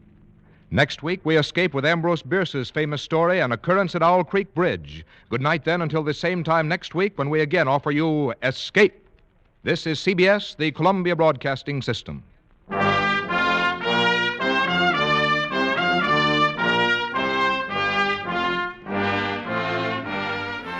Still feeling a little too alive? Try a cup of Mira's Midnight Brew, the only coffee roast in the crypts and stirred with the bones of your exes. Now featuring flavors like Necro Netmug, the autumn blend that tastes like cinnamon, bone dust, and bad decisions. Blood Orange Cold Brew, refreshing and a little unsettling. Phantom Vanilla, sweet, spectral, and definitely cursed. Blackout Blackberry, so dark it might summon something sinister. Available in 6-ounce burlap sachets, spelled sealed tins, and select forbidden bookstores. Warning, may cause haunting, sudden poetry, and long stares into voids not legally considered coffee in several dimensions. Now then, my friends, back to our regularly scheduled shivers as the tales of escape unravel further still.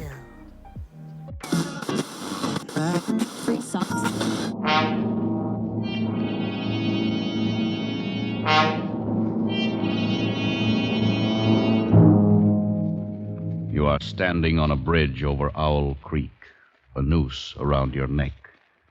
You have but a few seconds left to live, a few seconds left to plan your escape.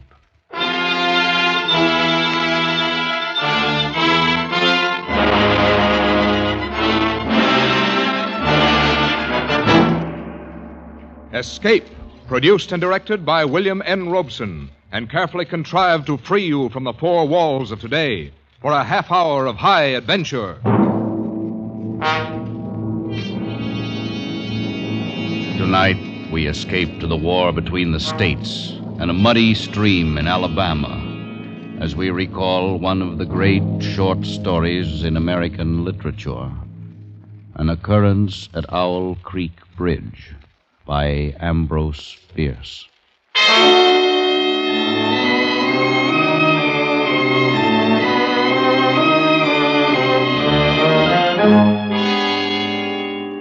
A man stood upon a railroad bridge in northern Alabama, looking down through the ties at the swift water 20 feet below. The man's hands were behind his back, the wrist bound with a cord. A rope closely encircled his neck. It was attached to a stout cross timber above his head, and the slack fell to the level of his knees. He watched a piece of dancing driftwood racing down the current beneath his feet. He thought, if I could just free my hands, I might throw off this noose and dive into the creek. If I swam underwater, I'd be safe from their bullets. If my wind held out, I could make the southern bank, take to the woods, and get away home. Peyton Farquhar, Alabama planter, stood at the end of a plank. A captain of the Union Army and a sergeant stood at the other end. When they stepped aside, the plank would tip upward, and Peyton Farquhar, Confederate spy, would slip between the ties to hang above the muddy water of Owl Creek until dead.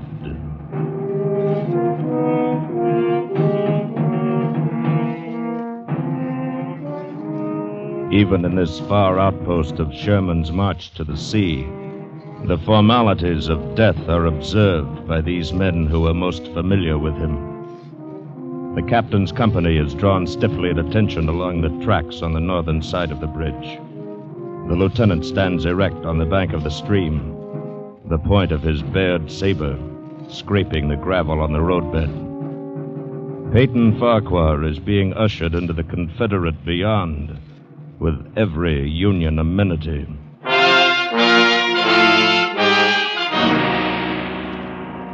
The captain stands aside.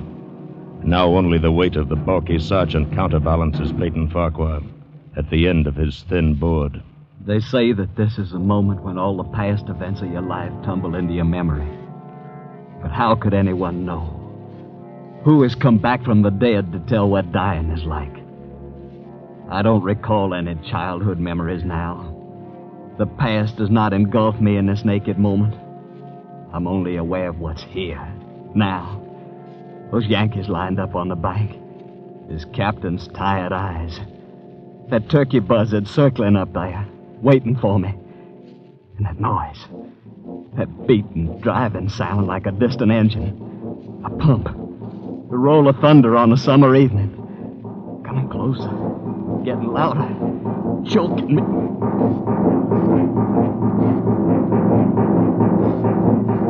It's your heart, of course, that you hear, stepping up its cadence, pounding under the forced draft of fear. Now you see nothing, remember nothing, sense nothing, but this strangling, suffocating beat of your own heart, throbbing its final protest. You stand there, erect. The work is nearly at an end now. The captain draws his sword, flourishes it to a carry, sings out a command. Company! Array! Rest! The men on the bank smartly spread their legs, thrust hands forward over the rifle barrels. The sergeant on the end of the plank takes one step to the left. The plank tips forward. And Peyton Farquhar drops between the timbers of Owl Creek Bridge.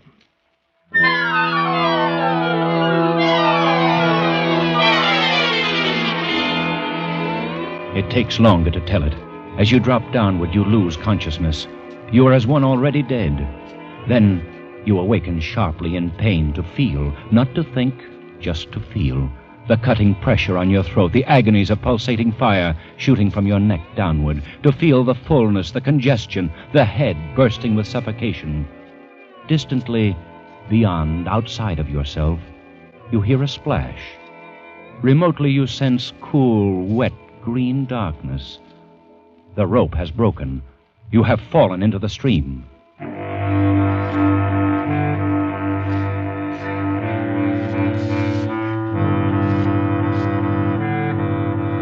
Now thinking returns slowly.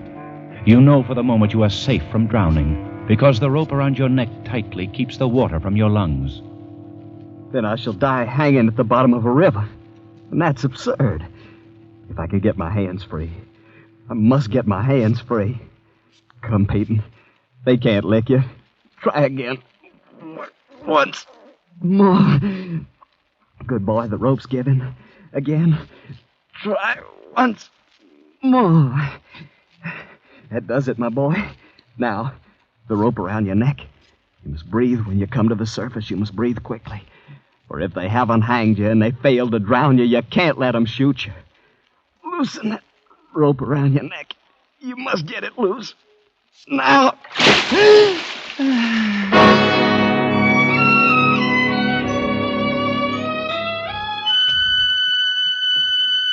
It takes so much longer to tell. You are now in the fullest possession of your senses, and again time stops. You feel the ripples of the water upon your face, and hear their separate sounds as they strike. You see the trees on the bank, and the leaves, and the veining of each leaf, and the very insects on them. The locusts, the brilliant-bodied flies, the gray spiders stretching their webs from twig to twig, the prismatic colors of the dewdrops upon a million blades of grass. You hear the humming of the gnats, the beating of the dragonfly's wings, the strokes of the water spider's legs.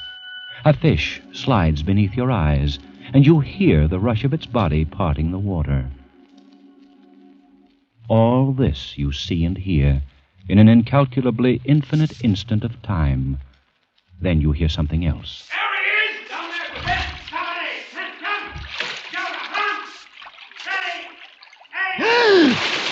You dive deeply, but above the ringing in your ears, you hear the volley of the rifles. And as you rise toward the surface, you meet shining bits of metal, singularly flattened, the distorted and spent bullets, oscillating slowly downward past you. One catches in your collar, and it feels uncomfortably warm. You snatch it out, and this gray piece of Yankee lead reminds you of the gray uniform of the soldier who was responsible for you being here. You recall that it was only night before last when the soldier had ridden up the driveway as you and your wife sat under the magnolia trees in the cool twilight. Good evening, sir. Good evening, Corporal. Wonder if I might trouble you for a glass of water, sir. Why, of course, Don't disturb yourself, Peyton. I'll go fetch it. You're most kind, ma'am. If you'll just indicate the well... Nonsense. You just sit a spell with my husband.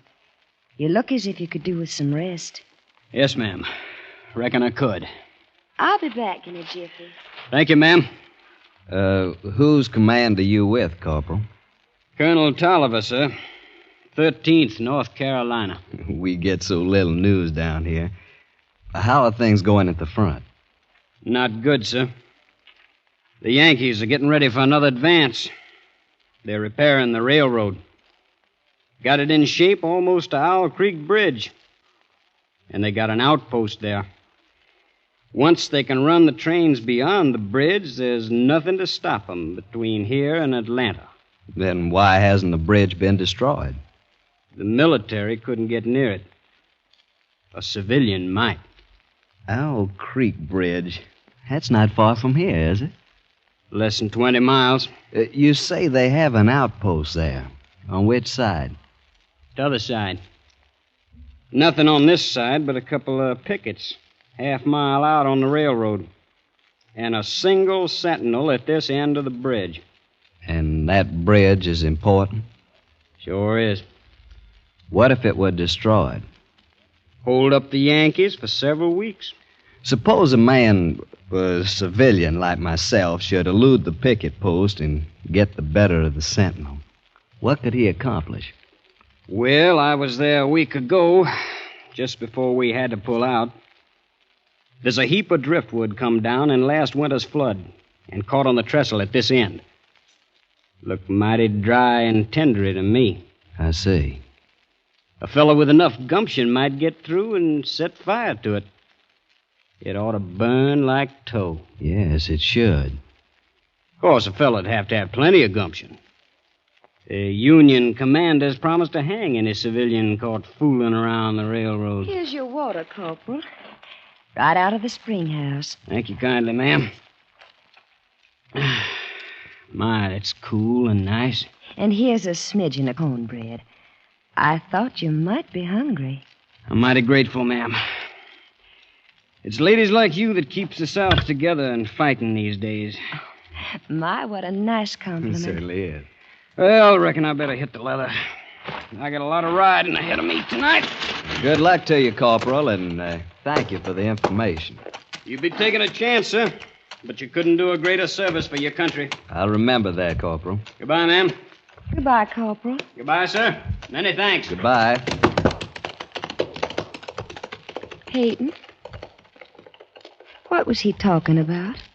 What, my dear? The corporal. What did he mean by service to your country and taking a chance? Oh, nothing. Peyton, tell me. It was nothing, really, my dear. Peyton Farquhar, if you're fixing to take any chances for our country, I want to know about it. Now, you just speak your piece. There's nothing to say except I'll be going away for a day or two on a little trip. Is it dangerous, Peyton? Not very. You'll be back. Yes, my dear. I promise you, I'll be back.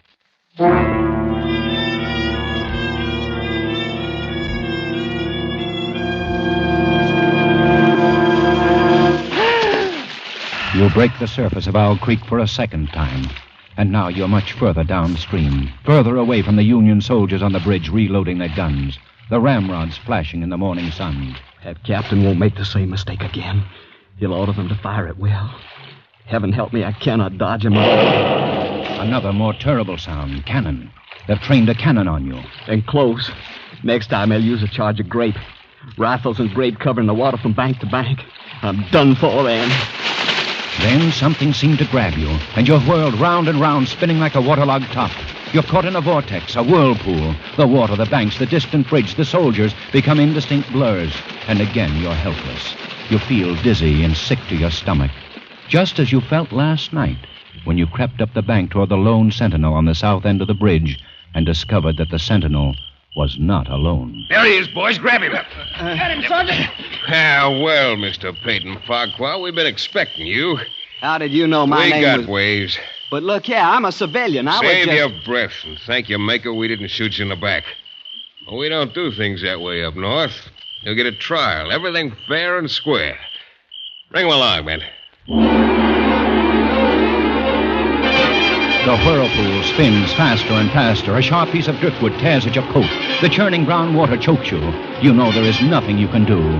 As you had known it last night, when they shoved you into a tent near the bridge to face the infantry captain with the tired eyes. Here he is, sir.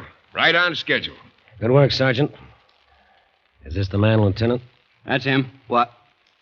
You're the corporal who stopped at my plantation last night. That's right, Mr. Farquhar. But I'm not with the 13th North Carolina Volunteers. Mr. Farquhar, this is Lieutenant Saltonstall, intelligence officer, 5th Massachusetts Regulars. You've trapped me. You deliberately led me into a trap. I'm a civilian and a planter. Yes, and also a Southern patriot, caught in the act of espionage. You can't prove it. We don't have to. This is the most despicable, This proves once more that honor is a stranger in the North. I'm too tired to listen to a recital of the code of a Southern gentleman, Mr. Farquhar. I'm afraid the distinction between your ethics and my lack of them would escape me this evening. But why have you done this? Why have you deliberately trapped me? The best way to eliminate civilian resistance is to lure it into the open. You fell for the bait. Too bad. Now, look here. It's my constitutional right Which Constitution? The Constitution of the United States or Jeff Davis's? You insulting Yankees. Remember your manners, sir. I demand a trial. You've just had it. Post a guard over him, Sergeant. Yes, sir. We'll hang him in the morning.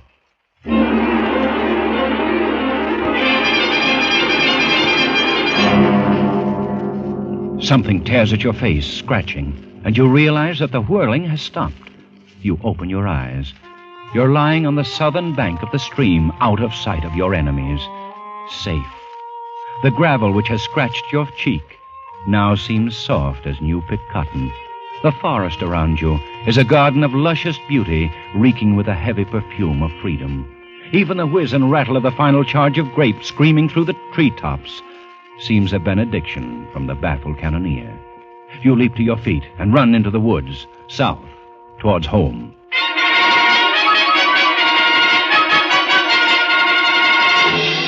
Your neck is swollen and throbbing with pain. You carry it cocked toward your left shoulder as you push through the matted brush. All morning you tear your way through the undergrowth. Your jacket is tattered and your face crisscrossed with bloody scratches from the brambles. Every few moments you stop. You stop to listen for the sound of dogs, but all you hear is the sleepy buzz of the forest. And the blood throbbing through your heated brain brings another thought, which is an insult. No dogs. You are not even important enough to the Yankees for dogs.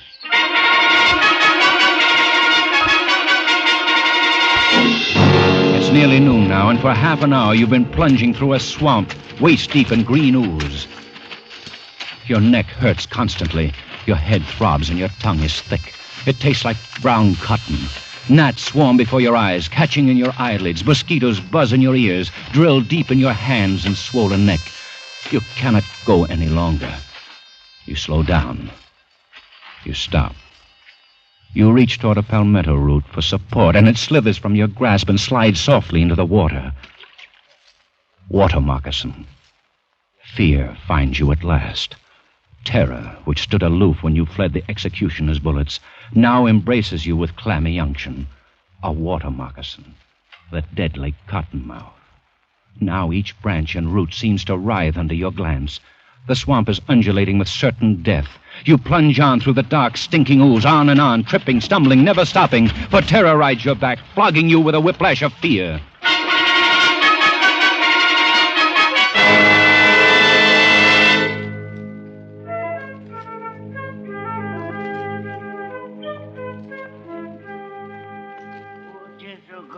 Master Peyton, fiddle's a fiddle and jig time.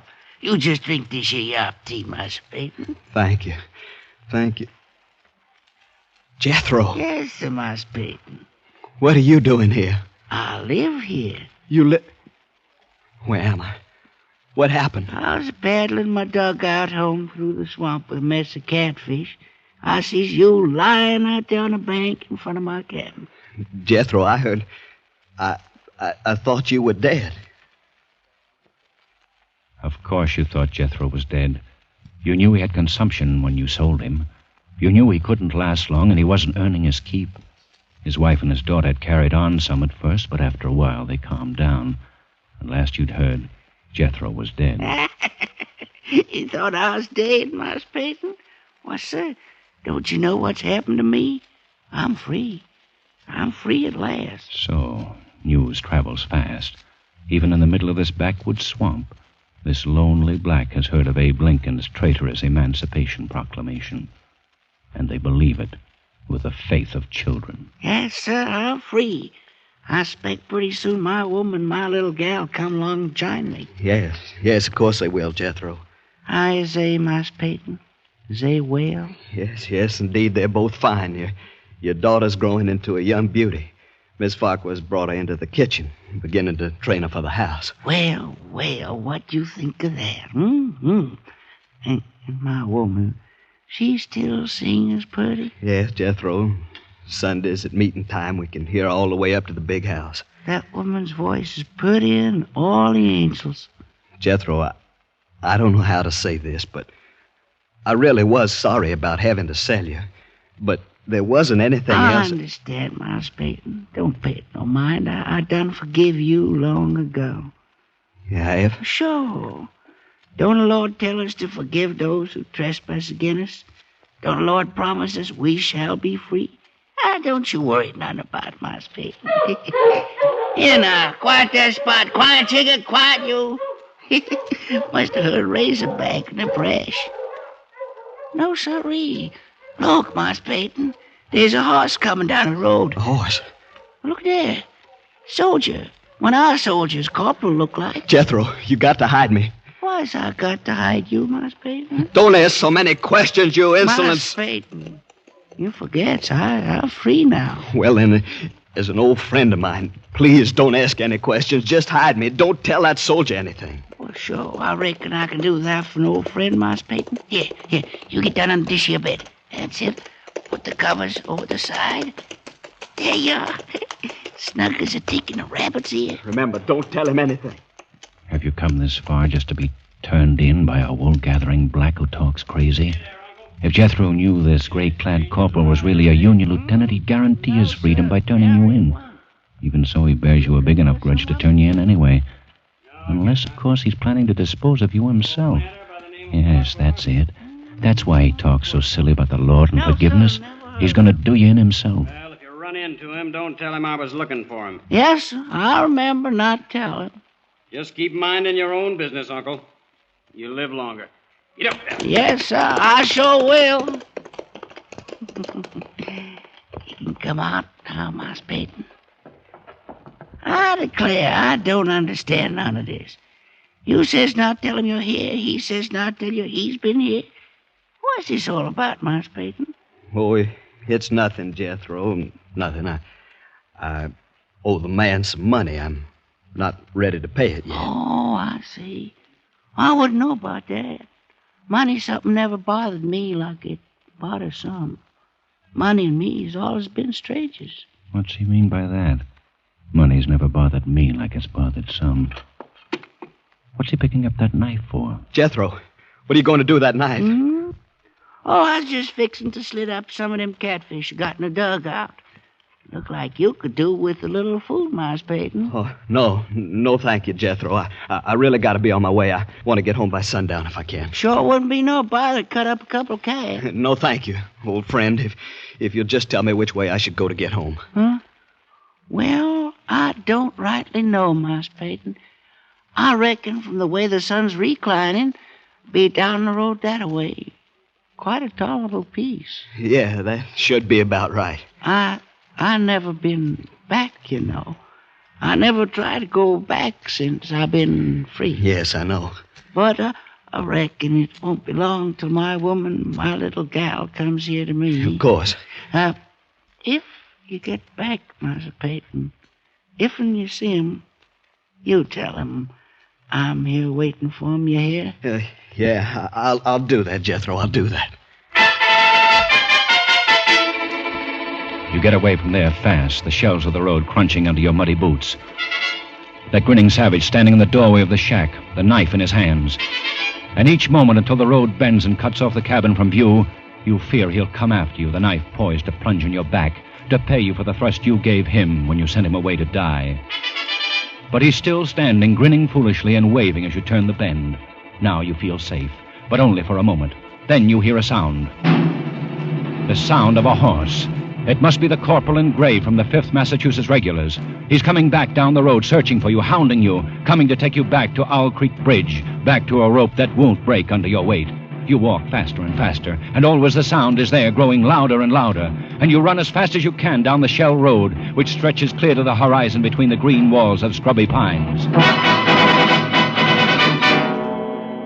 How long have you been running down this endless road? It's dark now. Is it night? Or has the blood trapped in your head by the suffocating rope at last burst into your congested eyeballs and blinded you?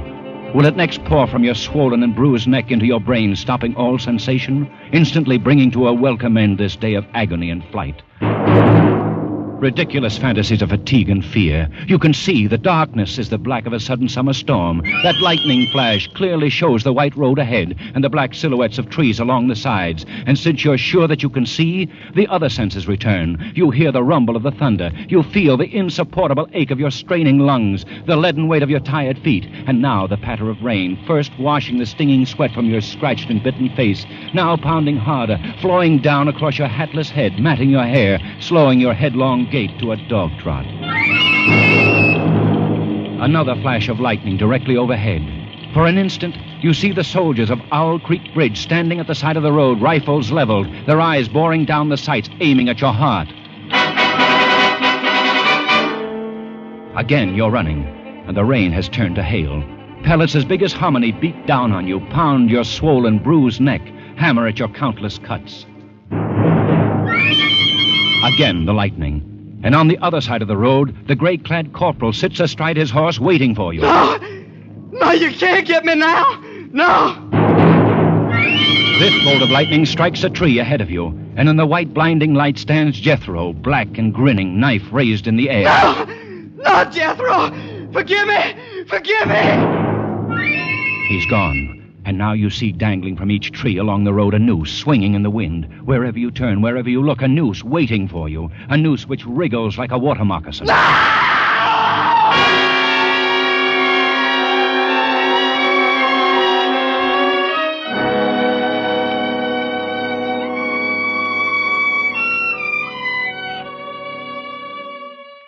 You are standing on the green lawn of your plantation before the high-columned entrance. The storm is over. The clouds are black and menacing all around the horizon. But through a break in the sky overhead, glorious sunlight streams down, bathing your garden and your house in heavenly light. You are home. And now you hear a rustle of crinoline, and down from the wide portico steps your beloved wife. She walks across the wide lawn, arms outstretched. Peyton, my dear.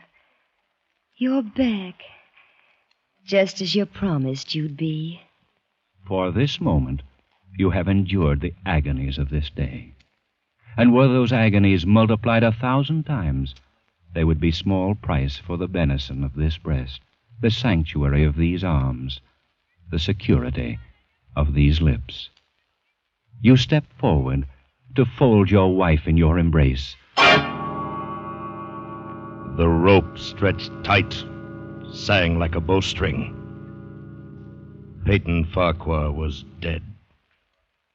His body, with a broken neck, swung gently from side to side beneath the timbers of Owl Creek Bridge.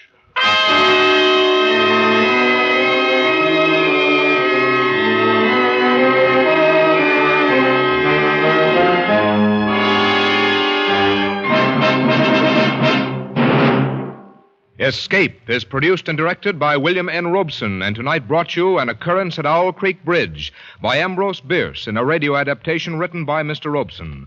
The part of Peyton Farquhar was played by Harry Bartell. The narrators were Bill Conrad and Bill Johnstone. Jethro was played by Louis Van Rooten. The special musical score was conceived and conducted by Cy Feuer. Next week...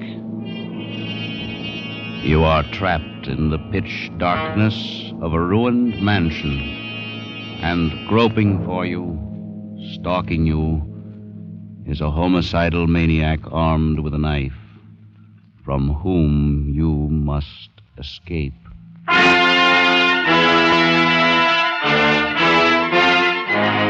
Next week, we escape with Joseph Hergesheimer's gripping story, Wild Oranges. Good night, then, until this same time next week, when we again offer you Escape. This is CBS, the Columbia Broadcasting System.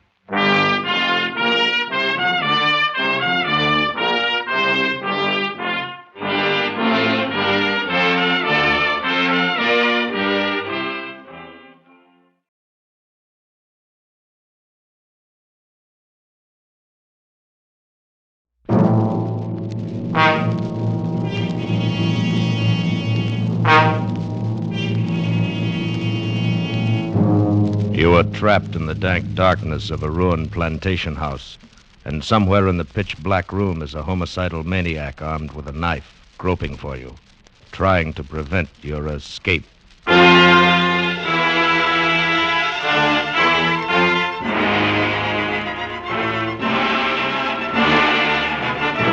Escape, produced by William N. Robeson, directed tonight by Richard Sanville, and carefully plotted to free you from the four walls of today for a half hour of high adventure. Tonight we escape to a deserted sandpit off the coast of Georgia, where terror stalks under the Spanish moss, as Joseph Hergesheimer tells it in Wild Oranges.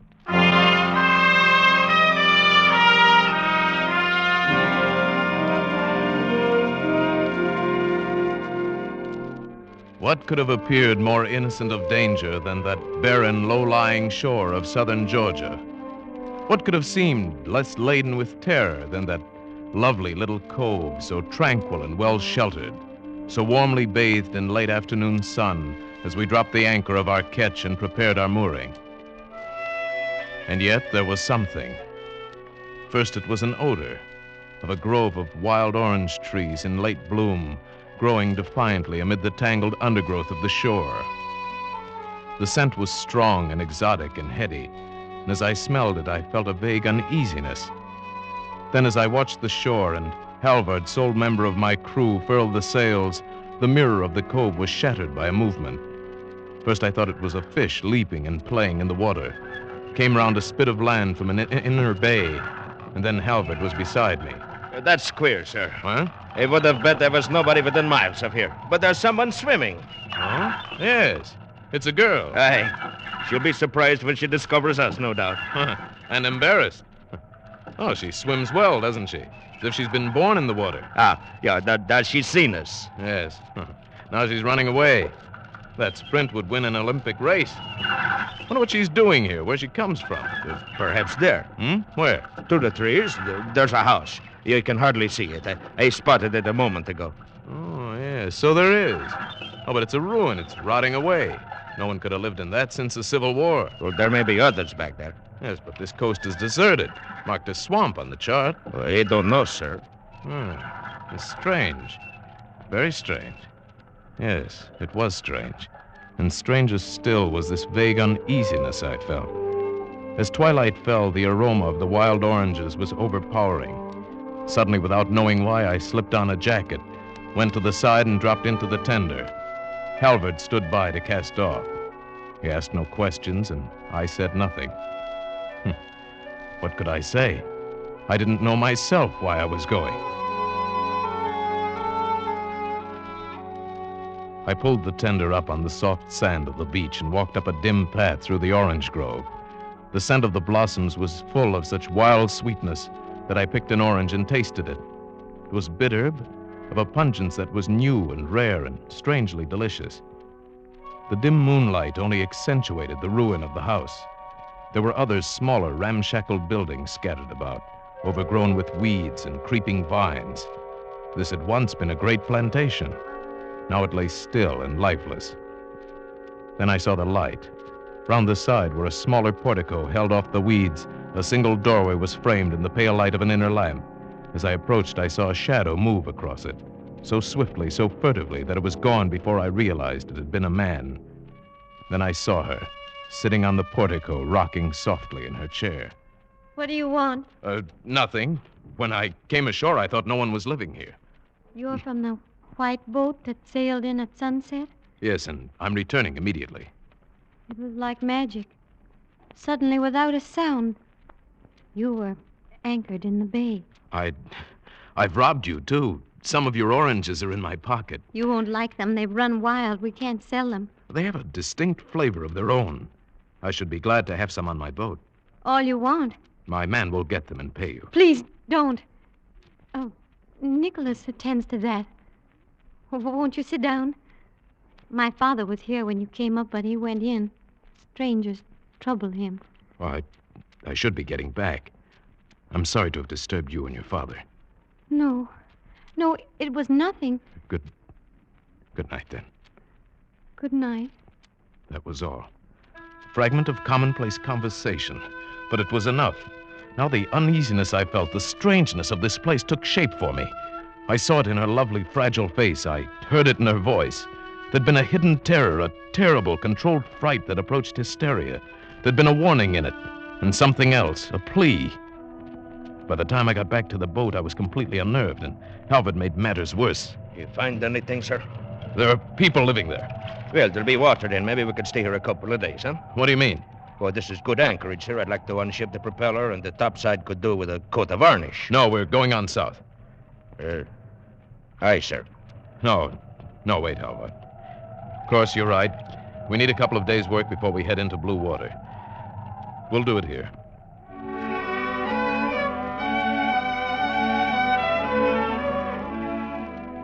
And so we stayed. In the light of morning, the strange dread I'd felt seemed foolish, and especially when I went ashore and found the girl looking young and fresh and fragile, fishing off the little pier in the inner bay. She had a pathetic little rod and line, so I got our tackle from the boat and landed a big rockfish for her, enough for several dinners. We were carrying the fish to the house when we came on a pale, thin ghost of a man sitting on the portico. He started a swift retreat, but too late. Father, wait. This is my father, Litchfield Stoop. How do you do, sir? Millie, you all know I can't. Strangers, they... Father, you must manage yourself better. You know I wouldn't bring anyone to the house who would hurt us. And see, we're fetching you a splendid rockfish. Oh, yes. So you are. We are all alone here, sir. The man is away, my daughter and I. The fish, yes, acceptable. If you will carry it in for me. Nicholas would do it, but he's away. And Father isn't strong. This way. We have no ice. I must put it in water. In here, right there. Thank you. You've been very nice. Now I suppose you'll go on across the world. Not tonight. We're staying here, making repairs. Where do you come from? And where are you going? From Cape Cod. I'm going to the Guianas. Isn't that South America? I've traveled far. On maps. I was born here in this house, and I've never been 50 miles away. Oh, well, that's incredible. You seem like a girl who's been everywhere in the world and had the best education, everything. My father has many books in there, that's all. Your eyes are remarkable.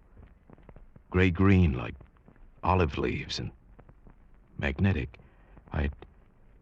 I came ashore to ask you if you had a large water supply and if I might fill my casks. Of course.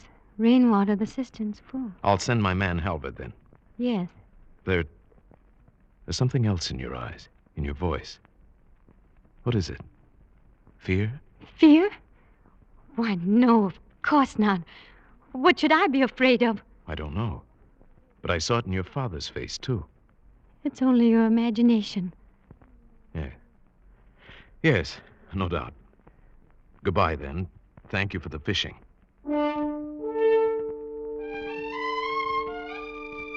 Strange how this girl should upset me so. I tried to resist, but that evening I found myself going back to her. Tying the tender to the little pier, I watched as she came to meet me. I'm glad you came. The fish weighed... Oh, don't tell me. I'd rather not know. I might be tempted to mention it in the future, and I'm sure it would sound like a fish story. But it was imposing. Nicholas weighed it. He's our man. He's back. Let's stay here, by the sea. It's so lovely in the moonlight. All right. Oh, it is nice here. I lied to you today about fear. I suppose I am afraid. I suppose my father has passed some of his fear on to me. Why is he afraid? Well, that's a long story, going back to the first war. Please tell me. Well, he was a young man then, and he didn't go to war. It wasn't that he was a coward exactly. He just couldn't adjust to it mentally. People mocked him, laughed at him, and threatened him. That's when a sort of perpetual fear started. He ran away. He met my mother and married her. They came here. None of us has ever left this lonely place. Never will, perhaps. Your mother? She's dead. Loneliness killed her. Perhaps it's no wonder that I sound timid or afraid. Perhaps I am. Aren't you lonely, too? I don't know anything else. But what about you? Who are you that you go sailing about the world with only your sailor for company? Oh, I'm nobody. My name is John Woolfolk. And you do nothing but sail about the world? Nothing. Why? Well, let's say I don't like modern society. Let's say I don't like entanglements. I see. Oh, I didn't mean... You needn't apologize. I envy you your freedom. I sit here a great deal and watch the ships far out there on their water roads.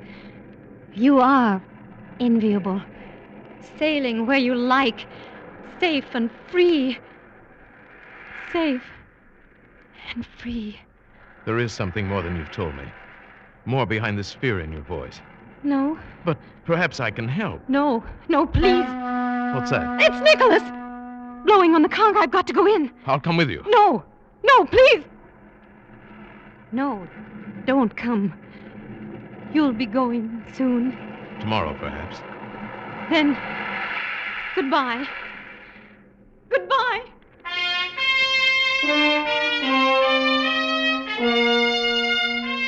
Now I knew the terror I'd only sensed was real. This girl was possessed by fear. This house held some terrible secret. What could it be? Next morning, Halvard suggested we repaint the engines, and I agreed. We'd stay another day or two. Later, Halvard went in to fill a cask of water. He came back without the cask and livid with rage. There was an idiot in that house. Next time I'll take the pistol. What do you mean? Where's the cask? It was broken. How? It was filling it at the cistern, and this idiot, a huge hulking brute, came out of the house. He told me to get away. Well, I tried to explain that we had permission, but he came at me with a knife, gibbering. Well, I hit him, but it was like hitting an ox. He put his foot on the cask and crushed it. I'll see about this. You be careful, sir. The man's not right. He's dangerous. Plenty dangerous.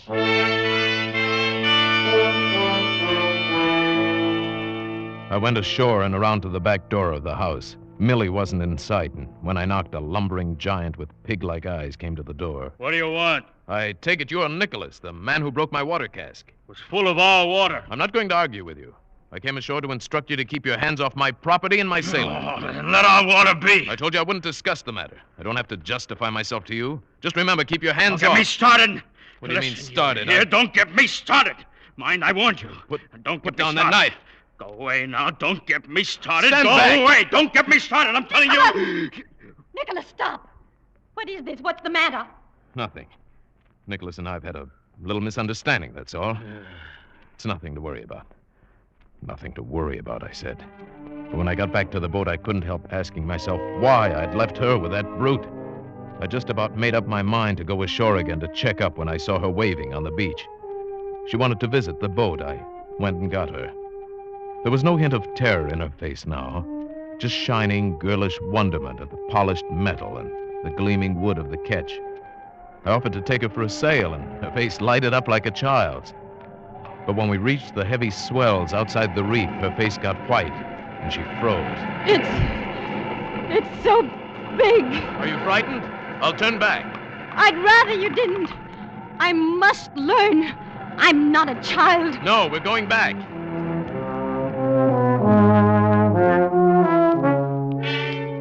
Before we got to the anchorage, her panic was almost out of control. But safely moored once more, she calmed slowly and said, How strange. To be forced back to this place I loathe by my own cowardice. It's not cowardice. The sea is frightening to those unused to it. Come, you must forget it now. Halvard will have tea for us in a moment. How do you like our boat? It's quite wonderful. Have you nothing else to care for? No place or people on land? None. And you're satisfied? Hardly. All the things most men value were taken from me in an instant. Can you talk about it? I haven't for 12 years. Not to anybody, but now, yes, I think I can. You see, we were just married. Only a few days. And we were very, very happy. Then, in one instant, she was dead. It was a silly, stupid accident thrown from a horse, without rhyme or reason. So you left everything, taking your revenge on the world. You could put it that way, I suppose. I simply don't want to take a second chance to become involved and be hurt. But that's living. To be hurt. Do you think you can escape so easily? I don't know. Oh! I must go. Father will be waiting. Why so suddenly? There's... Oh, yes, I see. That's Nicholas on the beach looking out here, isn't it? Yes. Dinner will be ready. Why do you have a servant like that? That man's dangerous. You mustn't say that. Please don't.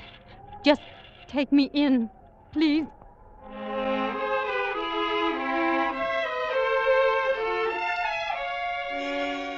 Now I knew that she, too, was afraid of Nicholas. I could see it in her eyes.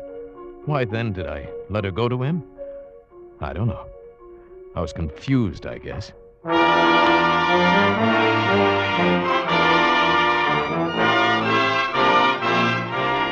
That night a storm broke, a raging wind and rain, and to match my tortured mood. I hardly slept. Her face was always before my eyes, and by morning I knew that I must do something. I rode the tender in through a drizzling rain. I went up through the orange grove and stopped in the bushes by the house. Someone was coming out of the house, and I crouched down out of sight. It was Millie. I rose and called her. Millie! Oh, it's you. I was just coming out to look. I was afraid you'd gone out. The sea is like a pack of wolves. I won't go alone, not without you. What are you saying? That's madness. No, I've got to talk to you, Millie. There's a lot that needs explaining. Things that I have a right to know. No, not here. Come. She led me into one of the smaller ruined buildings. What must have been a store in the days of the great plantation. We crouched far back in the dripping shadows of a corner. Now. Millie, I love you. For the first time in 12 years, I'm living again, and I love you. I know nothing of love. It's easily learned. Well, perhaps if things were different, someplace else, I might care very much. Then I'm going to take you away someplace else. Make things different. Give you the chance. No. It's too late. You came too late. Why, Millie? Why? What is it? What is it you fear? Nicholas. Oh, he's nothing. Nothing to be afraid of. Has he been bothering you? He says he's crazy about me. He says I must marry him. Where is he now? No, you mustn't, John. Something frightful would happen. Not frightful, just unfortunate for Nicholas. You don't understand. He's not human. There's something about him. What about him? He came here in April. We were glad to get him. Servants are impossible to get back here in the wilderness. He would work for the smallest wages. Only a few days ago, I found out why he was glad to be here. I was cleaning his room, and I found this. Let's see. Wanted for murder. Iska Nicholas, homicidal maniac. He knows I found it. He knows. And he's been furious. Then you came, and he ran and hid in the pines. But he told me if I spoke about it, then it would happen to me.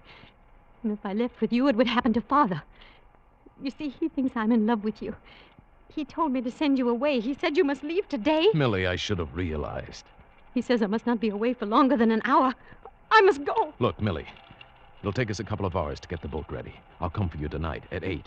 Now, tell him you saw me and I promised to go. And act quietly. Say you've been upset. You'll give him his answer tomorrow. Then at 8, bring your father and walk out to the wharf. That's all. But do it without hesitation or preparation. Oh, don't let him hurt us. Oh, please don't. Not now. He's finished, Millie. But do as I say. It won't be long, hardly 3 hours. And then, freedom.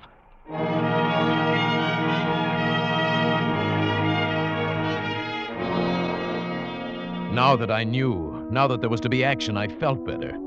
Halvard and I got the ketch ready for sailing, and 8 o'clock we tied it up to the little pier. The storm had abated slightly, but it was still raining. I got up on the dock and waited for Millie. 10 minutes passed, then 20. Something was wrong. I told Halvard to wait there with the tender. Then I walked slowly up to the house. It was dark. I went up to the side portico to the heavy door. A tiny crack of light showed under it. I pushed it open. The light came from a parlor to the right. I looked in. On the floor lay a body. Old Litchfield Stope. He was dead, crushed. His arm twisted grotesquely under him. There was not a sound in the house. Slowly I walked through the downstairs rooms. Nothing. And back in the hall I heard a slight creak. Upstairs, someone had moved. Was it Millie, alive? Or Nicholas, lying in wait? I groped slowly up the stairs. I dared not use my flashlight. It would have made me a target for his knife. The upstairs hall was pitch black, and still there was no sound. I inched my way along the wall, slowly. Then I stumbled on a loose board. The pistol flew out of my hand, but the stumble saved my life. The same instant I felt Nicholas lunge. Heard the knife sing past my ear and thud into the wall. Felt his great bulk smashing on my shoulders. My gun was somewhere on the dark floor. His knife was embedded in the wall. Now we were grappling hand to hand, rolling on the floor, kicking, tearing, gouging, crushing. My strength and wit against the massive bulk of a maniacal killer. How many minutes did that unequal struggle last? I don't know. It seemed an hour. Several times, as if by common consent, we rested for minutes at a time, locked in tight embrace. Once we rolled apart and lay panting, the breath aching in my throat. Then I heard him groping along the wall, searching for the knife or the gun. I threw myself on him again, but he was too big, too furious. I felt my strength ebbing away. His fingers were closing over my throat. With one last effort, I tried to throw him off, to roll him over.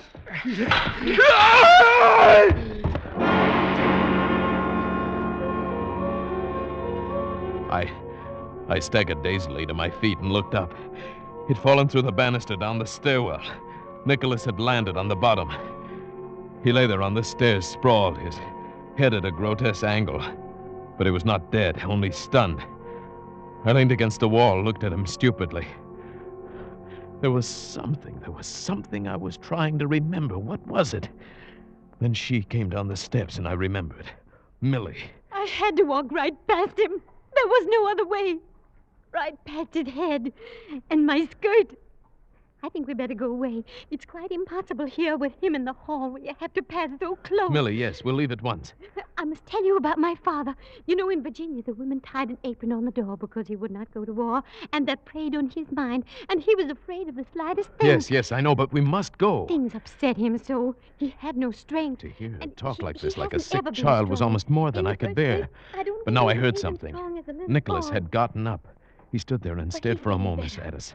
Then he started slowly up the stairs. He was going for the knife. This little thing upset him. Millie, we've got to go. I was to meet a man. We were going away someplace where it'd be peaceful. He said at 8 o'clock. But Nicholas suspected, you see. He asked why Father had put on his heavy winter clothes. Then when I tried to go out, he pushed me. Millie. And do you know what Father did then? He came up and he said, "Don't do that.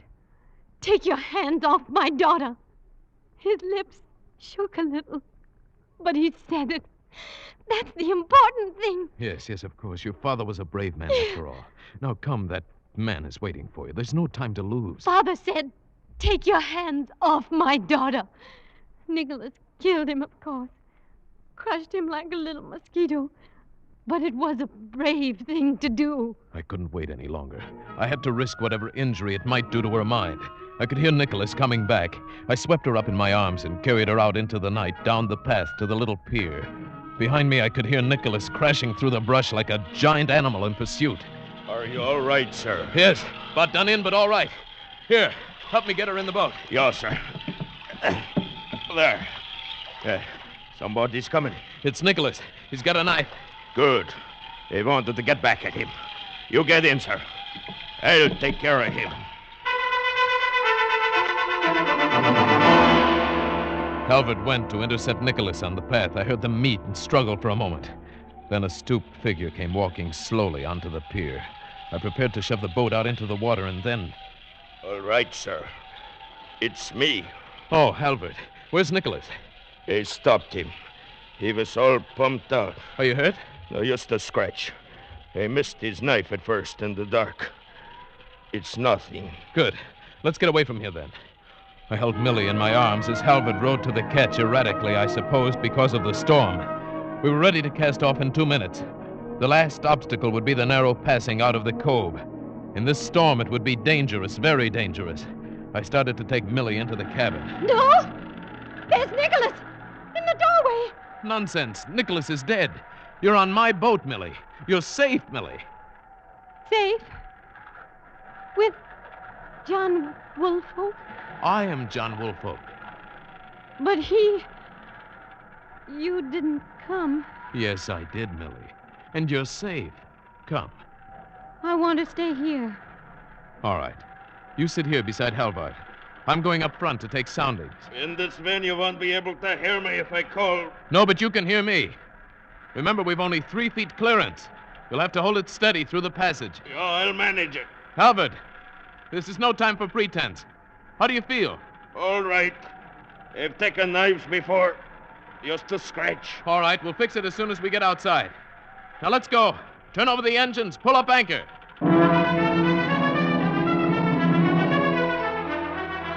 The boat headed into the tearing wind of the storm, sped swiftly toward the narrow inlet. A foot too far on either side, and we would hit. In this sea, that would mean death for us all. I stood far up on the bow, taking soundings, feeling out the passage. Fore! The howling wind carried my call back to Halvard. The boat veered. I realized he must have lost a lot of blood. Halvard! Halvard, steady her! Slowly, haltingly, it came around. 3.5! Steady now! But it was anything but steady. The boat waved and swung as if an amateur hand were on the wheel. In a moment, we might hit. 3.25! We were in the passage. Hold steady, Halvard! Steady! For just another moment. Just one moment. 3.5! We're through! Good boy, Halvard!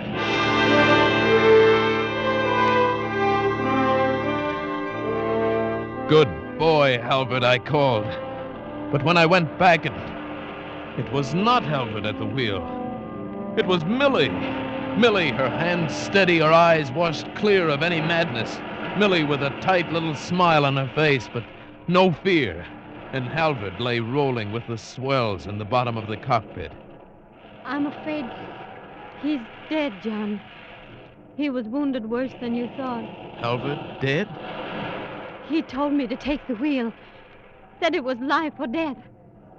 Then he slid down like that. When? When was this? Back there in the passage. Just when you said 3.5. I'm afraid I wasn't very good. But I held on. Oh, Millie, you were wonderful. No, not yet. But I'll learn, John. I'll learn.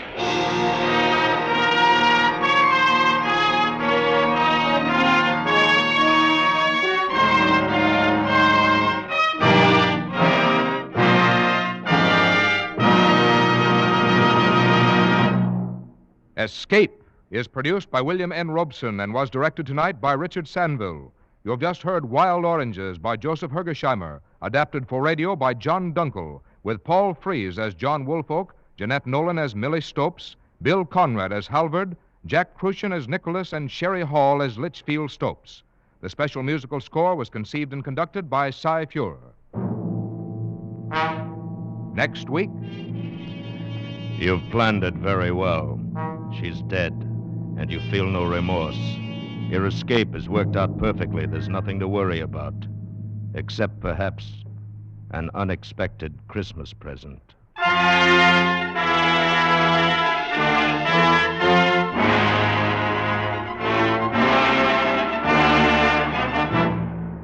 Next week, we escape with John Collier's grim story, Back for Christmas. Good night, then, until this same time next week, when once again we offer you Escape. This is CBS, the Columbia Broadcasting System.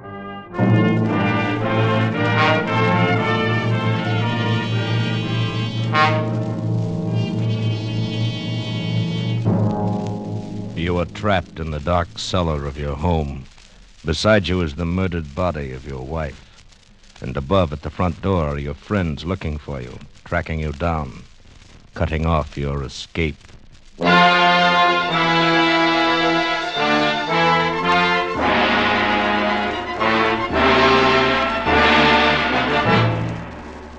Escape, produced and directed by William N. Robeson, and carefully contrived to free you from the four walls of today for a half hour of high adventure.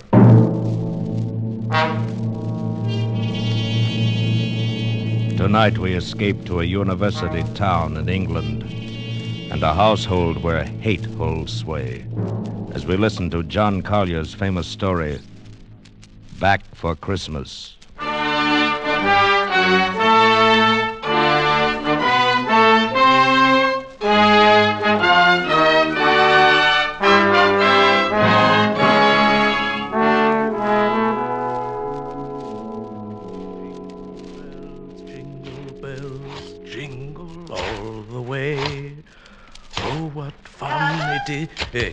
Yes, my dear.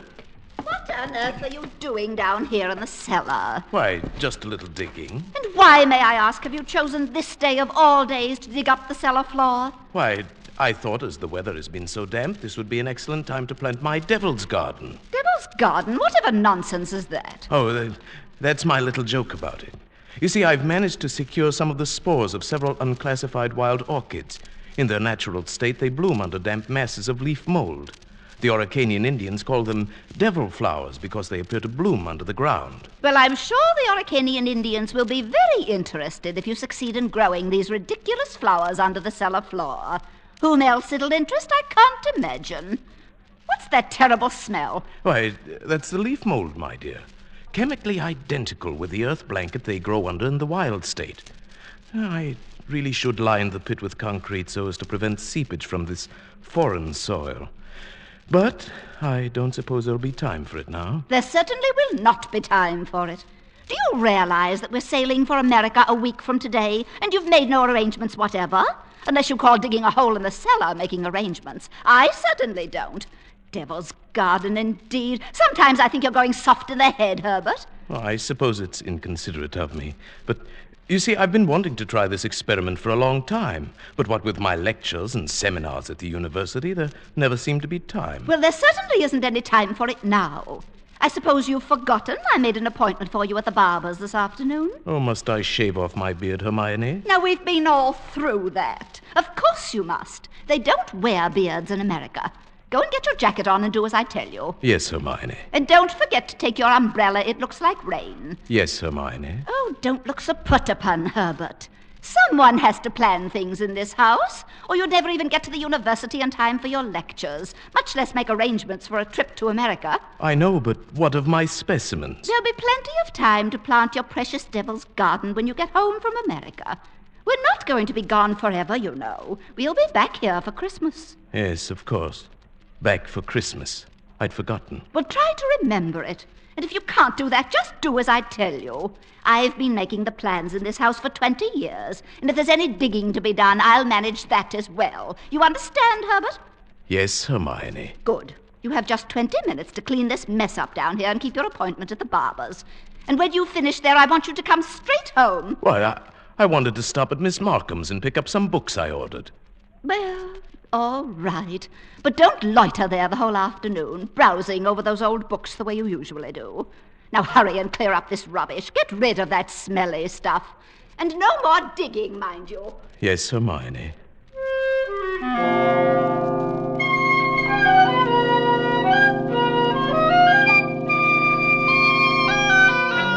Yes, Hermione. How many years have I been saying that? 10 years? 15? 20? Clear up the rubbish. Yes, Hermione. Don't forget your umbrella. Yes, Hermione. Do this, do that. Yes, Hermione. Yes, yes, yes. How much longer can I stand this?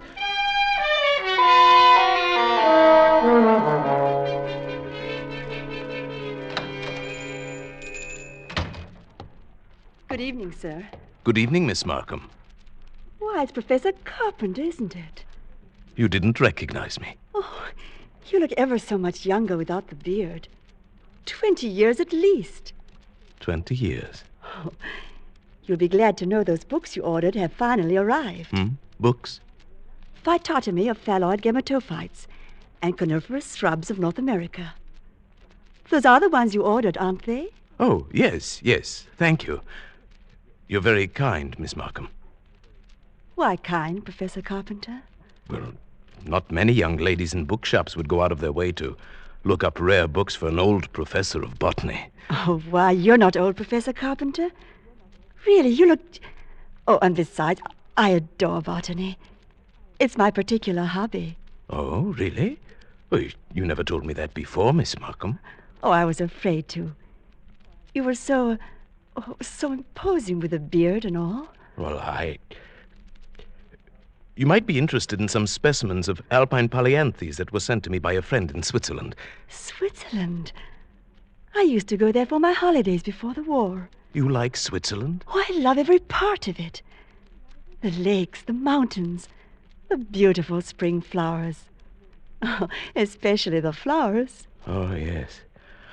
It seems we have quite a lot in common, Miss Markham. I'm sorry we haven't talked before. Oh, I am too. It is all the fault of the beard, I suppose.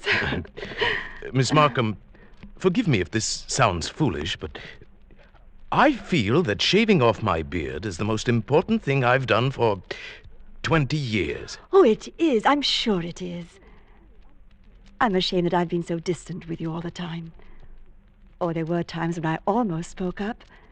Times when you came in here, tired after a day with your students at the university. Oh, you seemed so alone. The way I'm alone in the world. I'd like to have asked you to stay a while and talk with me. But some way or other, I wound up giving you your change and letting you go on your way. You say you're all alone in the world? Since my father died. Well, did you never think of marrying? My father was a very remarkable man. I never found anyone who seemed to measure up to what he led me to expect of men. And then the war came. Miss Markham, It's been so long since anyone called me by my first name. I'd like you to, if you don't mind. It's Marion. Marion. And yours? Herbert. How long have you been alone, Herbert? Alone? Oh, I knew you were a widower, of course, the first time I saw you. A widower? Oh, I can always tell. There's a certain sadness in a man's eyes. A sweet sadness, I think, when he's been married and then... A widower? I never thought of it in quite that way. Oh, perhaps I shouldn't be talking like this. But I've often wondered what she must have been like. Your wife, I mean. Hermione? Not an easy woman to forget. Very strong, always managing things. The house, my wardrobe, my friends. When we dined at a restaurant, she even ordered my food. She was always managing things. You might say she managed herself to death. Oh, poor woman. She must have loved you very much. But she needn't have put herself out so. It's plain to see you don't need things managed for you. You need companionship, I think. Someone sympathetic with your work. But the last thing on earth you need is a manager. How well you put it. The last thing on earth.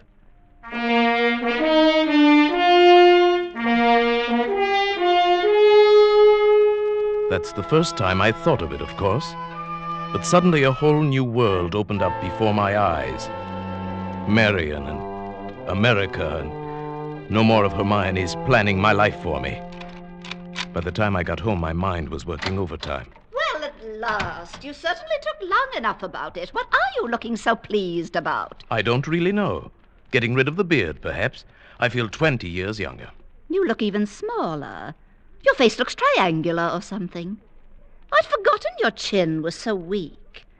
Oh, but never mind that. You can grow it back soon enough, after Christmas. Where are you going? Down to the cellar.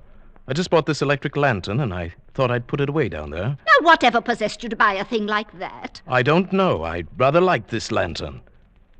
Might come in handy.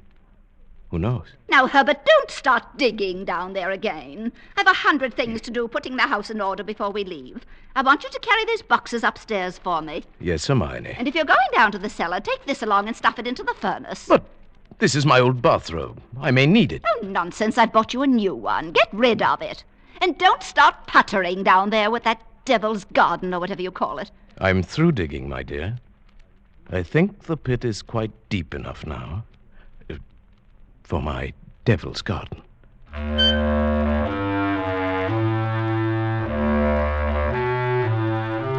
It would all have to be carefully planned, of course. Just as carefully planned as Hermione was planning the trip to America. We both went about our respective engagements as the days passed. I spent all the time I could with Marion, and finally she consented. And then it was the last day, the big day, the day we were to sail for America. Operator! Operator, are you there? I'm still waiting on that call to Salisbury. Oh, well, put them on quickly. Hello? Is this Paul Holt & Sons? Mrs. Herbert Carpenter here. Did you receive my letter? Oh, good. Now remember, we'll be back for Christmas, and I want the job done without fail. What's that? Oh, no, I'm sure he doesn't suspect anything. Send the bill to me in New York as I instructed you. Oh, thank you so much. Oh, there you are, Herbert. Where have you been? Backstairs. I dismissed the servants. Dismissed the servants?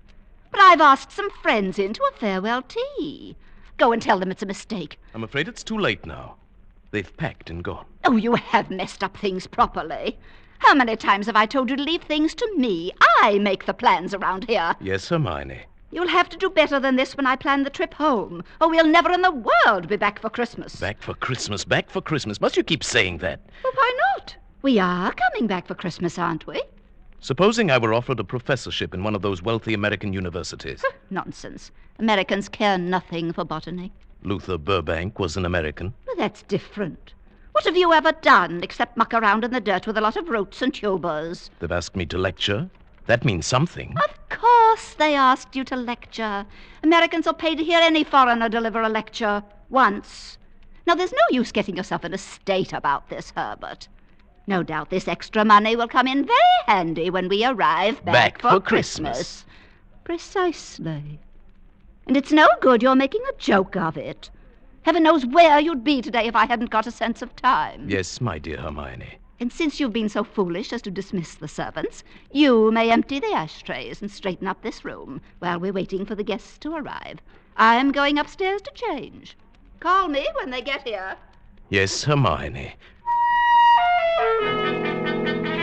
Yes, Hermione. Yes, Hermione. For 20 years, Hermione, always so right, thought of everything. Well, not quite everything. She's dressing now. Safe to call Marion. Oh, if Marion were to change her mind now, if she had any idea I was not a widower. Hello? Hello? Marion? Herbert? No, my darling. Nothing's wrong. My plans are the same, unless you've changed. Good. We'll meet in New York as we planned. Yes, I do love you, my darling. Herbert? I'm sorry, I can't talk any longer. Yes, I'll meet you in New York a week from tomorrow without fail. Goodbye till then. Herbert, were you talking on the phone just now? Yes, Hermione. Whoever was it? Freddie Sinclair, of course. Oh, didn't I hear you say something about meeting somebody in New York? Why, yes. Old Freddie said he might possibly get out to America before we leave, and I said, of course, we'd meet him there if he decides to go. That seems very peculiar. But then all of your friends are peculiar. Yes, Hermione. And just look at your jacket. Have you been digging in that cellar again? Yes, Hermione. Well, there's no need for it. You can't possibly get that Devil's Garden thing finished. Go and change your clothes before the guests arrive. Yes, Hermione. Oh, never mind. I see somebody coming up the walk now. Go and let them in. Yes, Hermione. Herbert. Yes, my dear. Look out the window. There's Professor and Mrs. Hewitt. But who's that with them? Why, I... Precisely. Freddie Sinclair. Peculiar. You should have been talking to him on the phone not 3 minutes ago. And now here he is. Yes. Yes, isn't it? But then, as you say, Hermione, all of my friends are peculiar. Not half so peculiar as you. Digging in the cellar an hour before we leave for America. Just look at yourself. And now that I think of it... Yes, Hermione? Oh, never mind. Go and let them in. You were going to ask me something, Hermione. About the hole I'm digging in the cellar. Oh, good heavens. Stop rolling your eyes about that way. One would think you were digging a grave down there instead of a storage bin. Yes, Hermione. What's that? I said yes, Hermione. Oh, bother. Open the door and stop saying yes, Hermione. I think, my dear, I've said it for the last time.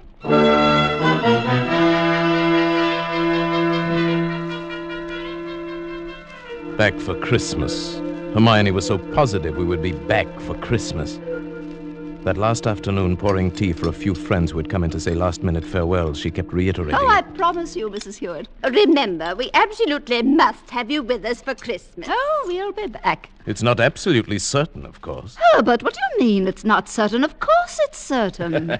After all, Herbert, old boy, you've contracted to lecture for only 3 months. Quite right, but then, of course, anything may happen. Oh, Herbert adores being unpredictable. Now, what other man would dig a great hole in the cellar on the very day he was leaving for America? A hole in the cellar? Yes. He's going to put some unclassified wild orchids down there. A devil's garden, if you please. Sounds mysterious. That's Herbert, though he's really quite simple once you find out what he's up to. Now, take that telephone call he put through to you a few moments before you arrived, Freddie. To me? Yes. Herbert wanted to surprise me about your plan to meet us in New York next month. That's why he called, of course, to ask you not to mention it. But, my dear Hermione, Herbert couldn't possibly have telephoned me within the past hour. I've been walking in the park since 3. He didn't telephone you? Well, how could he? And as for my going to America... Oh, now, come, Freddie. You may as well own up. Hermione has found me out again. But, Herbert, old chap, I really don't understand. There. You see what a poor liar Herbert makes. He's red as a beetroot. Aren't you ashamed of yourself, Professor, stringing poor Hermione along like that? And as for you, Freddie, I'm furious you said nothing to us about going to America. But look here, old girl, I've been trying to tell everyone that I have no... Oh, stuff and nonsense. The game's gone on long enough. Perhaps Herbert's merely planning a surprise for me. Yes, let's leave it at that, my dear. Well, we must start getting ready. It was marvelous of you to come in to say goodbye. And don't worry about Herbert's little jokes. I will bring him back for Christmas. You may rely on it. They all believed her. For years, she'd been promising me for dinner parties, garden parties, committees. And the promises had always been kept. This time, they wouldn't be. I'd seen to that. The servants were gone for good, the farewells all said. I had timed to the minute how long it would take to fill in the hole in the cellar, in my devil's garden. Upstairs in the bedroom, I undressed, folded my clothes over a chair, and put on my old bathrobe. Then I opened the door into Hermione's room. Are you ready, Herbert? Hermione, have you a moment to spare? Of course, my dear, I've just finished. Then do come in here for a moment. There's something rather extraordinary here. Good heavens, Herbert, what are you lounging about in that filthy old bathrobe for? I told you to put it into the furnace. I shall do it today, yes. I really will, I promise. Well, high time. Now, what is it you want to show me? In the bathroom here. Just look. Who in the world do you suppose dropped a gold chain down the bathtub drain? Nobody has, of course. Nobody wears such a thing in this house. Then what's it doing there? I don't see anything. Here. I'll hold this flashlight for you. If you lean right over, you can see it shining deep down. Oh, such a lot of nonsense. Just whisper. I don't see it, Herbert. Go on looking, Hermione. In just a moment. Herbert, I absolutely refuse to wait. Herbert, what are you doing? Take your hands off my neck. I will, Hermione, just as soon as I've finished the arrangements for my trip to America. What are you talking about? You thought you were the only one who could plan things, didn't you, Hermione? Well, I've been making some plans of my own this past week. In exactly 2 minutes, you'll be dead, Hermione. You see, 2 minutes. I've planned it very accurately. You'll never get away with it. Let me go. I thought you'd say that, but I will get away with it. You won't mind the smell of the leaf mold down in the cellar when I take you there today. Yes, that's where you're going, Hermione. Into my devil's garden that annoyed you so much. Oh. The soil is full of clay. It won't settle too much. In a month or so, it won't even look as if it had been dug up. My friends, they all expect me back for Christmas. If they don't hear from me, they'll wonder. And if I don't come back, they'll start asking questions. Oh, no, they won't. Because you'll write them letters, Hermione, on the typewriter, as you always do.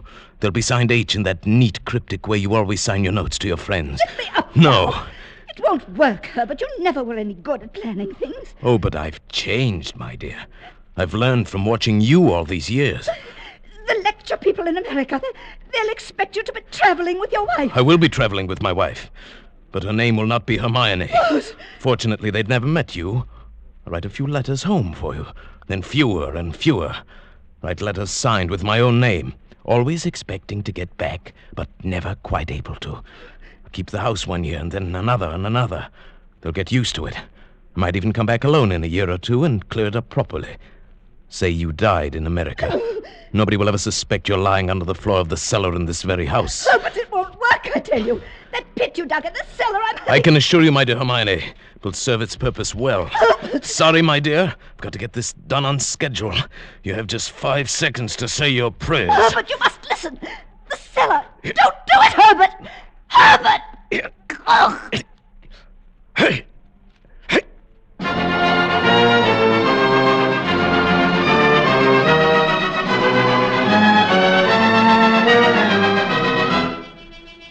The water cut off at the main as I knew she would order it. She was so thorough, but so was I. Strangulation. Nothing to wash up. The electric current shut off exactly at 1 o'clock, just as she ordered it. She thought of everything. So did I. My nice new electric lantern, plenty of light to work by in the cellar. The old bathrobe she wanted me to throw away came in handy now if there should be any chance blood stain. Then into the fire with it afterwards, the last evidence of my devil's garden. It was going well. Still an hour till I had to leave for the boat. The hold was almost filled. No. Oh, no, not now. Go away, please. Whoever you are, go away. Did I lock the front door? If it's the Wallingfords... Oh, no, no. Go away. Go away. I say, Herbert, old thing. Woohoo, Hermione! Just keep calm, quiet. They won't look down in the cellar. Keep calm. They'll go away. Where the dickens can they be? Oh, the car's there. Maybe they popped round to Liddell's. Oh, it must be. Oh, the shops, maybe. Something at the last minute. Oh, not Hermione. Shall I shout? Oh, don't. Might not be careful. No harm in a shout, my love. No, let's come in on our way back. Hermione said they wouldn't leave till 7. Oh, all right. Only I want a last drink with old Herbert. He'd be hurt, you know. All right, let's hurry. We can be back by 6:30. 6:30. There's still time.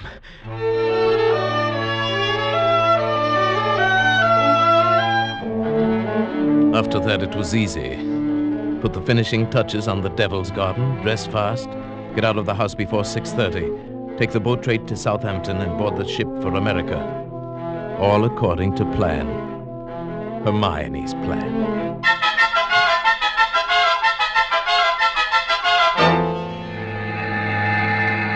I say, Stuart. Right, sir? My wife is indisposed. She'll be taking her meals in our stateroom. Oh, for the old voyage? Yes, for the whole voyage.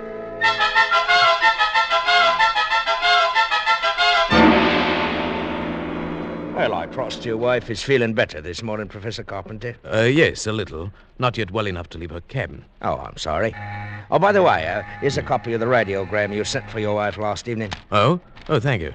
I'll just check it over. I say, look here. What is it? Did the typist make a mistake? No. No, nothing important.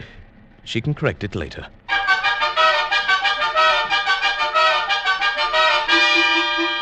For a moment, I had the feeling that Hermione had been leaning over my shoulder again, correcting what I'd written, as she always did. I had written a radiogram to Professor Hewitt and his wife. Haven't been out of my cabin the whole beastly trip. Herbert well. We now doubt we will be back for Christmas. The copy read, we no doubt will be back for Christmas. Exactly what Hermione would have written. The rest of the voyage was uneventful, and Marian and I met in New York and were married just as we'd planned. Just as we'd planned.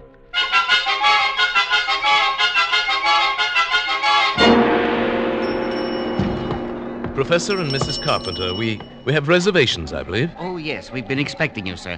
Boy, take Professor and Mrs. Carpenter's luggage up to their suite. You know, Mrs. Carpenter, you're quite a surprise. Your letter reserving the rooms was so thorough. I was expecting an older, more forbidding sort of person, frankly, ma'am. Oh, no. As a matter of fact, we're just married. But my letter reserving the room. I wrote the letter, my dear, and signed it Mrs. Herbert Carpenter. Purely a joke. Oh, what a cunning old fox you are, Herbert. Now that I think of it, I am, rather. Oh, I almost forgot. There's a letter for you, Mrs. Carpenter. A letter for me?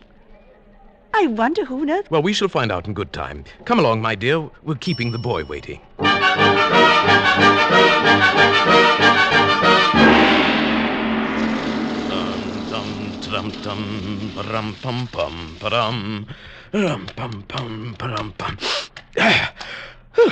Nothing like a cold, brisk shower to put a man to rights. Herbert, this letter... Oh, yes, the letter. Dry my hair, will you, dear? It seems to be a bill of some sort. From a building contract in Salisbury. Oh, bother. Dry your own hair. Oh, thank you, my sweet. Let's see this bill or whatever it is. It's very puzzling. Herbert. Hmm? You were a widower, weren't you? I mean, Hermione isn't still alive. I can assure you she is not. Let's have that letter. Dear madam, this is to acknowledge your order, together with the key... Together with the keys to your house in Launceston Place. Our men had no difficulty in finding the place where your husband had begun the excavation in the cellar, but apparently changed his mind at the last moment and filled it in again. Oh, no. What is it, Herbert? Our men will begin digging tomorrow, and you may rest assured that it will be a professional job and will be completed in ample time for your surprise Christmas present to your husband. We are happy to be conspirators with you in this thoughtful gesture and hope that Professor Carpenter will be pleased at the results of our work on what he so quaintly calls his Devil's Garden. Very truly yours, Paul Holt & Sons Contractors. What does it mean, Herbert? It means that Hermione was right. I will be back for Christmas.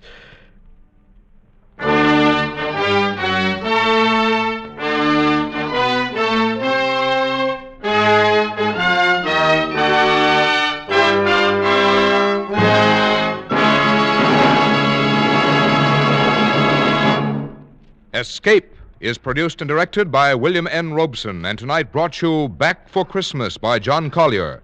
Adapted for radio by Robert Tallman, with Paul Frees as Herbert, Eleanor Audley as Hermione, and Marta Metrovich as Marion. Music is conceived and conducted by Cy Fuhrer. Next week... You were lost in a London fog, exhausted and frantic, unsure if the figures looming around you are real or creatures of your fear. And behind you, pursuing you, intent on killing you, lurks a murderer from whom you must escape.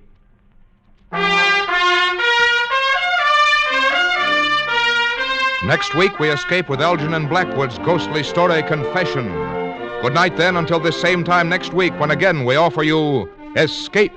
This is CBS, the Columbia Broadcasting System.